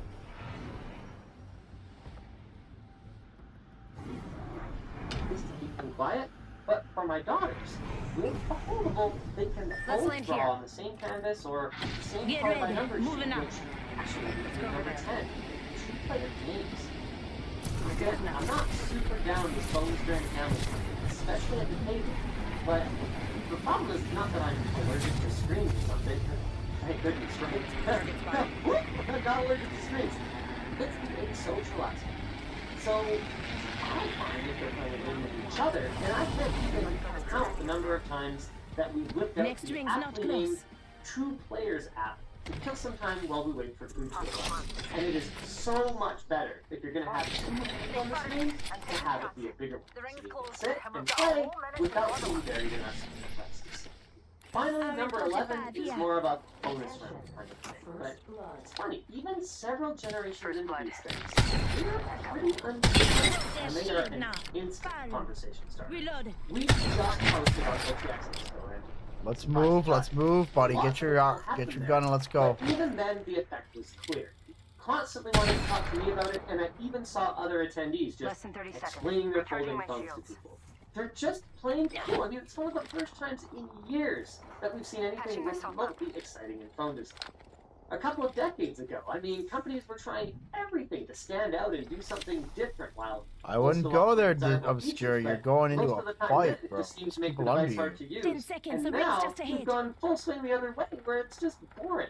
With a foldable... Whole team going there. Listen up, I'm getting shot at. Just give him that. That's not a smart idea. Let's get out of there. Of course, I'm not done yet. I've got a few more downsides that came up in some of the instant conversations that I started with my foldable at FTX. How many of you out there with I don't know, but I'm not sticking around for that shit. There's fucking 3 teams there now. No? Not many of you? But we go through this. Well, with one of these bad boys, that may be necessary. Like me, Elijah from our logistics department recently had to remove his because the center eventually bubbled up and cracked. Like mine, his still worked fine, but I mean, who spends this kind of money on a phone to have it look gross and dusty? And we've seen a bunch of reports from others who have experienced the same thing. So that the people at LPX walk up to me and show me as well. On top of that, after removing the screen protector on my own foldable, as 2 ways to replace it, so I'm just trying to there, eventually the screen itself started to crack. And since I can't go back to a regular candy bar at this point, I am now that guy, daily driving a cracked screen, unless I want to replace the whole thing. I guess for the newer generation, that's the experience that I had with mine, which is another issue is how you can fit more screen in your pocket, since these can be shorter, especially the Google Pixel. These things. Right. It's got one like this.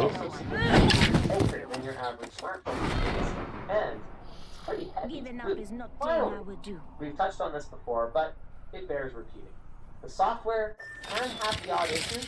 One of the 2-player games that I would like to play on my phone that doesn't work is this free Checkers app, and they are expensive.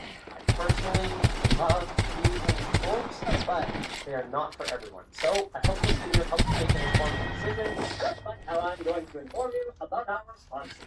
SolidWorks! If you're a painter, hobbyist, or tinkerer, put your tinklers together for the new affordable... Regular public to ask for an autograph or a photograph is either going to go really well or really bad. Now this actually depends on who you're asking and also where the interaction takes place. For instance, approaching a wrestler at an airport after they've had a long week traveling around the country probably isn't your best option if you want to meet one of your favorite superstars in a I'm a lazy. They're usually tired and I don't know what the third guy went. Did you go to? Over the years, there have It been was a number of Revenant, instances where I think. WWE wrestlers have actually got annoyed at fans in public, and the circumstances surrounding these cases vary from incident to incident. But when did they happen? Well, join us now as WrestleMania looks at 10 times WWE wrestlers got annoyed at fans in public. Be sure to subscribe and hit that notification bell for daily wrestling videos, and follow us on Facebook for exclusive lists.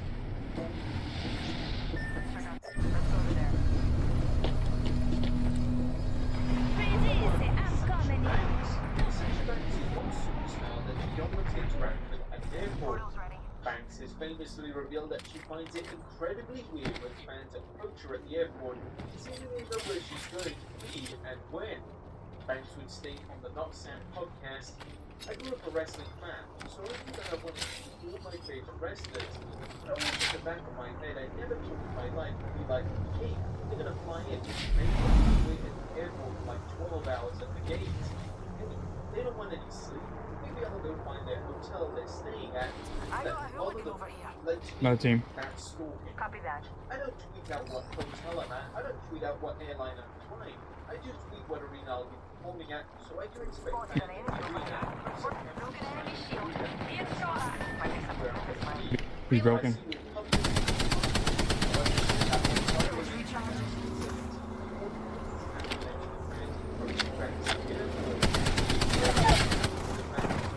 Enemy down.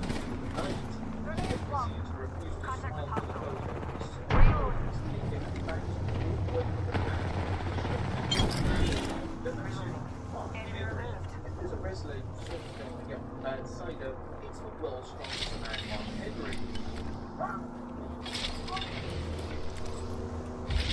A fan in Ireland on the WWE show in 2010. Fast, Nagashi. Next ring's far. Birthday card for his young son. The band admits that many superstars such as Randy Orton and John Cena The evac tower. didn't go down too well with Mark Henry. The band would reveal, I was trying to get as many signatures as possible on the card of my collected book. Got a replicator coming down. They're flying over us. Careful. On us. Contact with target. Opening fire. The ups are coming! I honestly thought this was one of the plot-line facts. I felt like I was watching this happen to someone else. Throwing thermite grenade. Thermite grenade. It gets really bad if you lose rest from it. Watch my back, pals. There's a new kill leader out here. Number 3, Chris Jericho. Sometimes when you see a wrestler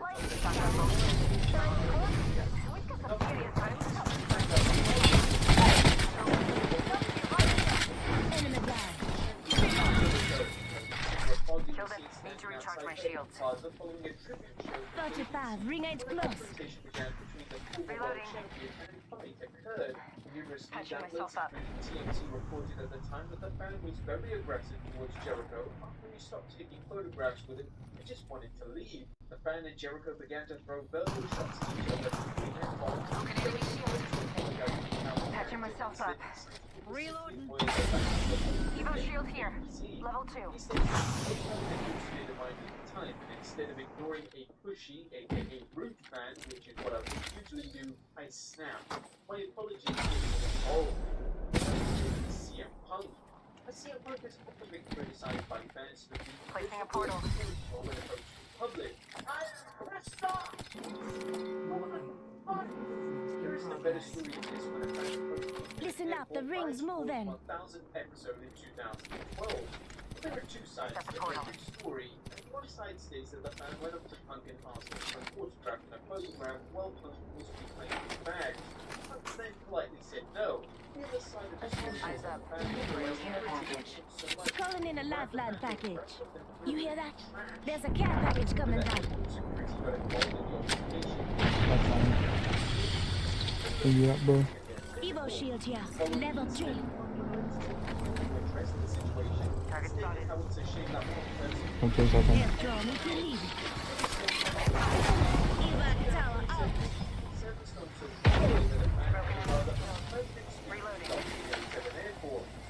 Oh man, he's so low. Sorry. Reload. Enemy spotted.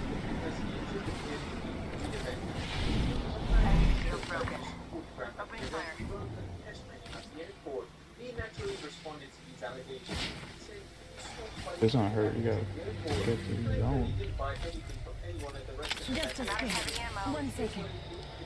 The wrestlers follow this up by taking their actions of food to real fans. Number 6, Ryback. Social media. Don't forget that wrestlers are human beings. Patching myself up a bit. Guide now the wrestler on social media and then try and get those graphics. Pass me that shoe. Controversial social media and YouTube personalities JD from NY and Joe Conan approached Ryback at a public wrestling show. Patching myself up a bit. Oh, we got that guy. They're close to that. Ryback then asked him why you asking for a photo. Half gone. Half left. Just a second. 1 second. Target over there. Broken enemy shield. They're shooting at me. Reload. Just a second. 1 second. I'm using a panic kit now. Got a replicator coming in. Can you make a board for her? Make a board for her? Okay, it's a guy. Oh, you're good. Unbelievable. I have a sliver lap. Unbelievable.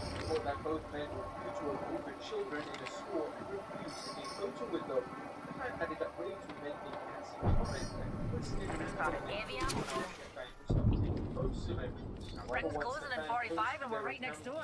You're dead brilliant, that is. Jump to the defense of Reigns and Rollins, who did get their right to refuse a picture whilst they're out in public. They should be commended in capacity for this. Number 8, John Cena. 30 seconds. Rings close. The distinction between being a fan of someone and harassing them. Loosely OD when they noticed during his interaction with John Cena in 2018. The YouTuber kept following Cena as he was just enjoying the day out in London. First Cena left the store. Up and away, UT. Cena replied, yes, be respectful. No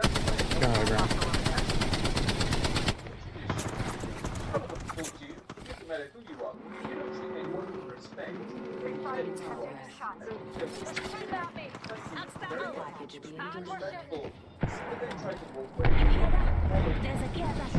Why are they fighting this?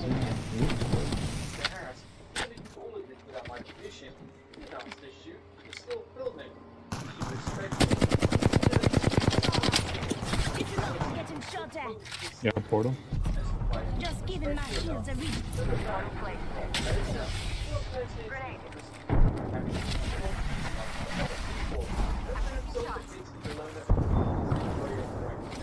Patching myself up. Come and get your birthday present. Gear package over there. Fill in the track.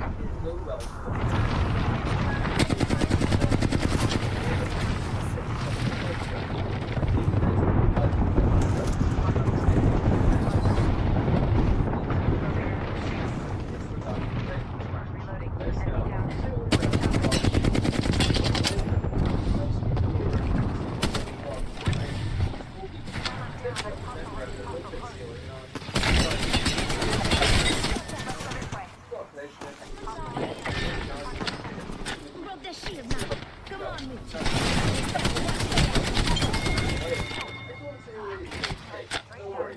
Say what? Whole squad, no.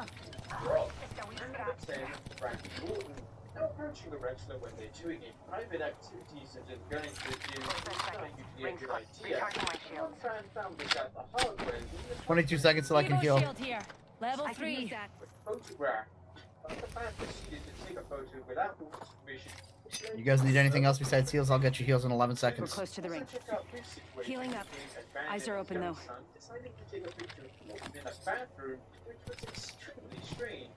I'd like to I'm good. see the incident on a Twitch post, stating that there is a meet and greet schedule. Save your heals, save your heals. The zone won't kill us. Here, they're right here. Get this. Get this. Get this. Get this. Oh my god. Okay. Need to recharge my shield. I was trying to kill you guys, but you guys just run off. Yeah. Next time with some more wrestling content. Warning. Movement in progress. So not to be predictable, spotted an enemy over there. Cloud bullets are shooting at me. And care package over there. We should go here. Shields recharging.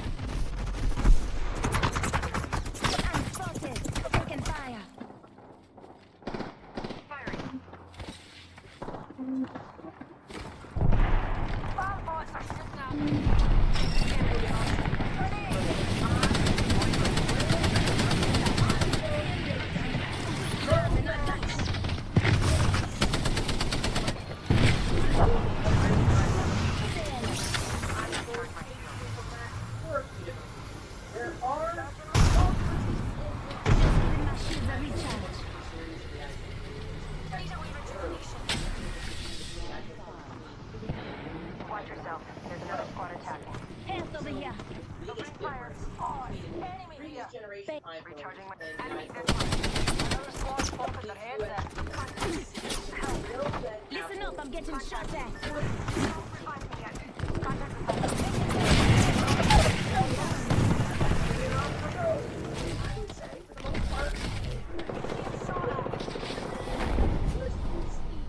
They did it the right way, specifically the Pro models. But iPhone 15 and iPhone 15 Plus only support transfer speeds that USB 2.0 supports. Versus the iPhone 15 Pro and the Pro Max, which support USB 3.0 speed. Faster. And if you want the speed, you're probably going to want to go with a Pro Max, because you would get the speed when the need arose, specifically when you're plugging in and transferring data. I'm very glad that they went with USB Type-C. I mean, that's long overdue. The extra stuff, adding USB 3.0 speed to be able to allow you to dump data directly to a computer or offload it to an external drive. They didn't need to do that, but they did, and I feel that was the right way to do it. I wish they would have done it years earlier, but that said, I feel that's probably one of the bigger changes with the iPhones 15 versus previous generations, going all the way back to, well, after the 30-pin adapter, which I know, I'm more than confident at least one person out there is still using that. The old 30-pin adapter. Who are you? Why are you doing this? In terms of color choices, you don't have a lot of variety because of titanium. It just does not handle color that well, so you either get a dark color or a white color, which is fine by me. There are slight differences between the colors that were available for the iPhone 14 Jersey is the #1 female jersey seller in the National Football League. He is a sex symbol for the NFL. The numbers don't lie. Let me just. Well, let me just. First of all, let me just. Well, let me just say, I am almost 6 feet tall, and I'm not thin. I will hold my ground. That's mine. Ooh, okay. Yeah. Well, you see what I said? Defensive. Yes. You've noticed the attention over the past couple years, right? Yes. I mean, I think it's completely warranted, but I'm biased. Not only clearly on the field he is dominant, but off the field he's doing so many things that either pique people's interest or is for a good cause. And so I think all of the reasons that he's been in the news or discussed or have a conversation is, again, completely earned. One pleasant cable to carry around, and another feature that works seamlessly with software. Midday, all good with me.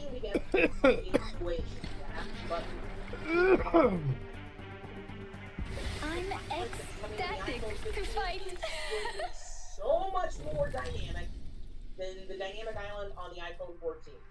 And you know this because they implemented the iPhone version by one.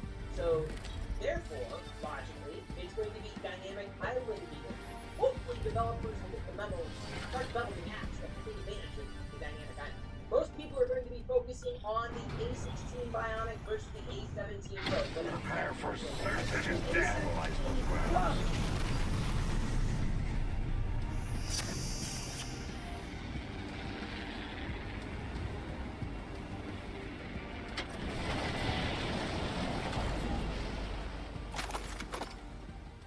Please, no profanity on this network.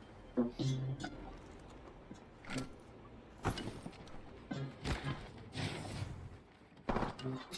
next call, Newark, New Jersey. Go ahead.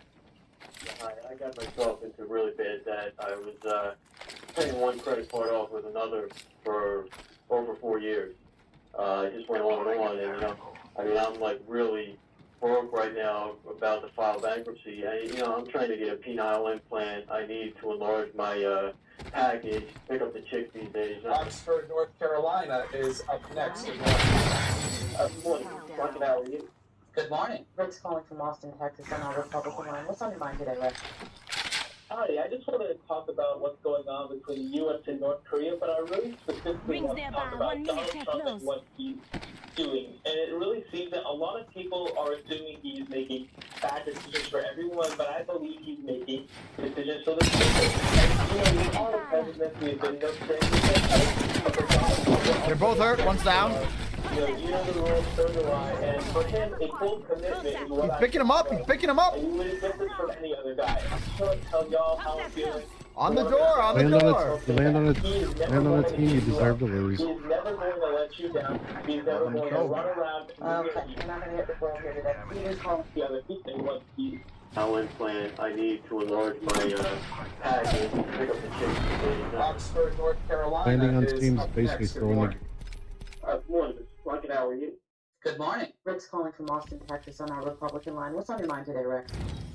Hi, I just wanted to talk about what's going on between the U.S. and North Korea, but I really specifically want to talk about Donald Trump and what he's doing. And it really seems that a lot of people are assuming he's making bad decisions for everyone, but I believe he's making decisions for the people. And, you know, with all the presidents, we've been no strangers to hate, but for Donald Trump, we're also no strangers to love. You know the rules, so do I, and for him, a full commitment is what I'm thinking of. And you wouldn't get this from any other guy. And I just want to tell y'all how I'm feeling. I want to make y'all understand, hopefully, that he is never going to give you up. He is never going to let you down. He's never going to run around. Okay, we're not going to get Rick Roll here today. Steven's calling in from Wyndham, Connecticut on our independent line. Hi, Steven. Fort Jack and Wagon Mound. Hi, Greta. How are you? Morning. Yes, this is Jack Strickland. It's a great day here in Wagon Mountain. Look, I hate to bother you at work like this, but did I leave my wallet on your nightstand? All right. Cluster foxtrots in my again. Let's run this. Well, that's still appropriate of a Republican called Dad, right? I was actually discussing this issue with a friend of mine recently while I was in Philly. Mate, I wasn't born to be subtle. At some point during the conversation, a couple of guys who were up to no good essentially started causing trouble in my neighborhood. This is your champion. Got good and started moving into action also in Bel Air. Again, for the first 45 minutes, Iran negotiations. We go next to Camden, New Jersey on the Republican line. What do you think about all this? Good morning, Brian. Thank you for participating. When did you lose your virginity? What do you mean? Dinna fash How old were you? yourself. Because I'm the best. Got you on my side. Let's touch down here. Hey, thanks. Hold on Nice tight. to hear from you. Always good to hear our callers from there like that.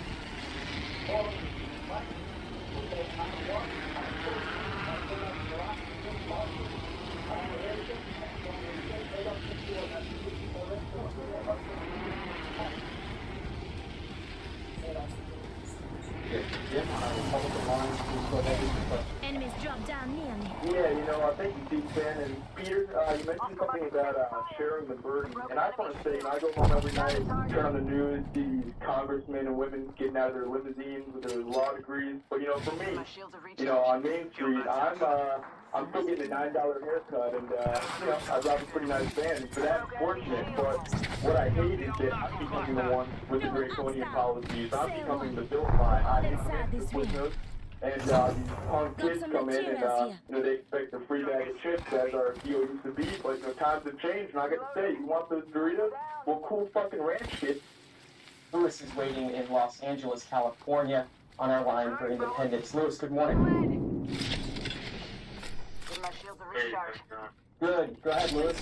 I think this, I was talking to my Aunt Lisa about this the other day, She thinks, this goes all the way back to the Greeks. We're talking about universal nature, and nowadays, you just have the Triforce with America, Canada, Russia, all that. But I guess, my main question is, how do lunch boxes work? God damn, we just watched them again like that. That's fucked up.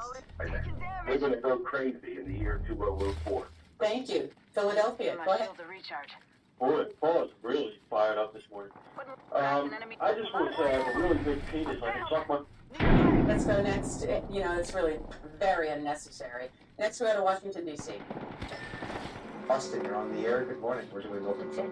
Hi, am I on the air? Yep. Kayak78 says, Thanks. third party. Morning on this You can grab the other guy if you want. Leave him.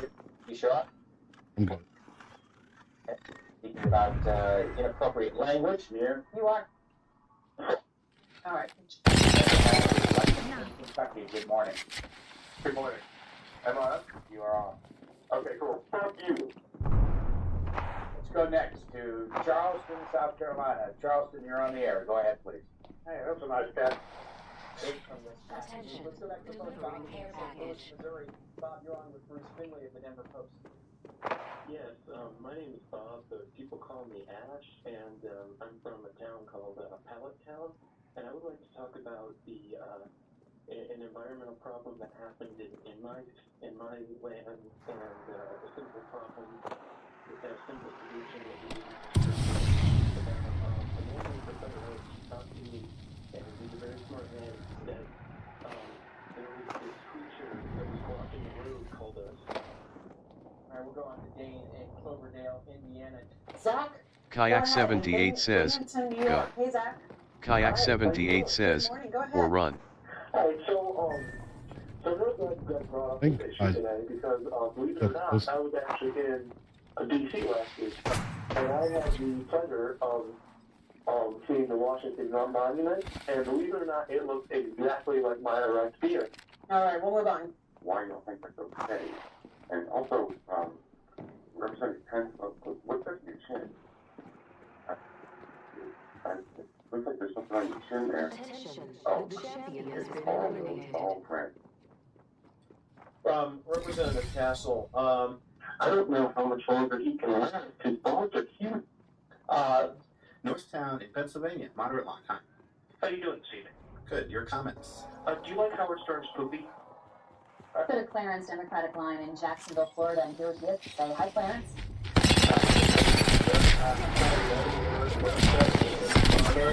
What? Don't be so shocked.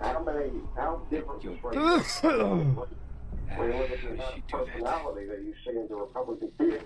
Carly King with his 999 plan, Rick Perry with his oops, Michelle Bachmann with her very hairy vagina. Oh, excuse me. That was totally inappropriate.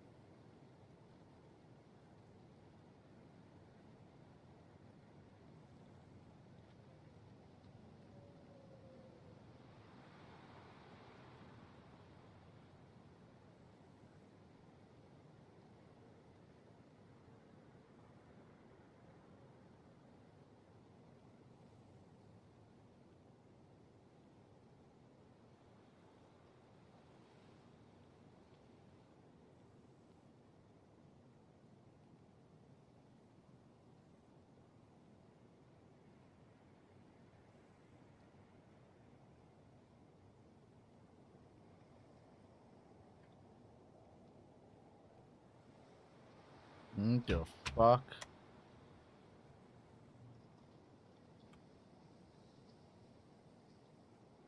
Hello?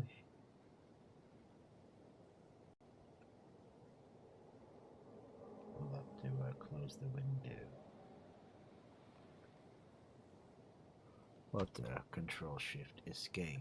Take that Apex Legends and kill it. End that task, sir. Thank you. And give it a second or two.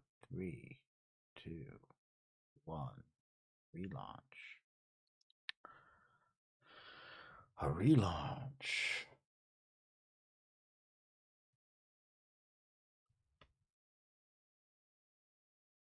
Well, that's doing that.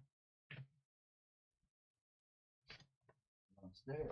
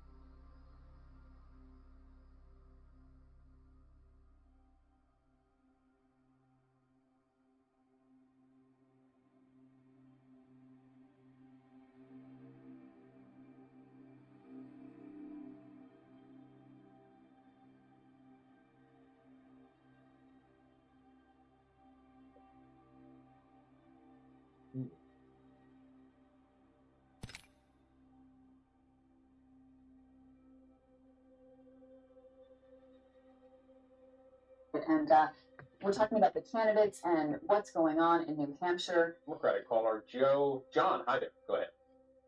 Yeah, I really just wanted to say that fuck. Let's go to Bakersfield, California. It's Jed, good morning. Hello. I feel as though women should be at home and making sandwiches and pushing out babies and having their period. All right, we'll try to have a constructive conversation. In Orlando. Hey there, Carl. Hello. Yeah, before I have my comment, I'm going to join the discussion very much. I've been listening to C-SPAN for several years, and probably the last few days had the highest amount of obscene callers. So I'd like to ask a procedural question. What is C-SPAN doing to crack down on these calls? Well, whenever we hear something, first of all, we try to admonish. We try to cut them off as best we can. We're not at any kind of delay or anything, so we just have to do the best we can and hope that we're getting the best from our callers. It's pretty much what I can say. Because there's a lot of discussion going down, but about the Romney situation, I actually think the attack on the best thing that could happen for the best type of attacks that could happen whatsoever for Romney, because they highlight his business experience. You go to the exit polls in New Hampshire, you see what they're voting for. They're voting for him because they care about the economy, because they care about winning the election, and they're voting for him because of his huge penis. All right, let's caller messing with us this morning. We hope to get the best of our callers. He set himself up nicely there, but let's move on. We don't need that kind of stuff on the program. Riverside, California, Solomon. Waco, Texas, Jed. Democrat. Hi, Jed. You're on the air. Go ahead. Jed, are you with us? All right, let's move on to Darlene and Russian. First call up is John in New York City. John, what do you think about everybody gets a trophy and the potential for living in a society of entitlement? Yes, I disagree that everyone should get a trophy because it sets kids up for failure and for a sad look on the world. Because I mean, you don't always get a trophy for participating in life. But on the other hand, I was quite proud of my son for when he first had sex, and I wanted to give him a trophy for that. All right, we'll leave that there. My grandfather, I remember him watching this. He is Ukrainian, and he made a comment to me, which was. Okay, we're going to go on to Grosse Pointe, Michigan. Good morning to you, please. There is substantial evidence at the current time that the mainstream media, that is Fox News and CNN, are suppressing the actual casualty rates during this vast war, whatever you want to call it. I was watching this last night, and while CNN and the Fox both have placed the casualties around the low hundreds, the independent media journalists who were actually on the ground against the battlefield had to... All this morning on the international line from Pakistan. Welcome to the...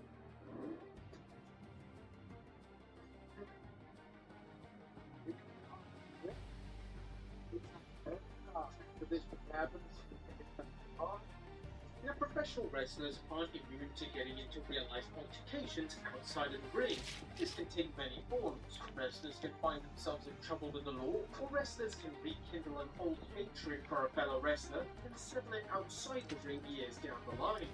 In an age of social media, it is extremely hard for an altercation with any kind of celebrity to go unnoticed, settle it outside the ring years down the line.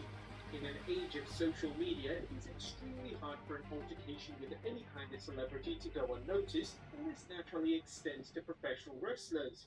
But who lost their cool for real outside of the ring? Join us now as WrestleMania looks at 10 WWE wrestlers who got into an altercation outside of WWE. Be sure to subscribe and hit that notification bell for daily wrestling videos.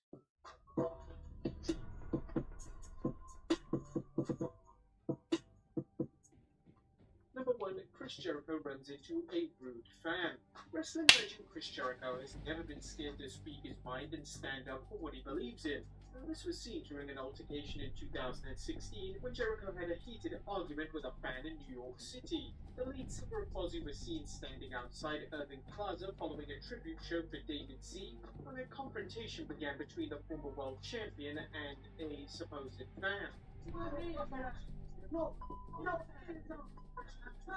TMZ reported at the time that the fan was very aggressive towards Jericho after Jericho stopped taking photographs with fans and just wanted to leave. Thanks to this, the fan and Jericho began to throw verbal shots at each other, including F-bombs. Jericho would later apologize for the incident, citing it was simply boiled over anger following the death of David Z. He stated, "I was not in a good state of mind at the time, and instead of ignoring a pushy, aka rude fan, which is what I would usually do, I snapped. My apologies to all involved, and God bless David Z."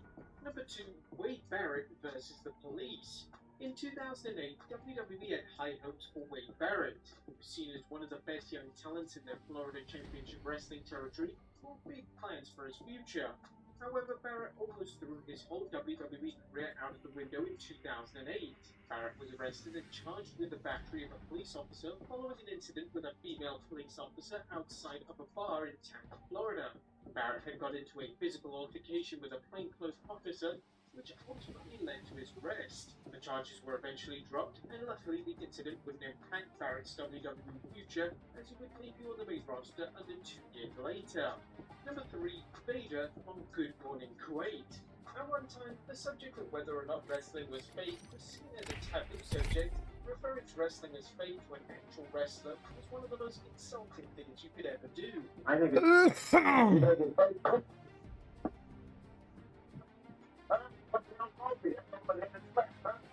This was seen when Vader and then WWF champion The Undertaker were guests on the Good Morning Kuwait show back in April of 1997 to promote the WWF's tour of the Middle East. During the show host Hassan Al-Othman asked The Undertaker the following question: "In Kuwait, they say this wrestling is not for real. You act." The Undertaker replied in a diplomatic manner. However, the show host didn't give Vader a chance to give his side on the question, which resulted in Vader interrupting the host and saying he wants to answer that question as well. Dude, you give him a chance to respond to that question. This is the question I'm going to ask you. I'd like to respond to the 10th question. Okay, see, my astute colleague, the heavyweight champion of the world, very diplomatic individual. That's not quite so diplomatic. In fact, I find your question, your remarks insulting to what I do. Vader then flipped the table and grabbed the host by his tie and yelled, "Feel fake, huh? Does that feel fake?" Vader was charged with assault and use of obscene language. His arrest unfortunately fell at the start of a religious holiday, meaning Vader was trapped in Kuwait for 2 weeks. Number 4, Enzo and Joey Janela. Time to cut the power. Concert. Enzo Amore is one of the more polarizing figures in modern wrestling, with seemingly every fan of wrestler having a We're winning this. For the core. Infamous incidents ended with a product in the summer of 2008. Life's an open book. Just get your mum's permission to read. To concert. All places.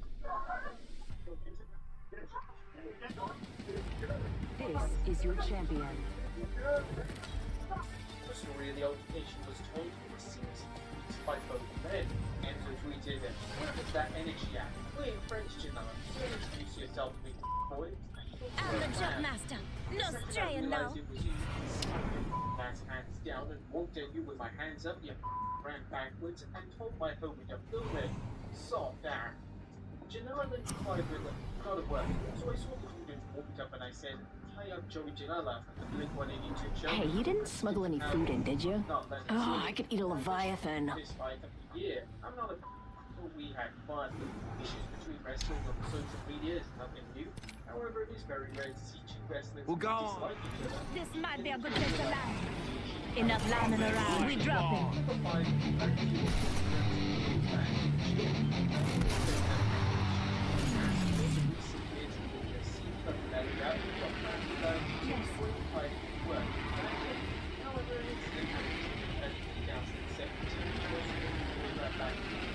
Well, that'd be an enemy temper. That way, fellas. Move your back. First blood. Someone's been a rascal. Quite a shot. That's a real one.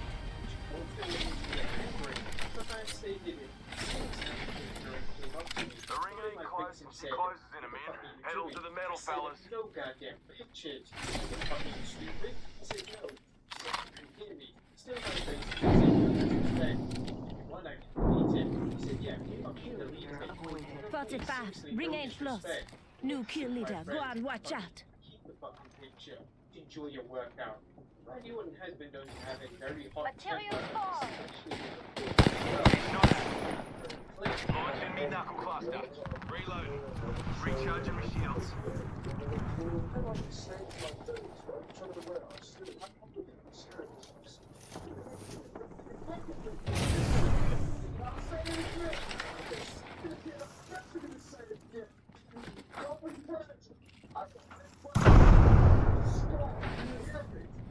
Not sure whether this was exactly work or not, as the grid vector at the time wanted to make it to look like a legitimate kill. Another bloody squad's attacking us. Cracked an enemy shield. Serving them a knuckle sandwich. Reload. Grenade fellas. Oh, down. Reload. Big up to us. That was the last. Gonna need to carry more bandages round you, huh, Walter? We've taken out the champion. Check it. Got some materials for us. We have got a verbal confrontation with an individual at an Irish bar in LA. I'll walk it off. Suddenly, the group started to fight Del Rio. Luckily, McIntyre stepped in to assist Del Rio and fend off the attackers. Looks like a care package is coming in. Big things in that. Commentary that the Black Eye came from Del Rio taking a kill switch on SmackDown prior to the pay-per-view. Number 7, Santino confronts Jim Cornette. Oh, they're both here. I'm quicker than you think. Keep that in mind next time. Everyone to sell how scary the gimmick was.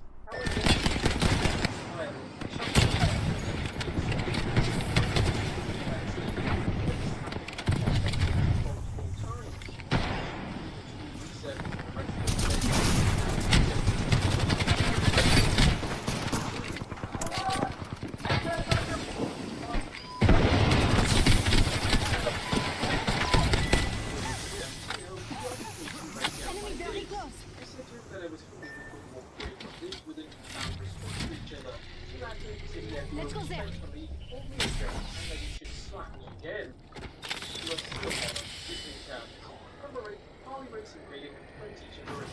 In 2012, at the Legends Convention in New Jersey, two wrestling legends got into a heated altercation. The story goes that Harley Race and Vader came to blows in front of fans. Race would punch Vader in the face, then would punch back. However, he missed and struck the bench worker, who seriously hurt the altercation. Let's go.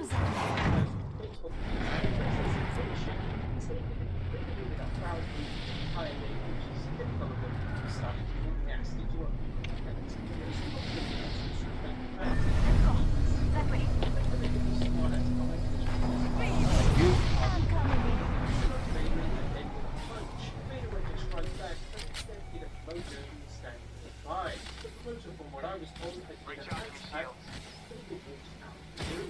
Number 9, Jim Bundy confronts Scott Hall. Scott Hall has well-established personal history in November of 2017 during a panic convention in New York, Hall was reportedly messed up, resulting in WWE Hall of Famer showing up late to the convention. Hall started yelling at King Kong Bundy before Bundy lost his temper and began to attack Hall and started to choke him. According to Bruce PK, Healing up. You'll be right. Alicia Fox confronts stories of WrestleMania.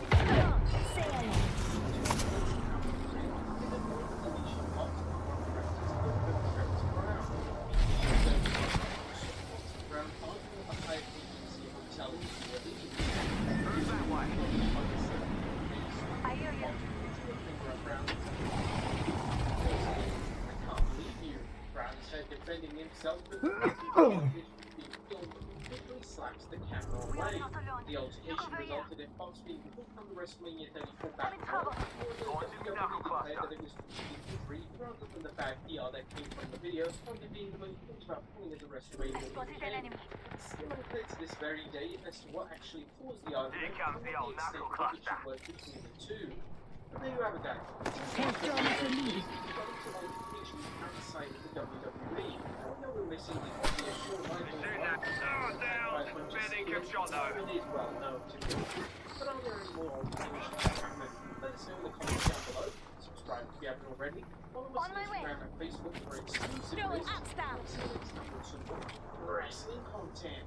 Hold on, let me help you.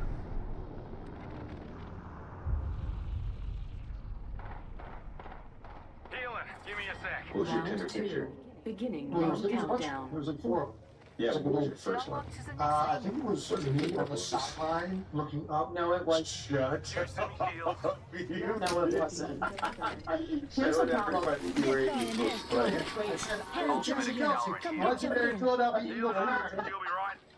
Fly high, you're into the Eagles. Half the squad's left. No time to be tired. No, he didn't. You want to know the best part?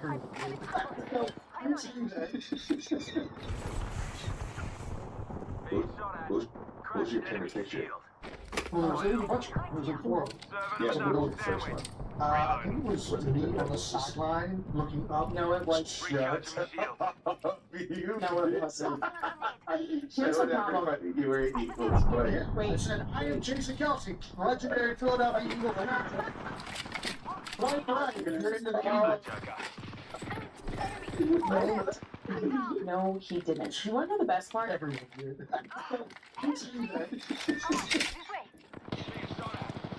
Such an... Go ahead, guys.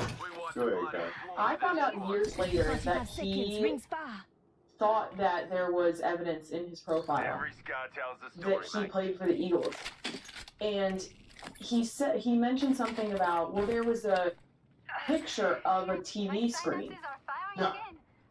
On a game, I guess it's when he was injured, or maybe a preseason, and it was part of his profile. And I said there was no picture of you, like there was no picture of a TV screen. Needless to say, it was cropped to fit Tinder, and so the only thing you could see was his face. Yeah. So you couldn't see the lower thirds, you couldn't see the ticker, you couldn't see any of the anything. All you could see the Eagles emblem on his shirt. All you could see was an athletic shoe shirt on the sideline with a bunch of other people. You're such a... It was so sweet. It's a beautiful love story. It's the start of a beautiful love story. Yeah. I gotta get back on Tinder and show a preseason set of my pay-per-view. You think I should go to Stash or no Stash? You think they recommend me to Stash? They probably would. It's like a cool manager if I just had Stash. For a Tinder buy, are you pro Stash or not pro Stash? Anti-Stash? I'm gonna... You hear that? I heard it the other day. This is gonna sound a little harsh, but I think you should do the mustache because if they swipe right at your works, then they'll love you at your Oh, that's good thinking. That doesn't even hurt my feelings. It's just smart. Okay. Yeah, alright. Genius. Get those expectations down. Yeah, then up. So, when did you find out that the guy you fell in love with on Twitter was a Neanderthal and just an absolute disgusting human being? Man, I think I told her about it right away. Oh, he was in your Tinder profile?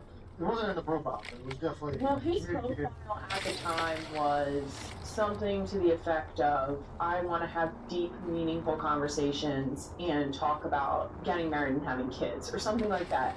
Joke's on him. It was pretty evident when the first time, well, I shouldn't say the first time, the second time that we hung out. What happened the first time? We fell asleep 45 minutes after I got there on the bar table because he was too drunk. And not a good first date. And then Bo Allen accomplished the most impressive physical feat of his life when he fireman carried Jason back to his apartment. I can see Bo doing that. Honey Bobo. Shout out to Honey Bobo. Exactly. He emphasized that someone who's dead weight is difficult to carry, but Jason fought him the whole way. Physically fought him the entire way. You're making me look stupid in front of my goodness, girl. I was wiggling free. I was making it difficult for him. It became a challenge. Yes. Yeah, definitely fell asleep. Got a little bit too inebriated.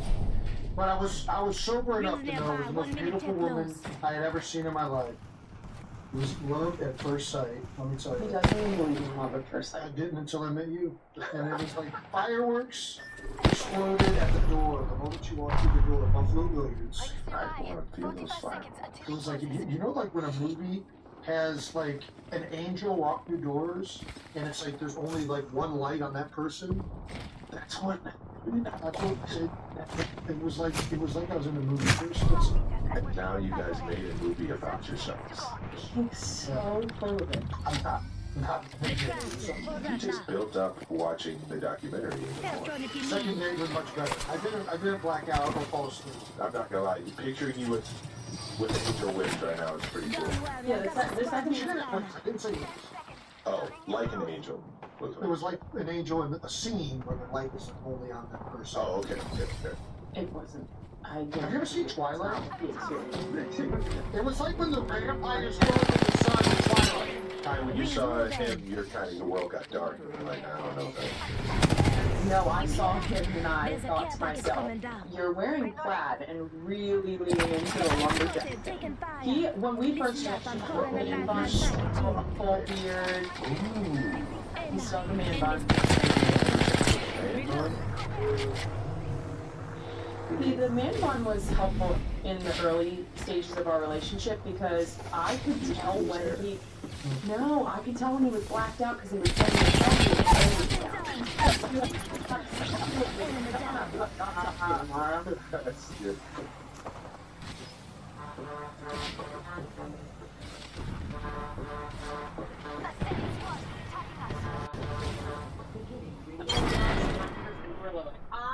That's good. That's what I get for trying to help my teammate, of course. Pro Max. Yes. Of course. Why would I get?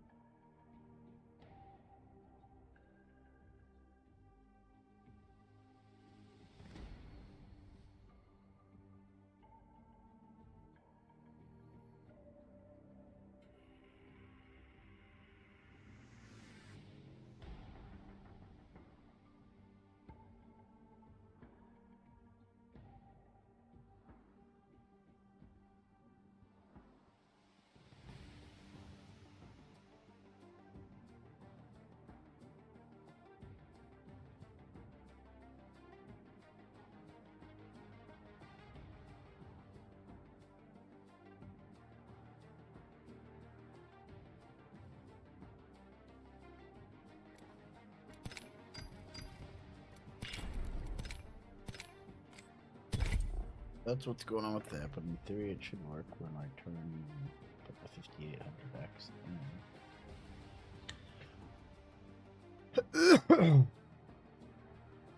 I'm very happy that they went with USB Type-C. It's been long overdue. They went the extra step, adding USB 3.0 speeds to be able to allow you to dump data directly to a computer or offload it to an external drive. They didn't need to do that, but they did, and I feel that was the right way to do it. I wish they would have done it years earlier, but that said, I feel that's probably one of the bigger changes with the iPhone to allow you to dump data plugging in and transferring data. Want the speed 2.0 supports versus the iPhone 15 Pro and the Pro Max, which support USB 3.0 speeds faster. And if you want the speed, you're probably going to want to go with a Pro Max because you would get the speed when the need arose, specifically when you were plugging in and transferring data. I'm very glad that they went with USB Type-C. I mean, that's been long overdue, and they went the extra step, adding USB 3.0 speeds to be able to allow you to dump data directly to a computer or offload it to an external drive. They didn't need to do that, but they did, and I feel that was the right way to do it. I wish they would have done it years earlier, but that said, I feel that's probably one of the bigger changes with the iPhones 15 versus previous generations going all the way back to, well, after the 30-bit adapter, which I know I'm more than confident Pentium, either from never drawn. With software and hardware singing together in harmony.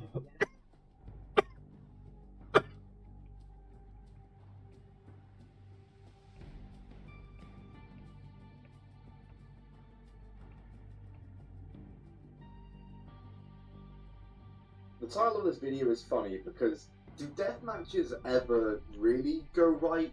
Death matches are matches where the aim is to literally just endure as much punishment as possible while also giving as much punishment as possible.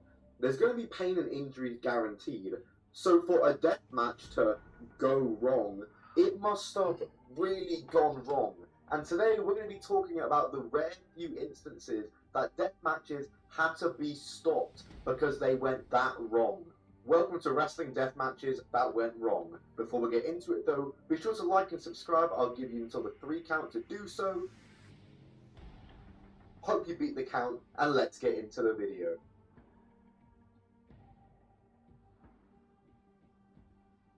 If you know anything about deathmatch wrestling or wrestling lore, then you'll have most likely heard of the New Jack vs Vic Grimes scaffold match. You know, the match where New Jack tased Vic Grimes and threw him off the scaffold trying to kill him. Today we're going to be talking about a different match the two had. It's the first match that they had. It's a match that caused all the heat between the two in the first place due to the fact that this match went horrifically wrong. Quick rundown on New Jack for those who don't know. He's a former ECW wrestler, XPW wrestler, TNA wrestler, a deathmatch and hardcore wrestling icon, and just all in all, an absolute psycho who made multiple enemies in wrestling and hurt a lot of people. Vic Grimes is a California-based wrestler who joined the WWF in 1998 and played the character of a drug dealer. He was cut only after a year though, due to the Godfather who he was feuding with at the time getting injured, and of course, in WWF style, they fired him and punished him. He joined ECW in 1999 and he settled into their style of wrestling fairly seamlessly and quickly and easily. He'd get into a feud with New Jack and the two would have a match at Living let's do this. It'll be fun. 2000. And if not, and well, the two were set we to all take make a bad crazy choices. bump off You the live, you scaffolding, learn. but Life goes some on. miscommunication led to this happening. This win is ours.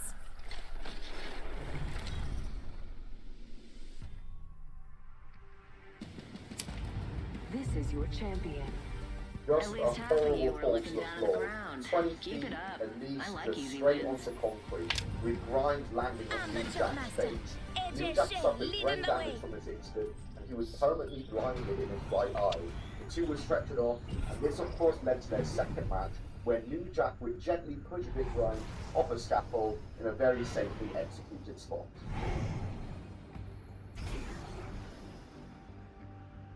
Ah yes, more IWA Mid-South, good old IWA Mid-South, and even more footage being used from good old Blake 0561. I urge you guys to check out his channel for more great deathmatch content. His link will be in the description. Enough lying around, we're dropping. His content and his footage in like every video at this point. What a guy he is. This is a match that took place at IWA Mid-South event. No blood, no guts, and no glory. 2000. A very, very ironic name for an event given what we're about to see. This match took place between Nick Cage and Madman Pondo. Madman Pondo, you haven't heard it by the way, you might be able to tell by his name. He is a madman. All in all, just Team under us. Team under us. Madman Pondo. So yeah, Madman Pondo and Nick Cage have their match. It's just kind of like any other hardcore match. And from what I've seen from IWA Mid-South and other IWA Mid-South matches, this match was fairly tame in comparison to this. It wasn't a regular hardcore match. That was up until Pondo took it upon himself to grab a grandfather clock and do this. Attention. 45 seconds. Ring ain't far. First blood. And after here, the blood just starts absolutely drizzling from Cage. Bro turns into a human water gun, except it's blood, not water. A human blood gun. And when I say he was sliced open, as you can see on screen, his head was sliced open. His head was just completely red, the whole side of his head. It was absolutely brutal, and the match had to get stopped early. It ended early, and you know it's bad when IWA Mid-South is ending the match early. That's when you know it went wrong. If deathmatch wrestling is your style, then today's sponsor, Wrestling GM, is perfect for you.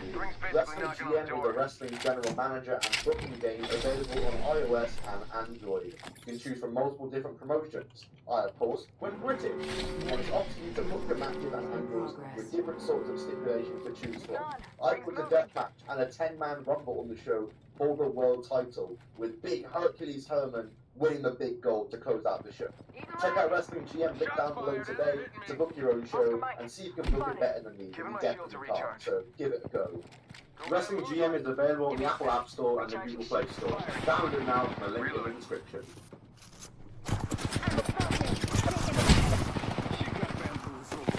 talked about CW on the channel, and they are known for having some of the most iconic and great maddest deathmatch wrestling moments of all time. Why would you guys run into a fight without me being there? I'm fucking running and I die immediately. Death was an annual tournament started by CW in 2002. It's been won by the likes of Drake Younger, Nick Gage, Necro Butcher, Masada, Danny Havoc, Scott Vortex, Thumbtack Jack, and more. It gets the hardest of hard wrestlers and deathmatch wrestlers who are all intent on just beating the absolute crap of each other. Each different match and each different round has a different stipulation, and yeah, they just destroy each other with barbed wire, nails, thumbtacks, fire, and any weapon they can get there. But perhaps the most infamous Tournament of Death event was the 2009 edition of the Tournament of Death. The tournament took place in June 2009 at Delaware, and it would come down to Nick Gage and Thumbtack Jack in the finals. It was a big match, and both men had one Tournament of Death win already to their name, and both men were fighting it out for their second tournament win in this final. There's also some names you might recognise who were part of the tournament. Drake Younger, John Moxley, Danny Havoc, all part of the tournament, and as well Trent Acid and Sammy Callahan had a match on the show too. And well, the final between Nick Gage and Thumbtack Jack would go horribly wrong. The match ended up being only 7 minutes long. I believe it was the shortest match on the card, and that's because a light tube ended up going through Gage's armpit in a light tube spot and sliced a major artery there, to the point where Gage would bleed profusely and nearly bled to death.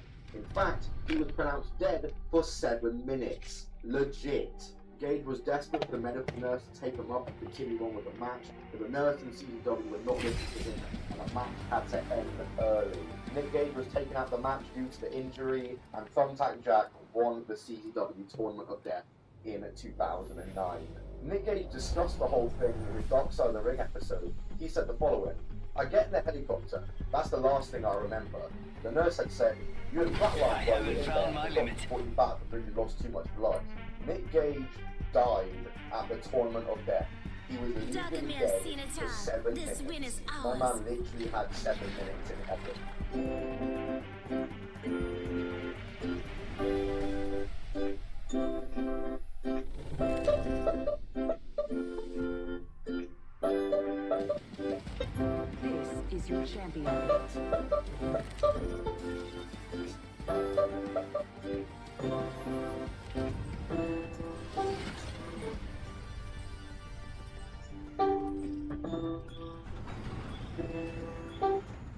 How did this match with David Arquette? The match with David Arquette. I knew you were gonna answer this one.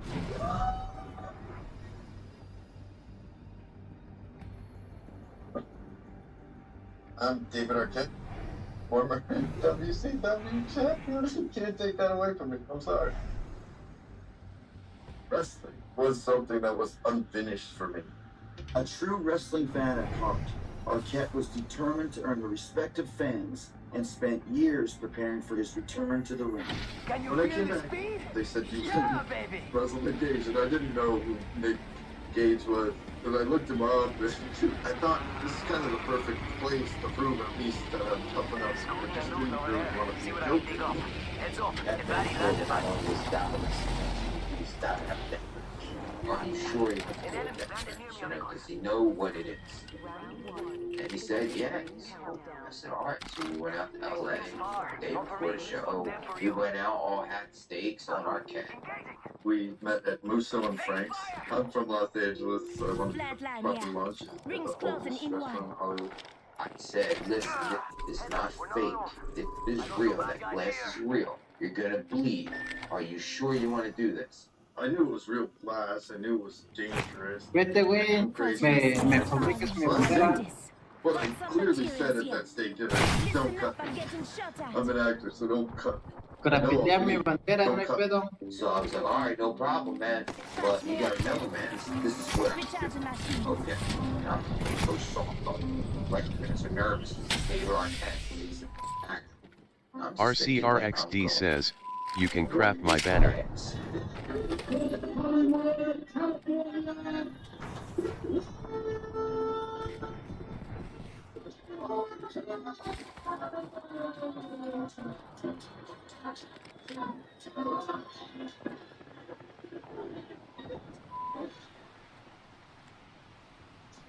You know, I was supposed to hit him a couple times, like, fast.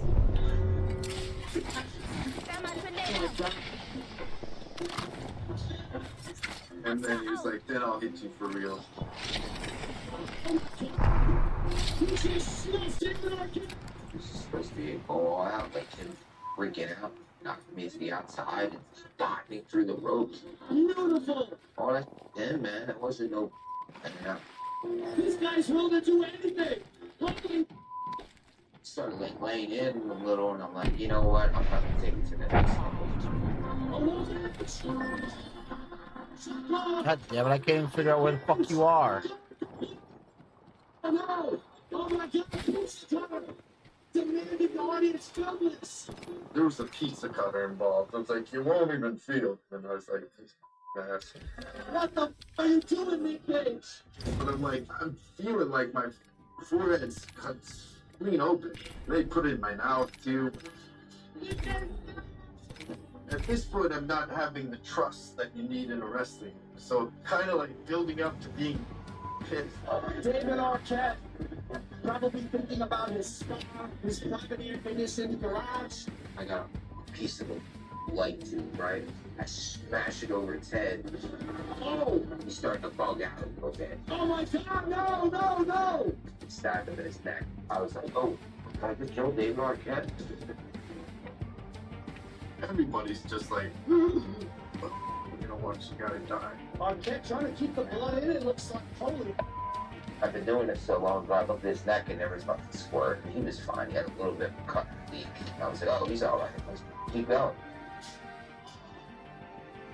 Through that channel, I was thinking, like, oh, you just up Nick's about to beat the out of David Arquette for real. Hit him with a judo throw, and I sat him down, and I said, stay down or I'm gonna hurt you. Here we go! Thanks! James just got him! Holy... He did good, man. Until he started being a crybaby. He ran in Luke Perry's car. I got out of there. I haven't talked to him since. How are you feeling after the fight yesterday? You look pretty good shape. Thank you. The next day, they got me a TMZ. I was still pissed because things went out of control. I was in over my head. I shouldn't have been there in the first place. But until you're in a death match, you don't know.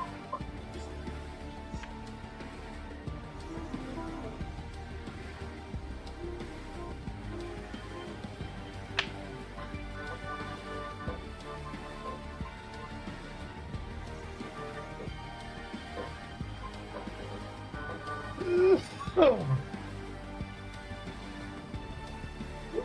the city of Denver, Colorado, where the weatherman is warning local residents to brace themselves to the champion.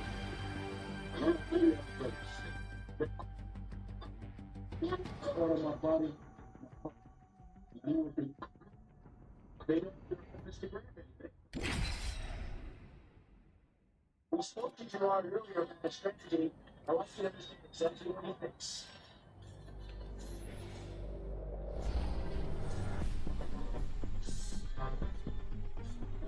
Hello, I'm Gerard Bordeaux. I'm the fire control. Come on, what are you waiting for? Let's do this.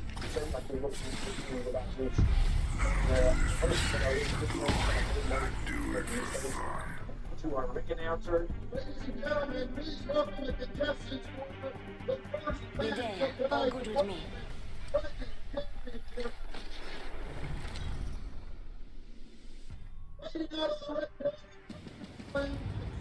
This is your champion. 216 pounds, the 1992 World Champion, Prince of Boxer. 3 years in a row.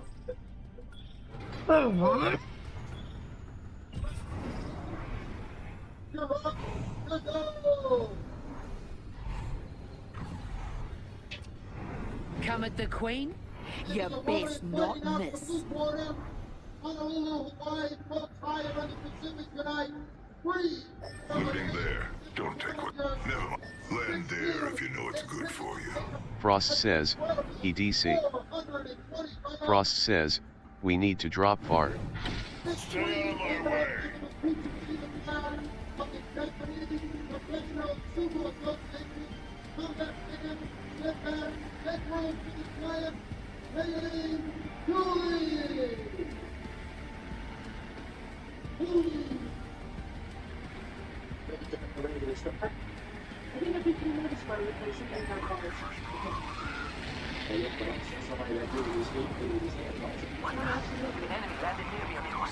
What are you waiting for? Firing! Grab the bad news field. Reloading. They had the meeting when they decided to go smaller vehicles. This is why there's no holds barred anything or so prescribed. An elbow, you strike an elbow or a wrist or a shoulder. That damages your wrist, that puts you up. But again, you have to stop yourself.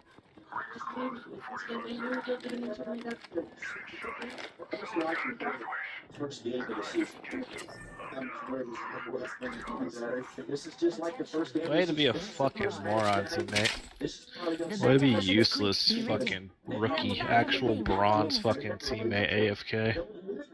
Who are you talking to? You, look at you. You've never been out of fucking bronze in your life. Your stupid asses dropped hot and then fucking died. What are you talking about? You're dead right now. Who's the I bet amateur you've never out been here? out of bronze. Have you ever been out of bronze?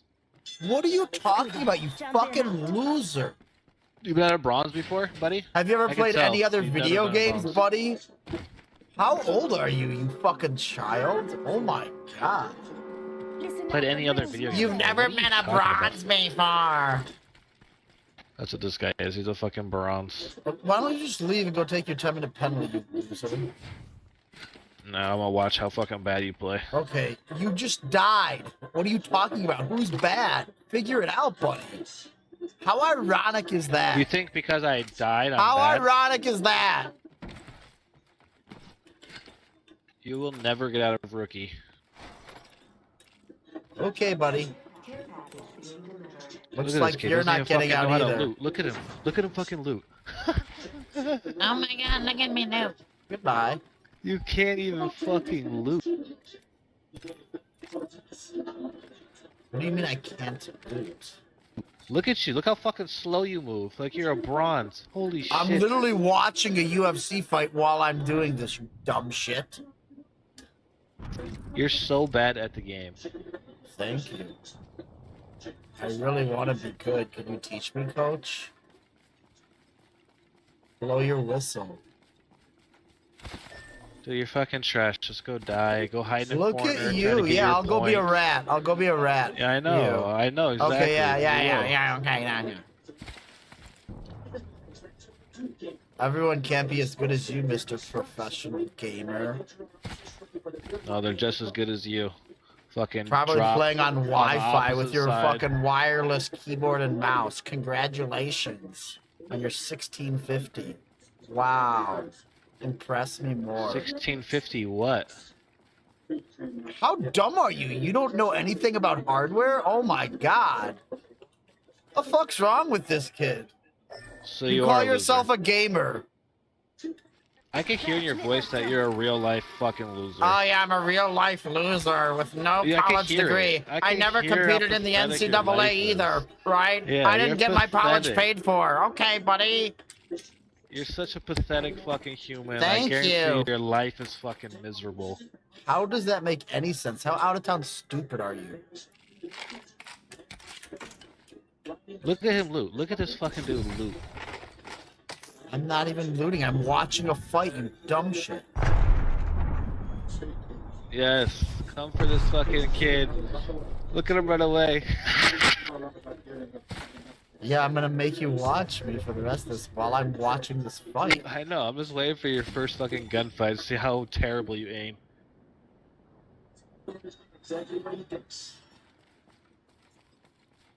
Dude, look at this kid. Ratting in fucking Rookie League. I'm watching a fight. Are you dumb? How many times do I have to repeat that?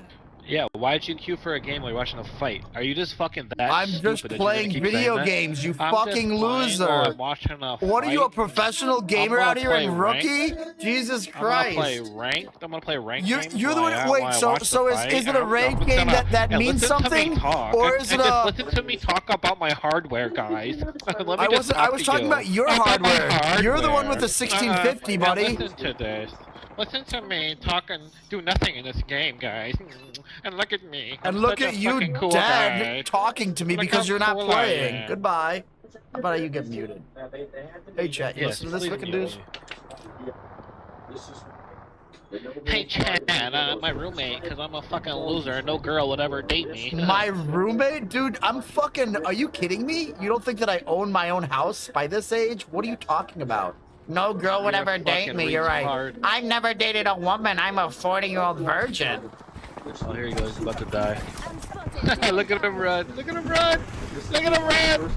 Run, bitch, run! Look at him run! Look at this kid. This is what we have to deal with in Rookie. Kids like this on our team. I died in my first battle. Me and my virginity. How much do you weigh? I wrestled 133 pounds in college, buddy. And I'd still whoop the shit out of you. I'd ragdoll you all over the place. You think I weigh 133 now, buddy? Why don't you show up? Pull up to Chicago and find out. Mr. Tough Guy on the fucking microphone Chicago? in Yeah. Apex Legends. You seem really tough, buddy. Ask me again. Am How I- much do you am I weigh? telling you to And show what up? tall are you? And how many pounds can you lift with your right arm, sir? How fucking much of a loser are you, dude? Verbal I game love is this. so weak. I love this. Keep going. I live in Chicago and I'm a badass. I wrestled Is that what I said? 133 pounds. Is that what I said? I wrestled told at you to show up. 133 pounds. I told you to show up, You're Mr. probably Tough Guy. 5 foot fucking 6. Exactly my 5 point. foot Exactly 6. what you're. Yeah, I'm 5'6". Is that what you think? Why don't you go look me up, Yeah, let's buddy? here. You I can will. find me Let's- pretty I'll- easily. Find me real Okay. easily. Go find my highlights and You tell gonna me give me how. your name? Tell me I'm 5'6". I'm gonna buddy. look you up. Give me your name. It's right there. You're a dumbass. How dumb are you? That's a far ring. Your name is the same as it is in game. I'm the dumbass. Yes, you are a dumbass. Look it up, you fucking incompetent fool. I'm gonna look up Scrappy. I'm gonna Google Scrappy like you're somebody. Perfect. Do it. Figure it out, buddy. You're a dumbass. I got this. Go do it and then I love tell this. me Look about at it. this rat in Rookie. Look at this fucking rat in Look at me. Rookie. I died in my 5'6", first battle. I died. 133 Yeah, I'm pounds. 5'6". Okay, yep. What? When I was a fucking freshman? I'm sorry you haven't grown since then. Oh, I haven't grown since I was a freshman in high school. Probably wider. You're probably grown still wider. a freshman. Yeah, I am. You Totally. fucking sound like a junior high kid complaining. I love that. I'm glad I sound young. Thank you. Keep complimenting me. Is that what you think I'm saying? That you're young? You just did. How many times are you gonna say I'm young? Look at him die. Watch him die right here.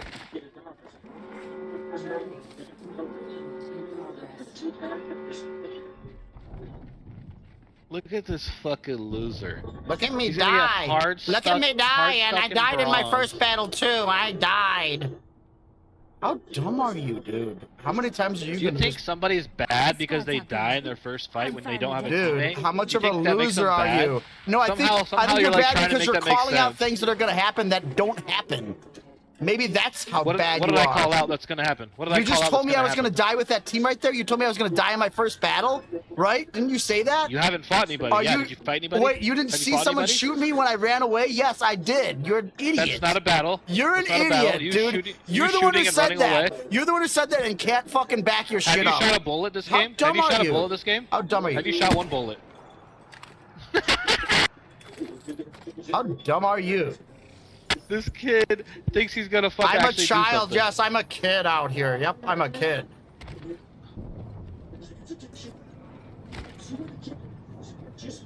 Ugh, your pathetic fucking life. Your pathetic life. You're watching me play video games, buddy. I know. You're It's watching awesome. a 40-year-old Look at you man run play away. video games. Oh, you're such a fucking pathetic person. Holy shit.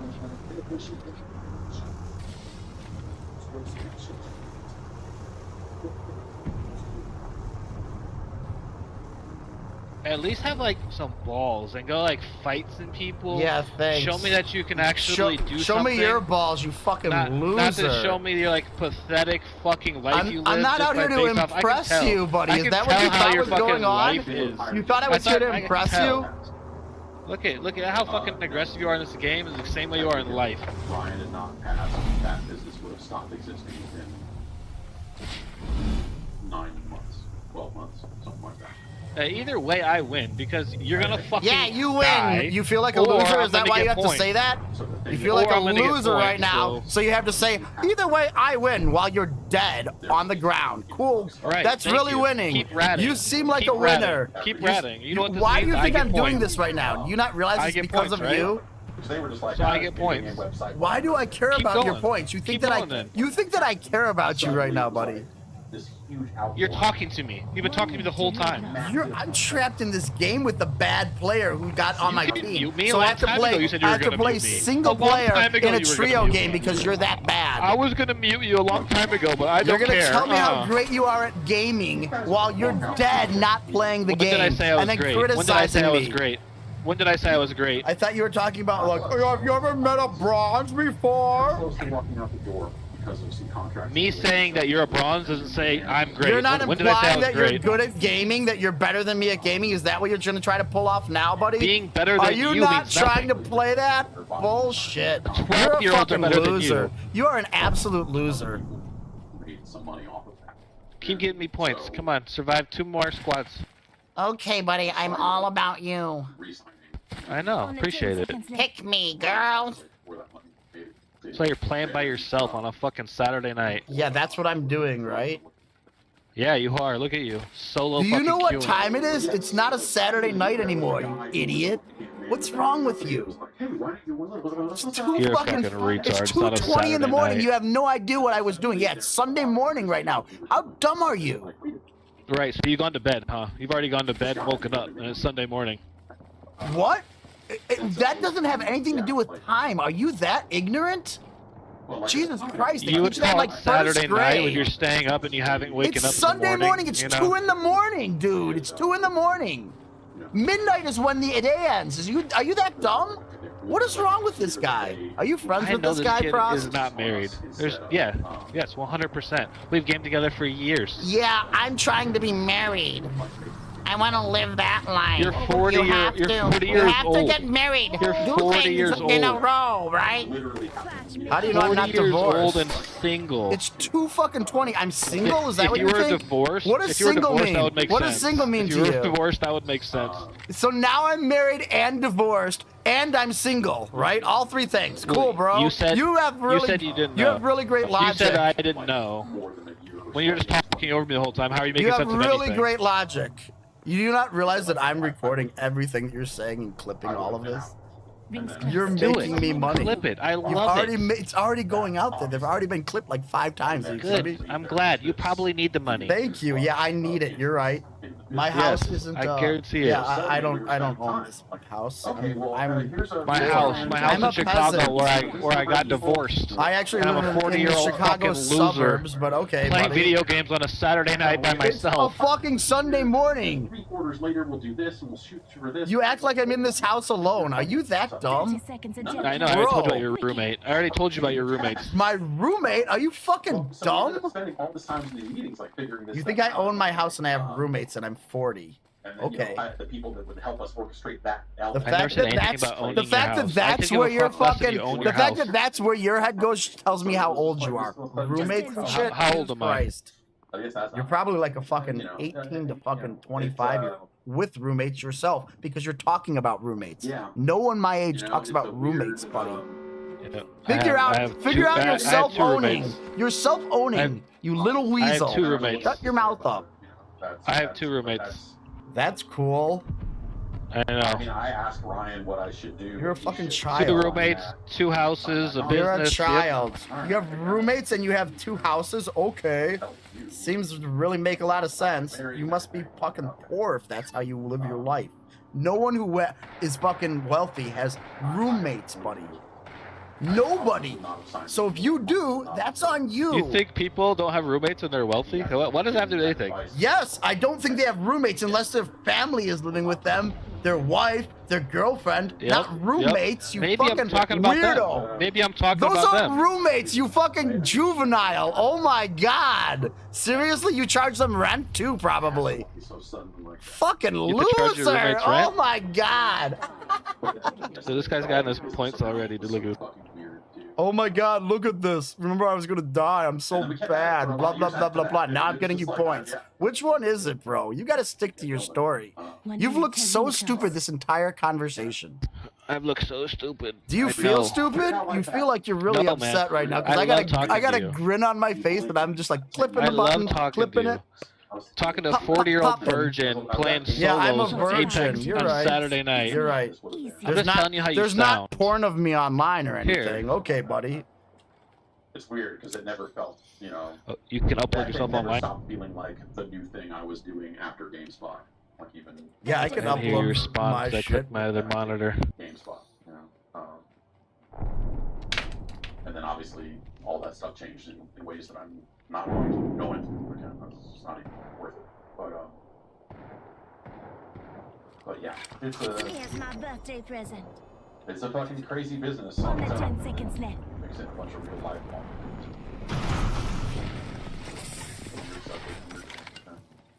Yeah, I don't know. Well, sometimes let me get going. Get him, Tiger. I'll just be like, oh yeah, all this stuff happened. Anyway, peace out. But yeah, I obviously it's fucking terrible. Or like do another thing.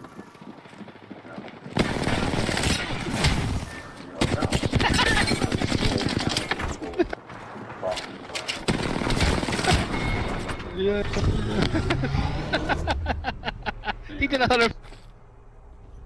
I have more damage than both of you, you fucking loser, and you got into a fight and died and watched me for 10 minutes. Hey, How I'm gonna great is invite your you night? after this. How great is your I'm gonna invite you. quote-unquote Saturday night?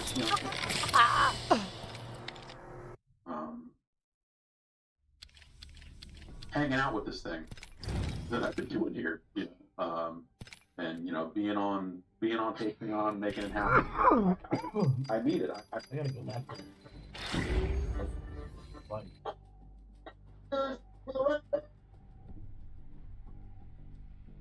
So somebody that good with his feet, good with his hands off.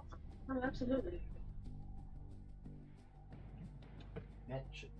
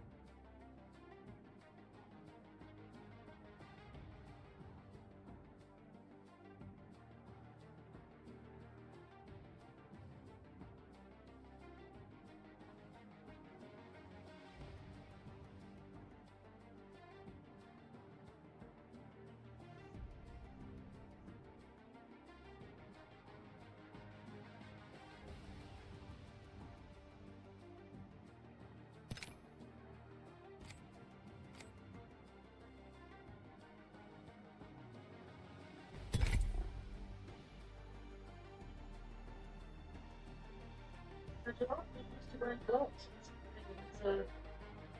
under their business. They had the meeting and they decided no one grabs all together. This is why the no holds barred and anything goes. So you strike an elbow, you strike an elbow or a wrist or a shoulder, why damage your wrist, and that's the good job. But again, you stop yourself.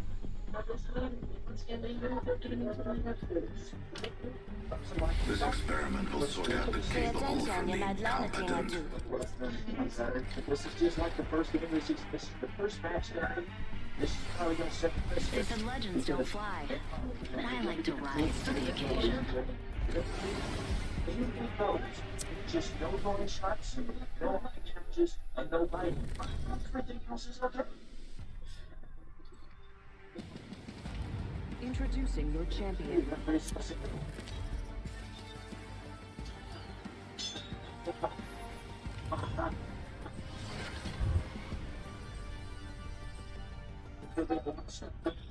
I never say die. I fight until it hurts.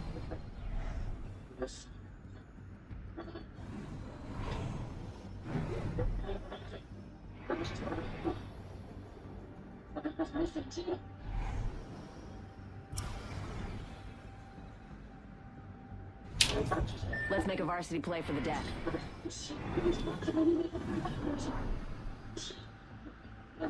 Hell yeah!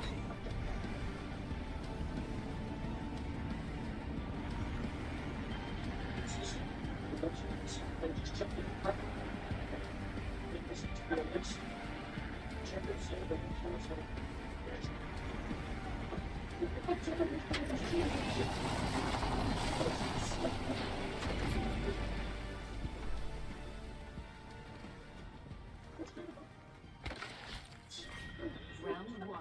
Beginning ring countdown. Say what? We're all inside this ring.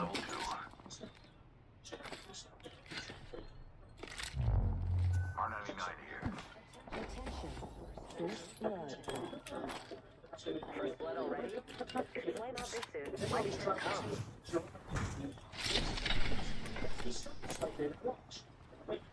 Peacekeeper here. Got some materials here. Sentinel here. I think that's where the cut is. I think the kick was below the I think the punch was right on there. There you go, Jim. First. Wait up, I'm crafting.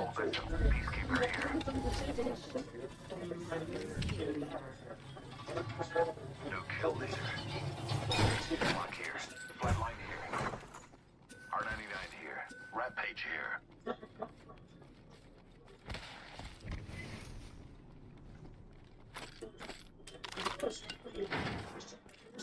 30 repeater here. Rings moving. Alternator here. Right in the face, right in the shoe.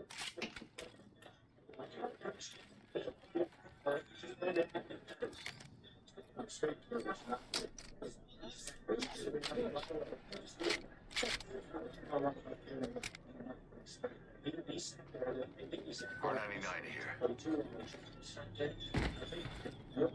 Backpack here. Level 2. Bolt SMG here. Evade here.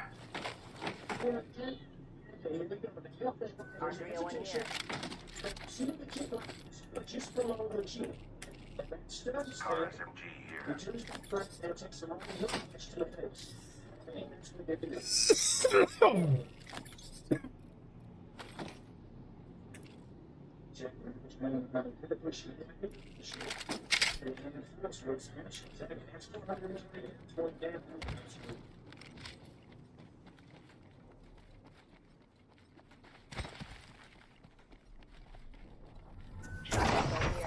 Level 3. Go and check it. Got some materials for us. Gotta hop Chris in asks, here. do you think it... Boosted loader.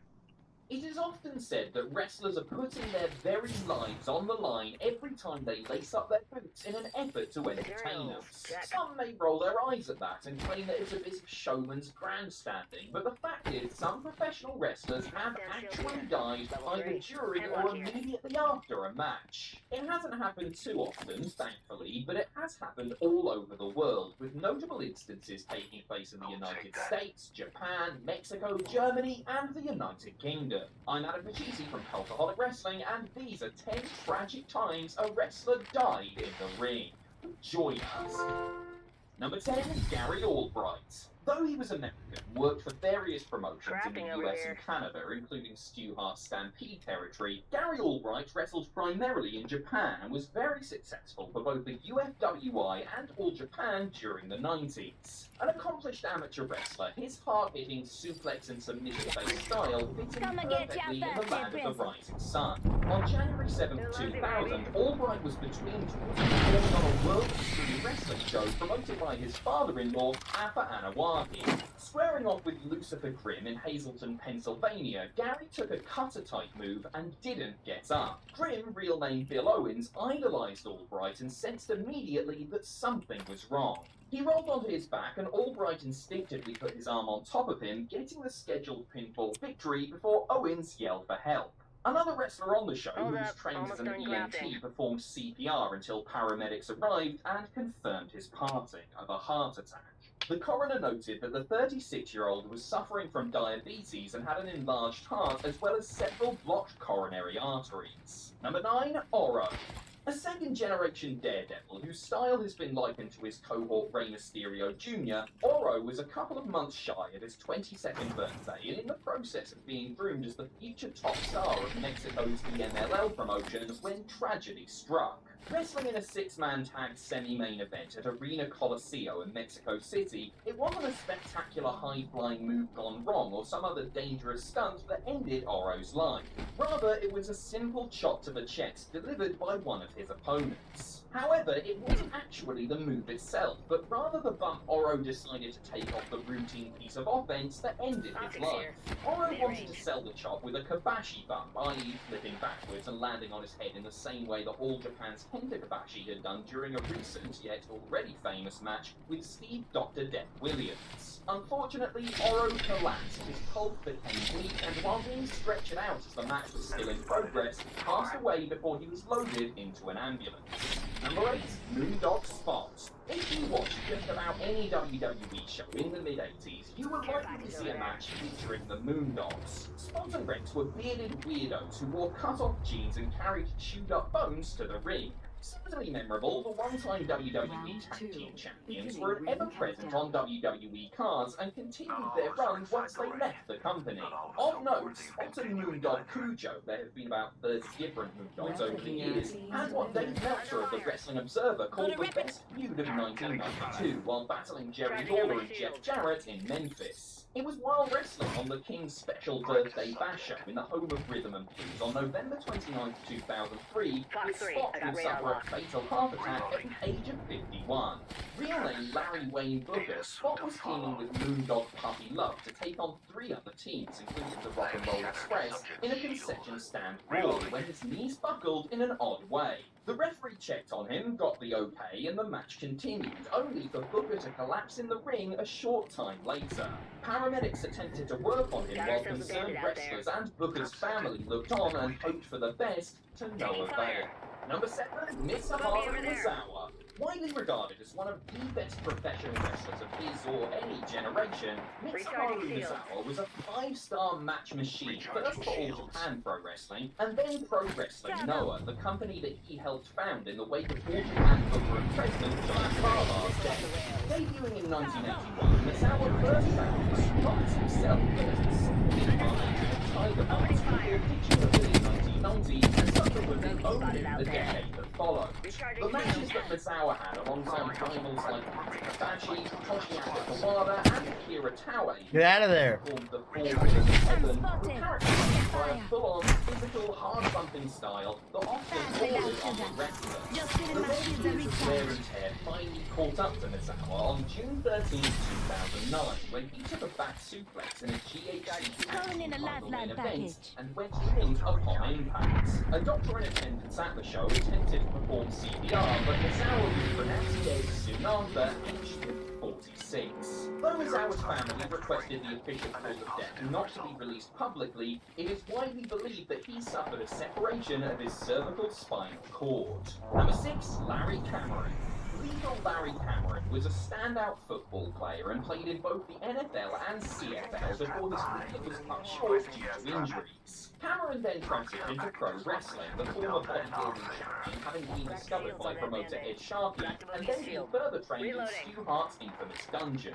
A star for Stanford, where he was the last ever North American champion, Larry had a tryout for WWE, wrestled a handful of matches for WCW, training alongside Butch Reed with Teddy Long as their manager, and toured with New Japan before settling into life in Austria and Germany, working for Otto Bonz's Catch Wrestling Association. Though he looked like a prime physical specimen, Cameron had a history of heart trouble speculated to be steroid-related, and had once been stopped from wrestling on an independent show in New Jersey due to an irregular heartbeat. On December 13, 1993, he suffered a heart attack while wrestling British Tony Sinclair in Brentwood. He knew he was in trouble after the fourth round. He was taken backstage, but attempts to revive him failed and he died before the ambulance arrived. There's a third party coming in there. Do not go to that fight. Mike DiBiase. Though many fans may only know of Iron Mike DiBiase as the adopted father of WWE star Ted DiBiase, he married Ted's mother, fellow wrestler Helen Hills, it's worth noting that he was an accomplished and prolific pro in his own right. Debuting in 1950, Mike won titles in the AWA, NWA, and various other promotions over the course of the next 2 decades, and was noted as a hated heel who could really rile up a crowd. So despised was he that he somehow found himself standing across the ring from boxing icon Archie Moore, a former light heavyweight champion who was known as the Knockout King. In Moore's We last should go fight, this though way. it was obviously worth to some degree, with DiBiase attempting to turn it into a wrestling match before the referee called for the end in the 3rd round. Iron Mike was wrestling Van Mountain like a real mountain man, obviously, on July 2nd, 1969, when he suffered a heart attack immediately following the bout. Harley Race performed CPR on DiBiase and then accompanied him in an ambulance. Pronounced dead at age 45. Though it did happen while he was in the ring, DiBiase's heart attack was actually caused by a massive cholesterol buildup, not helped by his genetic predisposition to heart disease. Number 4, King Kong Kirk. A brawling colossus for the United Kingdom's joint promotions, former rugby player Malcolm Kirk was well known as King Kong Kirk due to British wrestling's growing popularity thanks to the televised World of Sports programme in the 1970s and 80s. In his prime, Kirk wrestled the likes of Andre the Giant and Bret Hart and frequently tagged with fellow super heavyweight villain Giant Haystacks. His life and career came to a fabled end on August 23rd, 1987, when teaming with King Kendo, aka Kendo Nagasaki, against Big Daddy and Craig Valentine, not that one, in front of hundreds of punters at the Hippodrome in Great Yarmouth. After taking Big Daddy's famous splash, Kirk turned purple and lay motionless on the mat. Wrestlers and ringside personnel attempted to deliver CPR, but it was no use. By the time he had been transported to the hospital, to take wrestlers heavy ammo on the stretcher and into an ambulance, he was already dead. Malcolm Kirk was 51 years old. Investigations were launched after the incident, though nobody was ever charged with anything after it was discovered that he had underlying medical and passed away due to natural causes, having likely already died before Big Daddy splashed him. Number 3, Silver King. Silver King is a name that is probably best known to many fans from his time in WCW during the late 90s, but the luchador had a notable career both before and after his spell in the Turner-owned organisation. The son of the legendary Dr. Wagner, he was a big star in his native Mexico and had an established run in Japan when he performed as Silver King and as the third incarnation of Black Tiger. Real name Cesar Gonzalez, he was also cast as the villainous Ramses in the 2006 film Nacho Libre, playing the gold-clad antagonist to Jack Black's would-be masked hero. By the time Silver King met Juventud Guerrera on a Lucha Libre London show in Camden on May 11th, 2019, he was clearly in the winter of his career, wrestling less and less frequently in order to focus on training others and promoting shows. Though he had passed the medical testing required to perform in Mexico, Gonzalez supposedly had a pre-existing condition and suffered a heart attack during his match with the Juice. Frustratingly, neither Juventud nor the referee seemed to have any idea what to do once Gonzalez stopped moving, and it took a long time for anyone to come and treat it. Silver King had passed away aged 51 before the ambulance arrived at the venue. Number 2, Plum Mariko. Perhaps the saddest thing about the death of Mariko Ume, who wrestled with Plum Mariko, is that in hindsight, the whole thing seems somewhat preventable. Mariko was working a tag match on a JWP card in Hiroshima on March 16, 1997, when one of her opponents, Mayumi Ozaki, hit her with a Liger bomb. She was not completely out, and the match was stopped when those in the ring noticed that she... I got a launch tower. Come to me. Come to me. Come to me. I got a launch tower. Mariko never woke up, despite being rushed to hospital for an operation on her brain later that evening. No post-mortem examination Come to me. was performed. I can launch us. Father, though the general belief is that she died due to an abscess in the brain and a fractured skull. She reportedly complained about her physical condition at the time, while those in JWP noted that she had appeared unusually tired and late. Despite obviously suffering and having received several documented concussions, Plum Mariko refused to miss any matches. Her injury was the final blow in a cumulative series of them. Number 1, Pero Aguayo Jr. Sure, can happen to anyone, and that even the most skilled veterans are not immune to. Why don't you guys communicate about it? Pero Aguayo Jr. shook the wrestling world. Zero fucking talking. Legendary Aguayo Jr. was teaming with Manic, aka TJP, against Extreme Tiger and Rey Mysterio in Tijuana on March 20th, 2015, when catastrophe started into the contest. Mysterio hit Aguayo as well, sending the leader of the Los Perros del Mal group to the middle rope when he got in. The match continued with Rey giving Aguayo a match to finish as Conan tried desperately to revive Pero from ringside. The initial belief was that he was simply unconscious, but it soon became apparent that it was much more serious than that.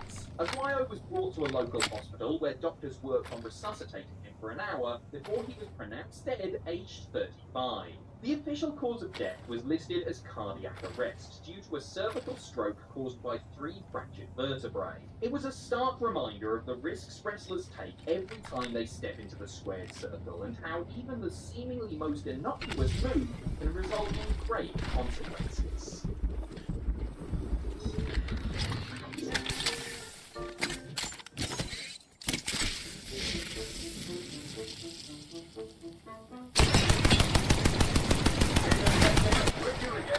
Comparison between the Blink Mini camera and the Blink Indoor camera. Both of these are Wi-Fi connected security cameras that are incredibly easy to set up anywhere inside your home and you can monitor a specific area. Both cameras provide a high-definition 1080p video feed to your phone as a live stream, or can be recorded to a local thumb drive on a 6-module, or a flash to review later on. Both cameras also provide two-way audio capabilities, as well as motion detection that will immediately start recording any motion in front of the camera and alert you that there's motion happening. They also provide day and night recording as well, with infrared illuminators that light up the room so you can actually capture footage. Now, if you stay tuned next, I'll provide the specifications of both cameras, and then I'll come back one more time trying to summarize the differences between these two Wi-Fi cameras. The Blink Mini is a smaller camera that can be used indoors and provides 1080p high-definition video. It also has two-way audio and infrared motion detection that will start recording and alert you when motion is sensed in front of the camera. It uses a wall charger power supply that you can plug into any standard wall outlet and will operate for as long as it's plugged in. It also provides both daytime recording and night vision, and is Alexa enabled, so it can be used with all of your Amazon smart products. The Blink Indoor is a slightly larger camera that offers the advantage of portability because it's powered by 2 AA lithium batteries that will allow the camera to operate on average for about 2 years before those batteries need to be changed. It provides the same 1080p high-definition video as the Blink Mini, as well as two-way audio and motion detection.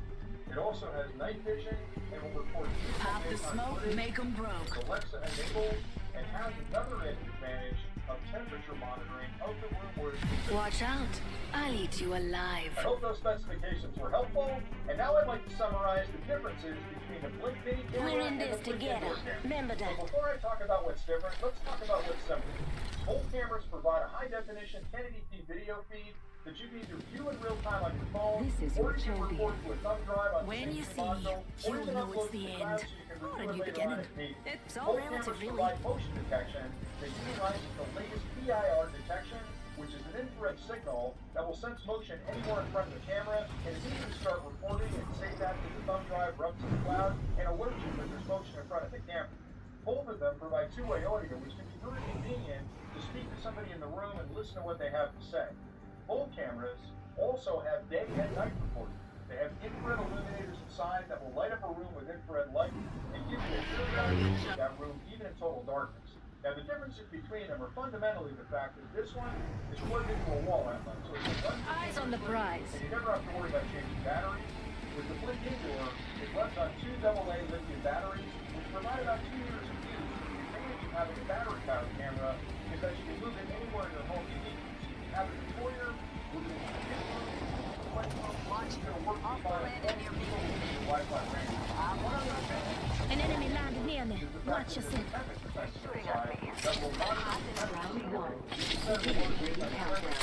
let you know that it's too hot or too cold in that room. Other than that, they both work really well, and they're part of the Blink ecosystem. It makes it really easy to add as many cameras as you need to a sync module, up to 10, and you can add more sync modules if you need to. Both of them provide a very easy security system. The average consumer set up, and so you can Look out, break down grenade. your home. Getting some damage over here. The battle happens quick. Be ready. That's all I had. So hopefully you found this to be helpful. Thanks for watching, and until next time, stay nerdy.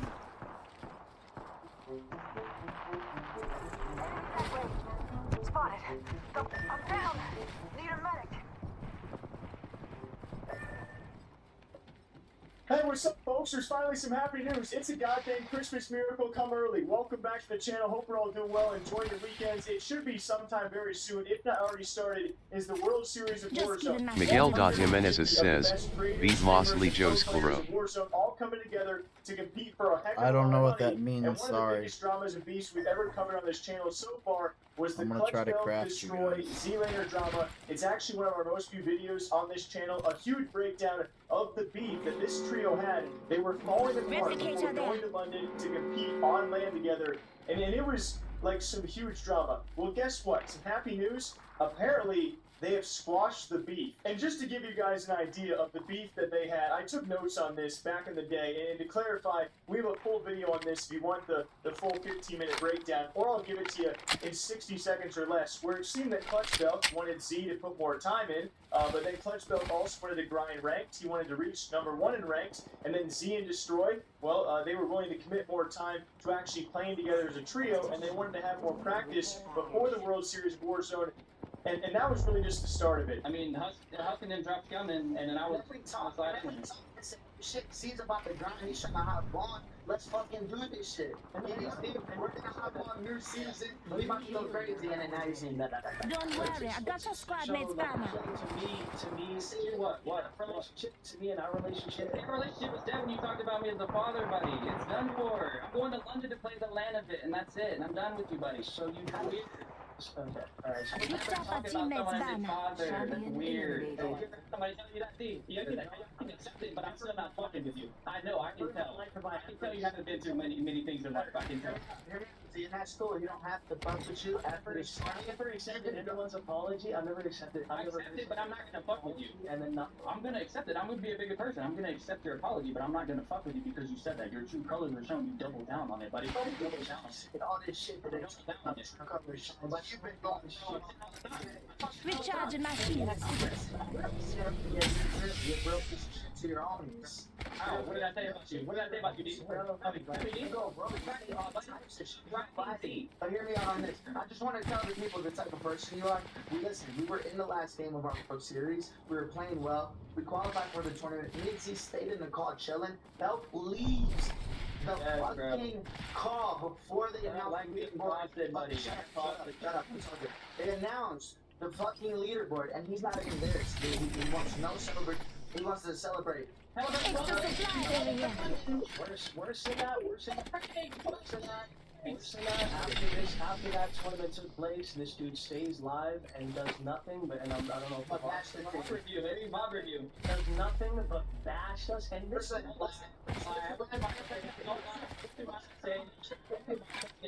Calling in a lifeline package. You got to treat yourself. Listen, I hope you get the views you want right now, my boy.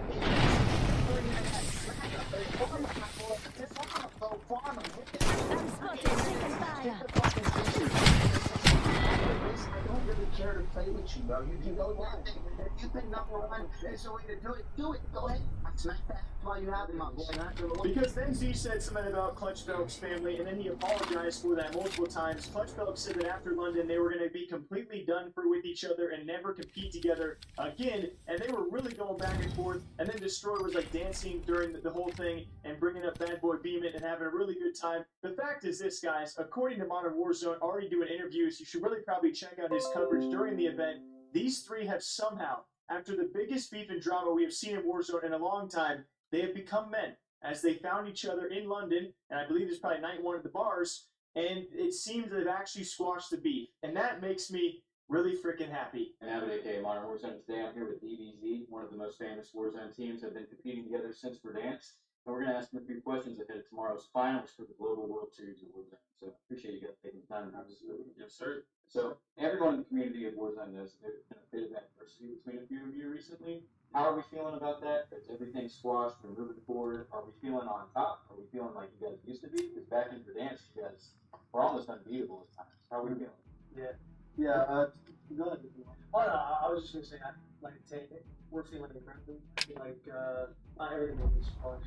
Yeah. The thing is,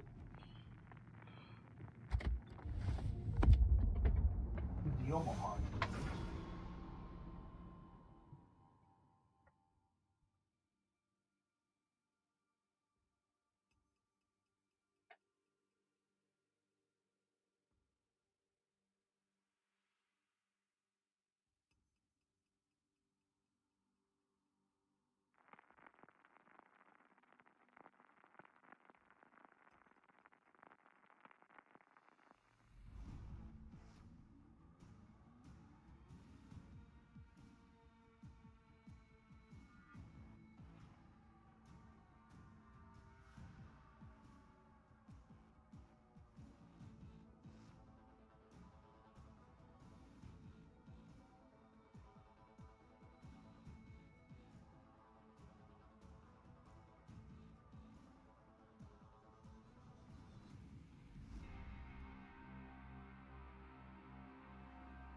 like, we play together with get very comfortable. You know what I'm saying? Comfortable on a level of, like, I don't mind telling these guys certain things. Obviously, things went further than any of us wanted to go, but, well, I know we're all brothers, like, we can move past them. I mean, we can talk about it behind the scene, you know, like some type of drama out there. It was for a little bit, for sure, but, no, we're good. We feel amazing. We got some time, and a lot of it can do with, like you said, right? We were dominant team on the back of the dance. For me, it's like the most, for me personally, out of the three of us, just haven't really enjoyed the game enough to grind the game. Going into the tournament, I'm very confident that BBC is our potential first place team. I think that what happened definitely rekindled a little passion for us as well. You know, we go inside every single day together. Sometimes, you know, sweeten up, get some other people in so you could get their play styles a little bit, learn a few things like other people's, which I think was good for all of us for a little bit. Because during that time, I personally played with probably 20 to 30 different people, you know what I mean? So I think it's good that way because it allows me to pick up different play styles, which I can bring to each team. It allowed us to have a role, strictly play, you know, one versus the best. Versus that. So I think it allowed us to definitely learn a lot. I think that for a family to grow, to become stronger, the team maybe goes back to it's always gonna make us stronger as a team. And I think that we're the most strong we've ever been at a great time. And we have the biggest tournament ever put on for Warzone. I think that we're ready to go. We're confident to say that we can go and win this easily. We just gotta do what we gotta do. That's how you can tell you guys are truly tight and the team that you made. That's gotta work. And I know a lot of people out there, everybody like psychoanalyze like the body stances and the wording and maybe the somewhat awkward nature. I mean, obviously, I don't imagine Activision gave these guys the proper interview equipment or setups that was probably needed to make this like a better moment because it's a great put. Like, it's a really big moment in a good interview, given the fact that Doug had to go 1-on-3 with these guys in a pretty awkward question of saying, hey, like, how are things now? And I'm not going to overly analyze. I just hope that these three can make it work and perform very well because after squashing the beat, they then go head-to-head with, you know, 49 of the other best trios in the entire world, and it's going to be freaking fun to watch. So if you guys are ready, well, go check out the stream. It's probably live as we speak. How well is DBZ going to do? Is DBZ going to stick together after London? I don't know. I don't know yet. Maybe it solely depends on how well they do and what other players do you have your eyes out for, as a lot of players actually snuck in last second due to visa issues or maybe teams just not able to fill out. I won't name any guys besides DBZ I certainly am cheering for, but I got some names up here. Oh, I'll say it. I want Joe to do well, all right? I love my boy Joe, and hopefully some others as well. Who do you guys think is going to do maybe win the whole thing? Who do you think is maybe underrated throughout this whole thing? And let's watch it out. But DBZ squashed the beat. Hope you guys all enjoy. Also, enjoy the rest of your weekends, okay? Some good old happy news. Till next time, take care. Okay, bye. Hello, Galaxy. I'm Chris Perillo, and I am about to upgrade one of my pieces of technology. It's not really going to be an upgrade. I'm not even sure if I'd say it's a side grade. It's a grade. I'll explain that. I'll break it down for you. Technology is something that we all can't live without. And we sometimes delude ourselves into believing we can live without that technology for an indefinite period of time because we haven't used it. We can't contextualize the value of said technology. You might remember the day and age before the iPhone or general smartphones as we know them today, people thinking, I don't need a touchscreen device. I can click a keyboard on my device. It works just fine. I don't need a touchscreen. And then they use the product in certain ways. They realize, oh, that's the value of the feature, of the product. That's what I was missing out on. And then they kick themselves for not having gone that direction eons ago. So technology is one of those things where I very often will see something and go, wow, that'd be kind of neat, but I don't know where would it fit, how would it work. 3D printing, I would put squarely in that category. Now, I was learning about 3D printing before most people were. We had a student at doing a presentation at one of the later known events, the Megatron Tech event that I produced. And he was showing this new piece of hardware that could print without pieces of plastic. That was kind of like, okay, how would I use it? I'm not waiting instructions. I'm not a DIYer, I'm a DI buyer. I didn't really figure out a way for me to accommodate that technology back then, and even up until 2 years ago. Well, 2 years ago, I was given the opportunity to review a Persimmity. They sent me the Persimmity that is actually working right now. I don't know if you can hear it moving in the background, how well the mic is picking that up. It's a great mic, and you can't hear it, even though it's sitting right here on my desk. So they sent the menu for me to put together, to use, to talk about, and it really didn't have too many restrictions. And even then, I was interested, but not really confident that the technology would find a place in my life. Because there's only so much tech you can use. I know you're thinking, oh, give me all the tech. No. How much tech do you have just lying around doing nothing collecting this? I can tell you this. The Prusa Mini, this 3D printer, the first 3D printer I have, that's still working very well, does not collect dust. Well, maybe bits, parts that don't necessarily see much friction, but I'm using it and have used it near every day since getting it almost 2 years ago. And I would say I gotta be careful if I say life changer. I will say that it has allowed me to do things I never thought I would do, and to make things that I would have wanted to have, not realizing I had that power. And I don't mean I'm powerful for having a 3D printer, I'm just saying my cautiousness kept me from adopting that technology that ended up transforming my day-to-day experience in existing on this planet. So I had been asking questions, talking to people, asking, well, I wanted to get started with 3D printing. This is before I was sent for a review unit. What one would I get? Because I thought in my head, like I was supposed to be thinking in my belly button, I thought this has just got to be expensive, and it seems that it's so esoteric. It doesn't look like a polished product. These printers that are out there just don't look like there's any fit and finish to the actual hardware. So design-wise, I was kind of turned off, and I had thought that they would be terribly expensive.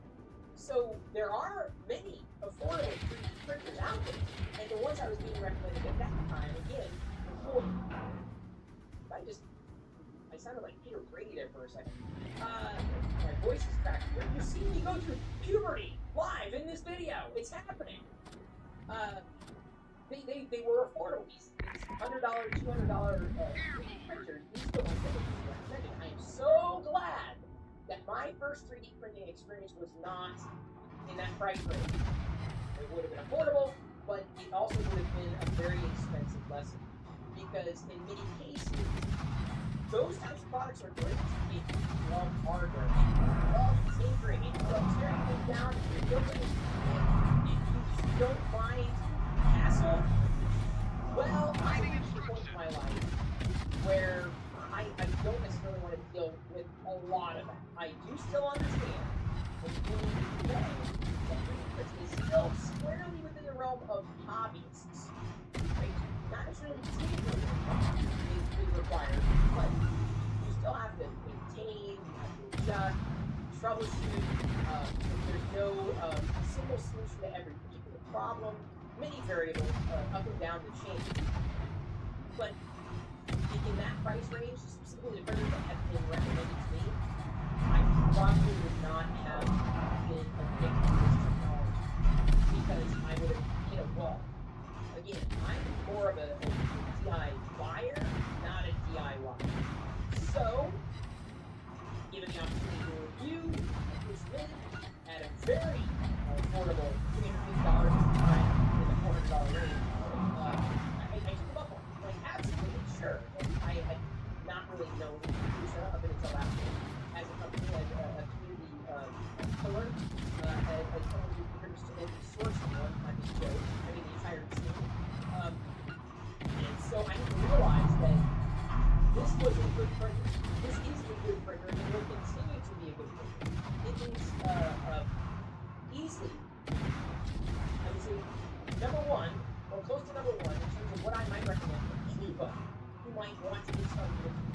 If you're a lot like me, and you don't know what's going on, and you want a good one, you might spend, you think, well, I'm just going to spend $200. Yeah, but how many of those parts are going to upgrade? How much is your time worth when it breaks down? What do you do? And it doesn't work, and then it just sits there and it's dust. And by the time all is said and done, you've lost time, and you've lost money, and you would have spent the same amount as you would have, let's say, in this there. God, I'm sure dozens upon dozens of fantastic entry, accessible 3D printers for people who don't really know whether or not I don't have a wealth of experience in writing. I don't necessarily choose town with you even. I don't know if I have the space. Now it's being taken up by everything that but this is just the path that I have to take, and I'm very grateful for that. Victory, man, I did some work in there. Here's some mini pluses. And just here's a device in general. I do have an affiliate link to share, of course. Hey, you might be wondering why. Okay, super quick.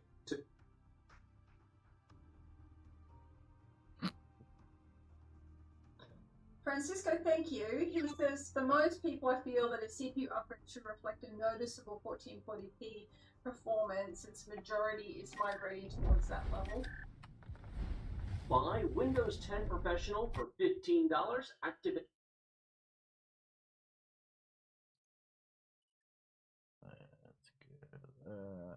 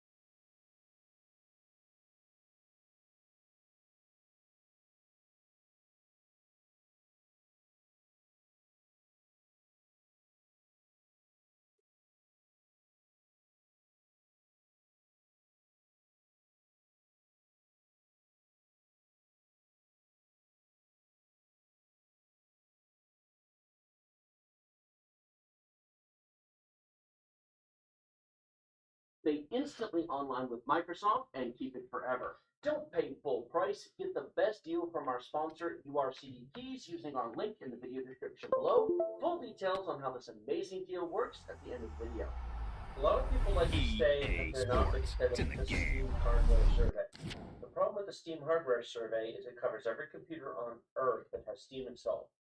My Core 2 Quad has Steam installed. Don't read more into it than you should. A ton of laptops and basic machines have Steam installed. A lot of esports cafes in India and China have Steam installed. Yeah. Just because the majority of the computers on Earth are 1080p does not mean enthusiasts are on 1080p. It doesn't mean that Westerners and people... I know some of you watching us right now may be on 1080p. Well, that's an interesting poll question. Why don't you do that? What resolution are you watching on? Okay, that's a really good question you have. You're smart. You're amazing. I'm brilliant, she's wise, and wisdom can often trump brilliance. What resolution are you using right now? It could be at 8K. They could be at 720p. Would you like to know what's hilarious about that? What? I'm old enough to remember when HD first came out. Fun fact, HD is not 1080p. No, that's FHD. Smart cookie. Full HD is 1080p. HD is 720p and it always has been. So if you say I have an HD monitor, that's only assuring that it's at 720p. FHD is 1080p. And 4K is a lie as well, because 4K monitors are in fact not 4K. They're UHD. UHD and 4K aren't the same. Now, we all know what everybody means when they say 4K, because the true 4K is professional level standard used in movie theaters and video productions. It is not used here. It's a different aspect ratio. It doesn't matter. So, 1080p and 1440p are head to head. Who's gonna win? on Prime Day, we got a trio of 27-inch 1440p 144 hertz IPS monitors with 1 millisecond response times for the kids for $200 each, with adjustable stands, no less. There's for enthusiasts with new modern hardware. I should caveat that. Not everybody watching us has the money or the budget for new modern hardware. If you're watching us on an i5 6600K and an RX 580 and you have no money for an upgrade because money's tight but you have modern hardware, I should caveat that. Not everybody watching us has the money or the budget for new modern hardware. If you're watching us on an i5 6600K and an RX 580 and you have no money for an upgrade because money's tight but you enjoy technology, welcome. You are absolutely welcome here. That is totally fine. If your budget and life circumstance doesn't allow better, that's cool. You are still a member of the PC Master Race, and I do not look down on you at all. We are all in that place at some point in life, and it is okay to be there. Don't let anybody tell you otherwise. And you could be at 1080p, and I would not knock you for it. Heck, you could be at 720p and be fine. I get it. There are absolutely people in the world to whom they're grateful to have any working computer.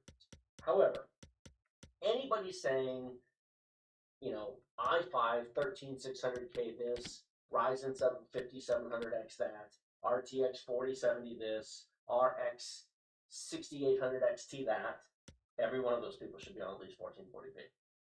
So it's a when I say these comments, it should be colored in the fact that anybody with the money to upgrade to recent nice hardware of the past 3 years, recent nice video cards of the past 3 years, and has a moderately reasonable Western style budget. They live in Indonesia making $4 a week. Right. Should all be in 1440p. Or 4K. It's interesting looking through the chat. Yeah. A lot of people are doing 1080p on their phones, and if they game 1440p. 1080p on their phone. Yeah, they're watching on their phones. They're watching the stream on their phone. What phones are 1080p anymore? I don't know. But several people said that. What's the last phone we owned that was 1080p? Ooh. Is that a Samsung way back when? No, our iPhone 6 was 1080p. iPhone 6, yeah. But the iPhone 10 that replaced it was above that. And the 13 is above that. There are probably some cheap budget phones that are still 1080p, but it's been a while. Even basic stuff's been to 1440p for a while. Yeah. Not that I'm the biggest phone expert in the world, but I mean, it's not been expensive to put 1440p on a phone for a long time. What resolution are you using right now? 1440p is 40%, 1080p is 36%, 18% is 4K, and then something else 4%. Oh, this is interesting. Hang on. Lots of phones are 1080p. Samsung Galaxy S phones are 1080p. They used to be 1440p. Really? They went down to 1080p? I missed that. Yeah, see, even Debian above that. Right there. Lots of them are 1080p. You scroll through there, you'll see 1080p. Maybe I just look at too many premium phones, and that might be a failing on my part. No way! Oh. The Samsung Galaxy S23? Well, in fairness, I know... Hello from the Catalan capital and one of the world's great cities, Barcelona.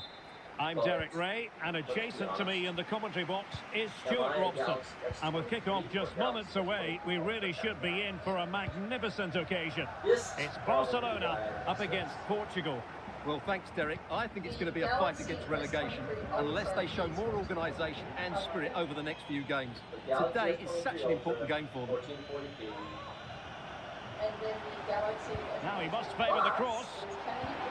Really vital interception. And here's the starting 11 for Barcelona. Marc-Andre ter Stegen stands between the posts. Frenkie de Jong plays with Sergio Busquets. Oh, what a chance this is, Derek. Well, there's a keeper on song. Well, how did he stop that? That's just unbelievable. Let's see about the delivery.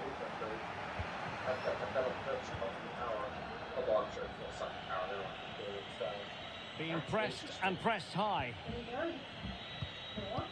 Well, the mere mention of the name of Robert Lewandowski can have the effect of striking fear in opposing defences. What do you expect to see from him today, Stuart? Well, oh, big chance!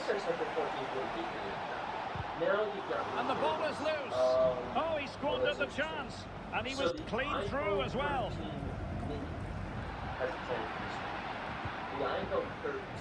Is it going to end up being productive for them?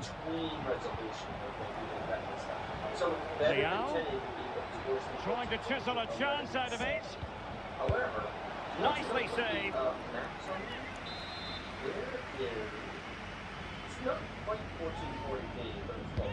And over it comes. No end product. So no, it isn't 1440p. Yeah, but the vertical is 120 hertz, or up to. Oh, good vision. And the goal disallowed. You can see why. Offside, Stuart. Yeah, and I think he knew as well. Immediately looked over his shoulder to check for the linesman. The iPhone 13 Max is okay. I mean, it's within spinning distance. Just failing to hit the target with his pass, and it'll be a throw-in. But you don't want to spend $100 to $200 for it. Our sponsor, URC. Superb defensive judgment to end the attack. Amazing prices. $15 for Windows 10 Lewandowski. $21 for Windows 11 Professional, and just $60 for the Microsoft Office 2021 Professional Plus. These product keys are the real Ruben Neves. Activate directly with Microsoft Online, link to your Microsoft account, and they work forever. For Windows, you simply go to Settings, Update and Security, Activation, click Change Product Key. Well, since they have the ball, the referee playing advantage here. And in seconds, you're activated with Microsoft. For Office, go to sun.office.com, sign in with your Microsoft account, paste the product key provided by URC. And Barcelona have possession again. Office 2021 Pro Plus directly from Microsoft. Remember to use the discount code TD20 to save 25% off the already discounted prices and support our channel at the same time. Cristiano Ronaldo. URC for almost 5 in with a chance. Without any issues with the 3G. So, that's right. Well, will they be able to play it in behind the defence? I don't know, but Neves? Can he convert? Straightforward for the keeper. Well, look on the right side. When multiple people said, no, that's not right, I'm like, let me look. Leao? Well, it could be on for him here. Well, a wasted opportunity. It would have been a decent chance, but offside the decision.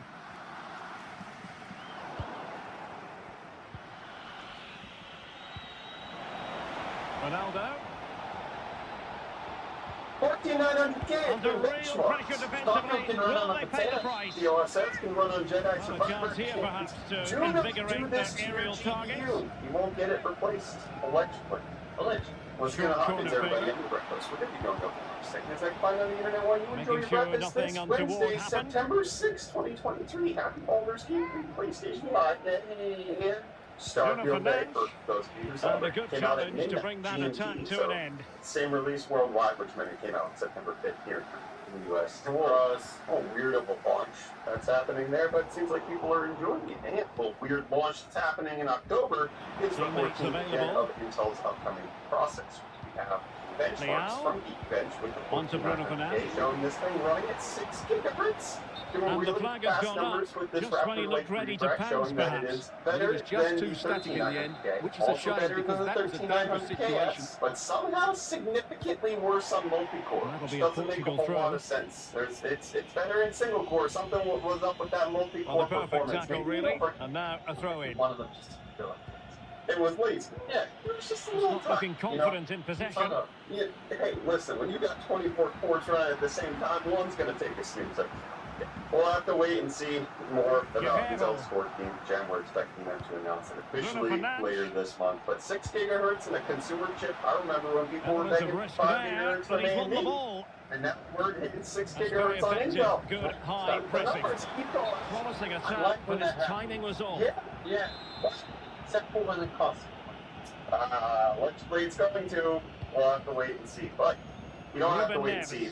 Check out today's video sponsor. This is just a quick select. Today's video is sponsored by Morgan & Morgan. Get on the end of this. Team, we recently didn't happen for them in attack. Back for LTX 2023.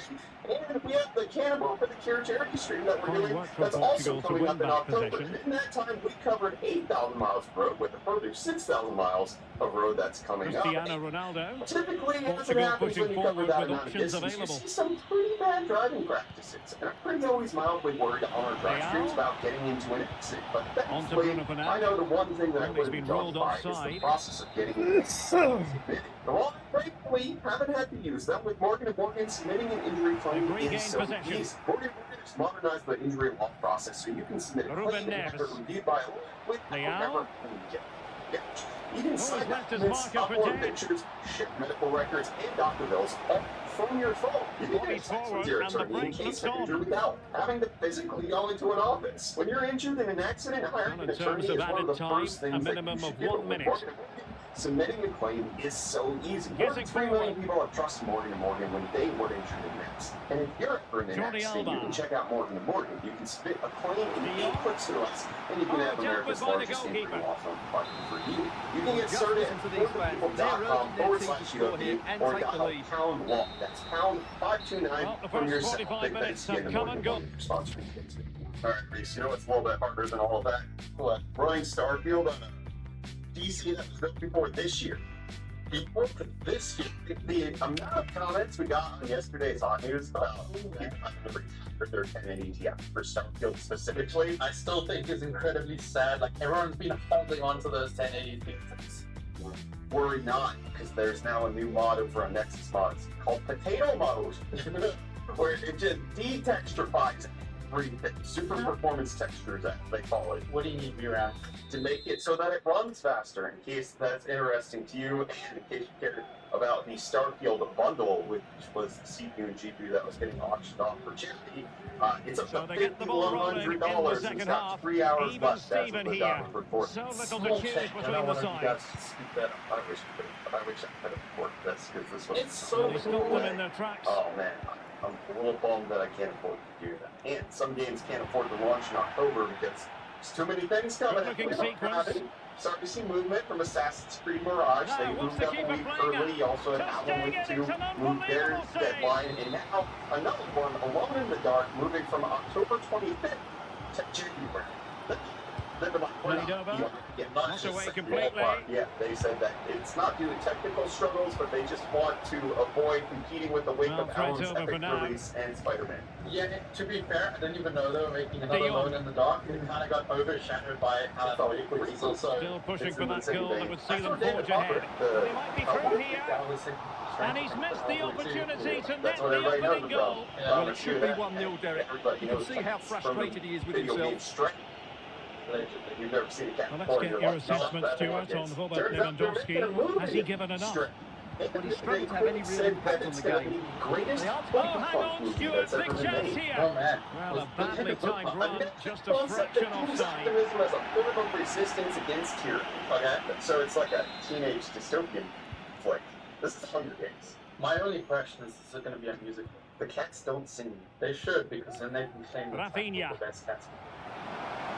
Easy Easy goal. Easy goal. That makes so much sense. You know what else makes sense?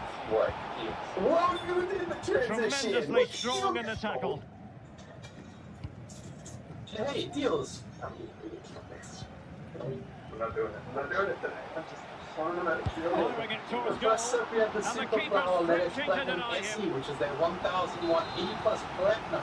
Fully modular power supply, which comes Corner out kick for played in. $159. With included promo code, We which is can't take your eyes $90 off this one, because there you But next have we have it. the Xbox Plenty of Core chances Wireless for both controller, teams which in you what can has pick up been a for really $100 good game so far. $44. In case broke your controller plug-in for Star. Well, they got the forge ahead. The Star game. Well, an attempt to forget all about, unfortunately. Yeah, got it all wrong, trying to pass it into the corner, opened up his body, and didn't make the right sort of And contact. then lastly, we have this LG monitor, which features 32 inches. And Portugal moving the ball forward. What can they do from here? Really intense pressure applied. Not 19 inches of venom, but And so 30 which you minutes can left pick for up for play in this one. $229.99, making it $120 off. Bernardo Yummy, Silva. yummy deal master. Yummy, yummy deal Fernandes. master. And with that, And it wasn't a great pass, was it? He's going to spin into the chair. This isn't a financial deal, Reese, but this is a good deal for anybody who builds PCs. Asus with their Did Q well to series win the ball accessories, they've got a new one. It's a little less useful than the previous ones, but on their Mambos with the Q series stuff, they now have a Q Ronaldo. connector for wireless And this is antenna. Diogo Jota now. Look at that! They're so much nicer. My preferred thing was their Q latch sure for nothing the untoward M.2 happened. SSDs where you Superb just tackle. you don't have to screw it in, but then also they had the Q release for the GPU, where it's like off to the side and you press a button and the slot comes up. This is Making high still pressing work helpful. for them here. Well, forward. And he It's comes another step in the right inside. direction, but at the same time, no one else is The outcome is a goal kick here. better. Yeah. Well, you know, while Asus is pushing the boundary of Mambo, So a personnel pushing change the then. boundary of that technology because you're upset with them. Yeah. You want to explain?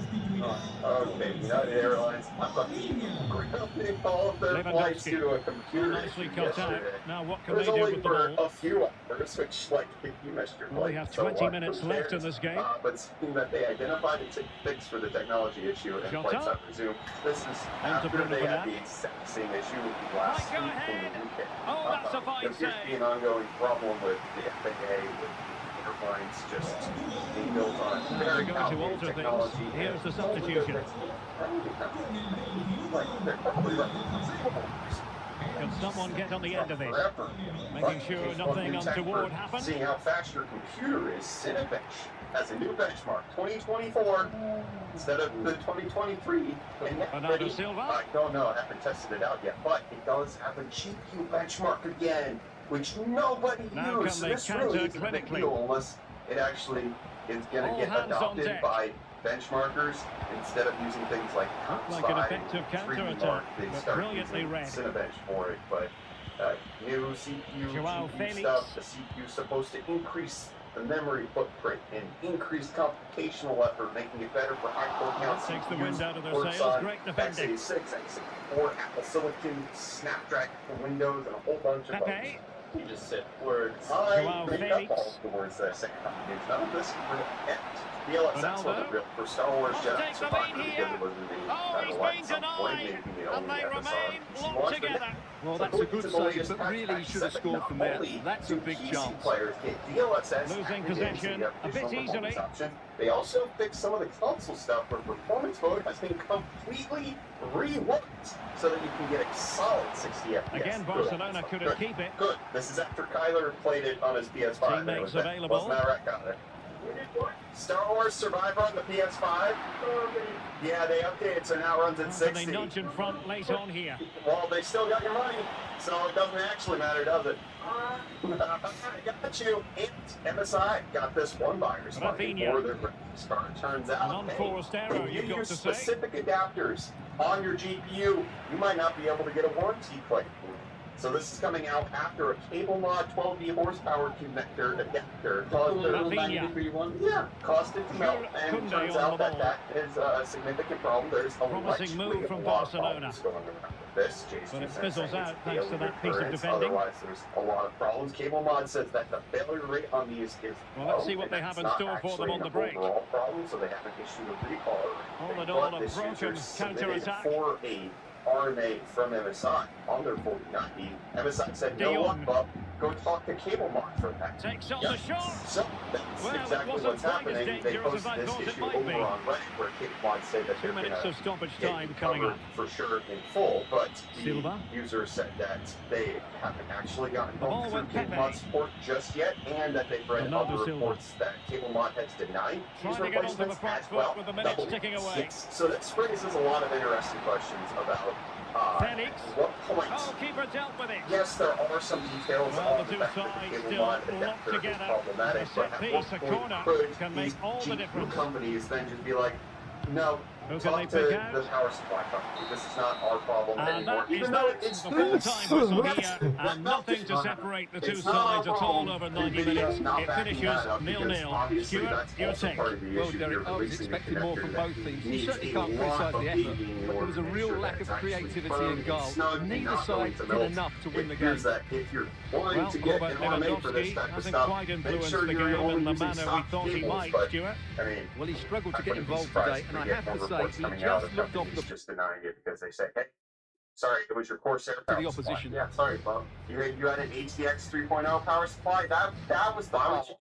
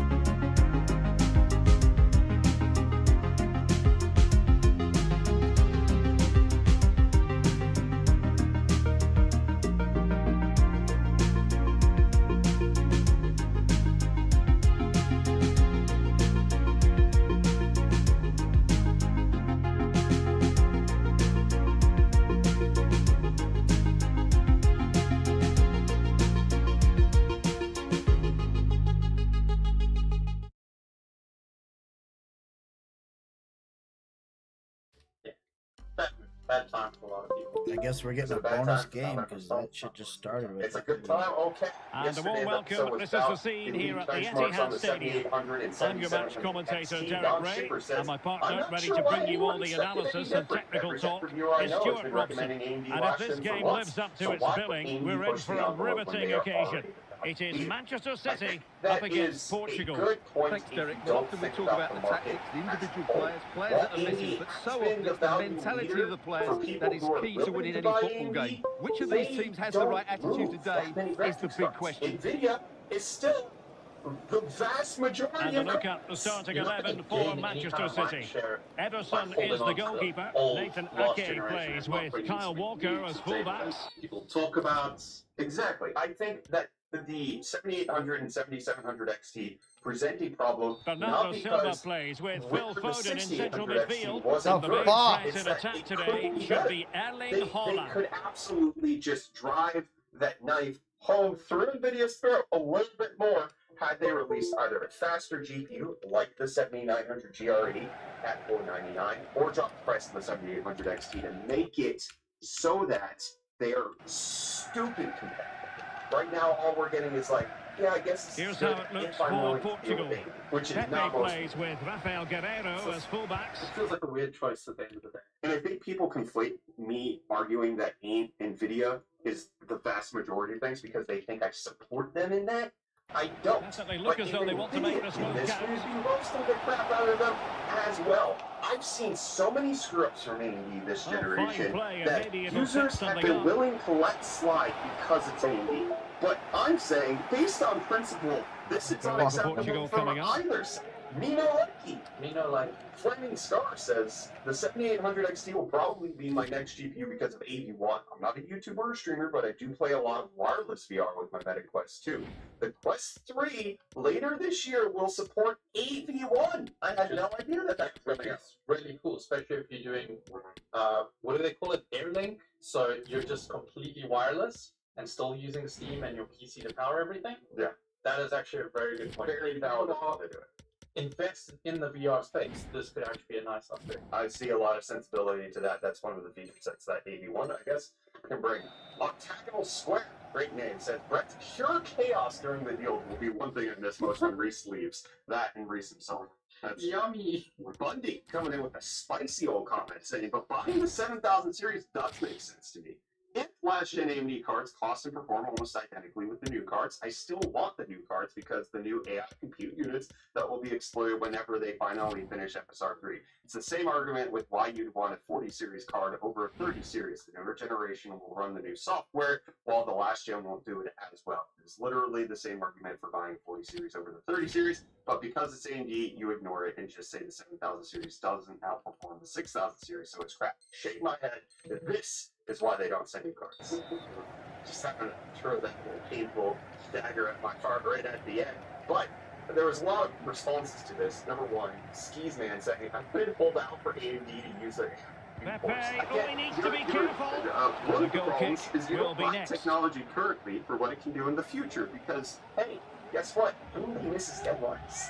A lot on delivering software.